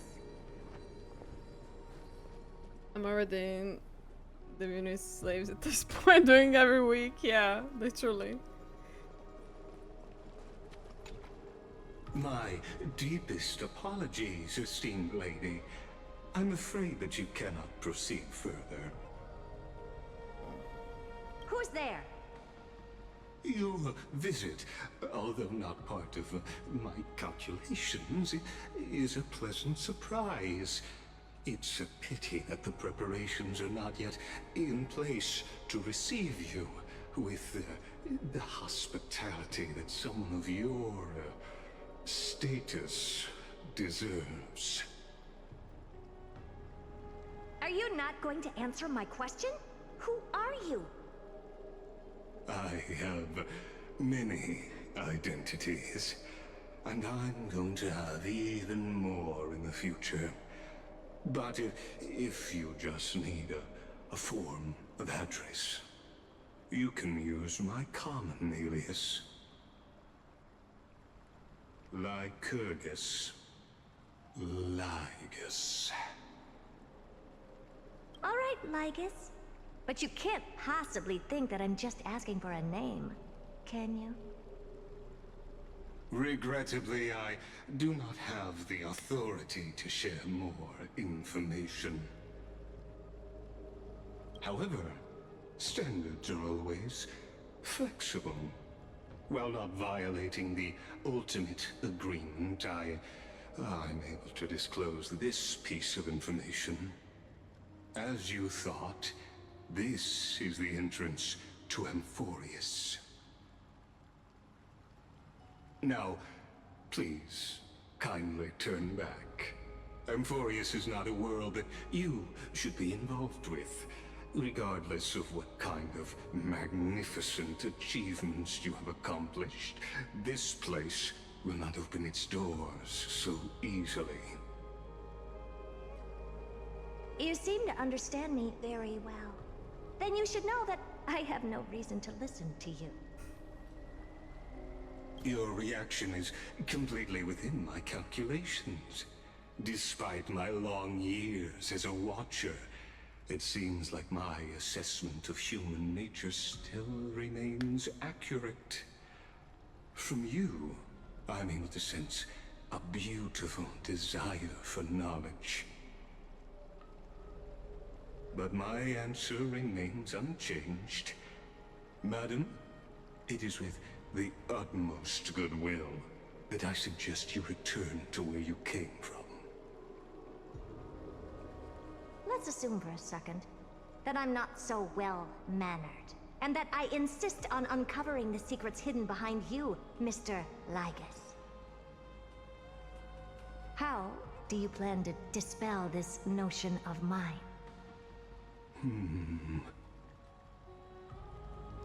Within the scope of the ultimate agreement, there are 178,244 logic chains at my disposal to convince you. Damn. After filtering through them, I have determined that I only require 3 to attain the results that I desire. Oh? I'm all ears. First, for reasons that cannot be disclosed, Amphoreus is a completely isolated celestial body. Apart from me, no one else will be able to help you enter. That's not a good argument. Second, if your plan is, as you've alluded to previously, to force me into cooperating by showing hostility, do know that, just like you, I have basked in the gaze of the erudition. I stake my honor, and assure you that, in the worst-case scenario, our mutual destruction will be inevitable. Oh? No wonder I couldn't find a back door. When I did a scan of our surroundings, the safety protocols on you are comparable to Screwy's. How interesting. I assume that you still wish to hear the third logic chain? Of course. Why wouldn't I? Third, even if you exhaust all your means and find a way to break through, you will surely give up once you understand the consequences of your actions. After all, throughout your long life, as much as you'd hate to admit, your conscience has played a crucial role. What a brazen robot. You think that you can actually understand me through your paltry calculations? But since you put it that way, oh hello V. why don't Hi. you tell me I'm what glad that you're these awake. consequences We are at the end will though, be? yeah. It concerns the third path that is entangled with Amphoreus. A path that you and your friends still very much lack understanding of. The destruction. So, if you ignore my warnings and persist in your ways, you will break the shackles of a Lord Ravager. And when that happens, their fury will engulf the cosmos.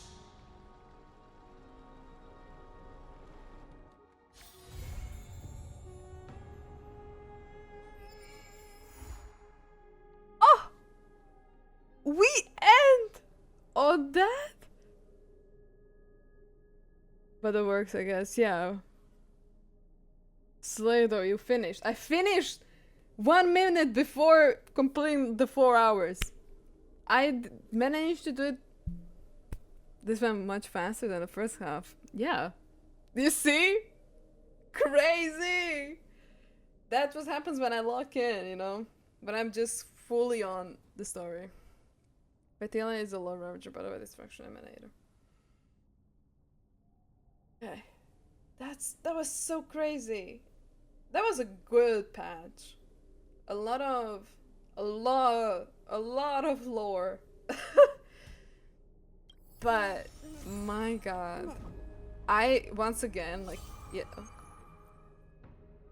Yes.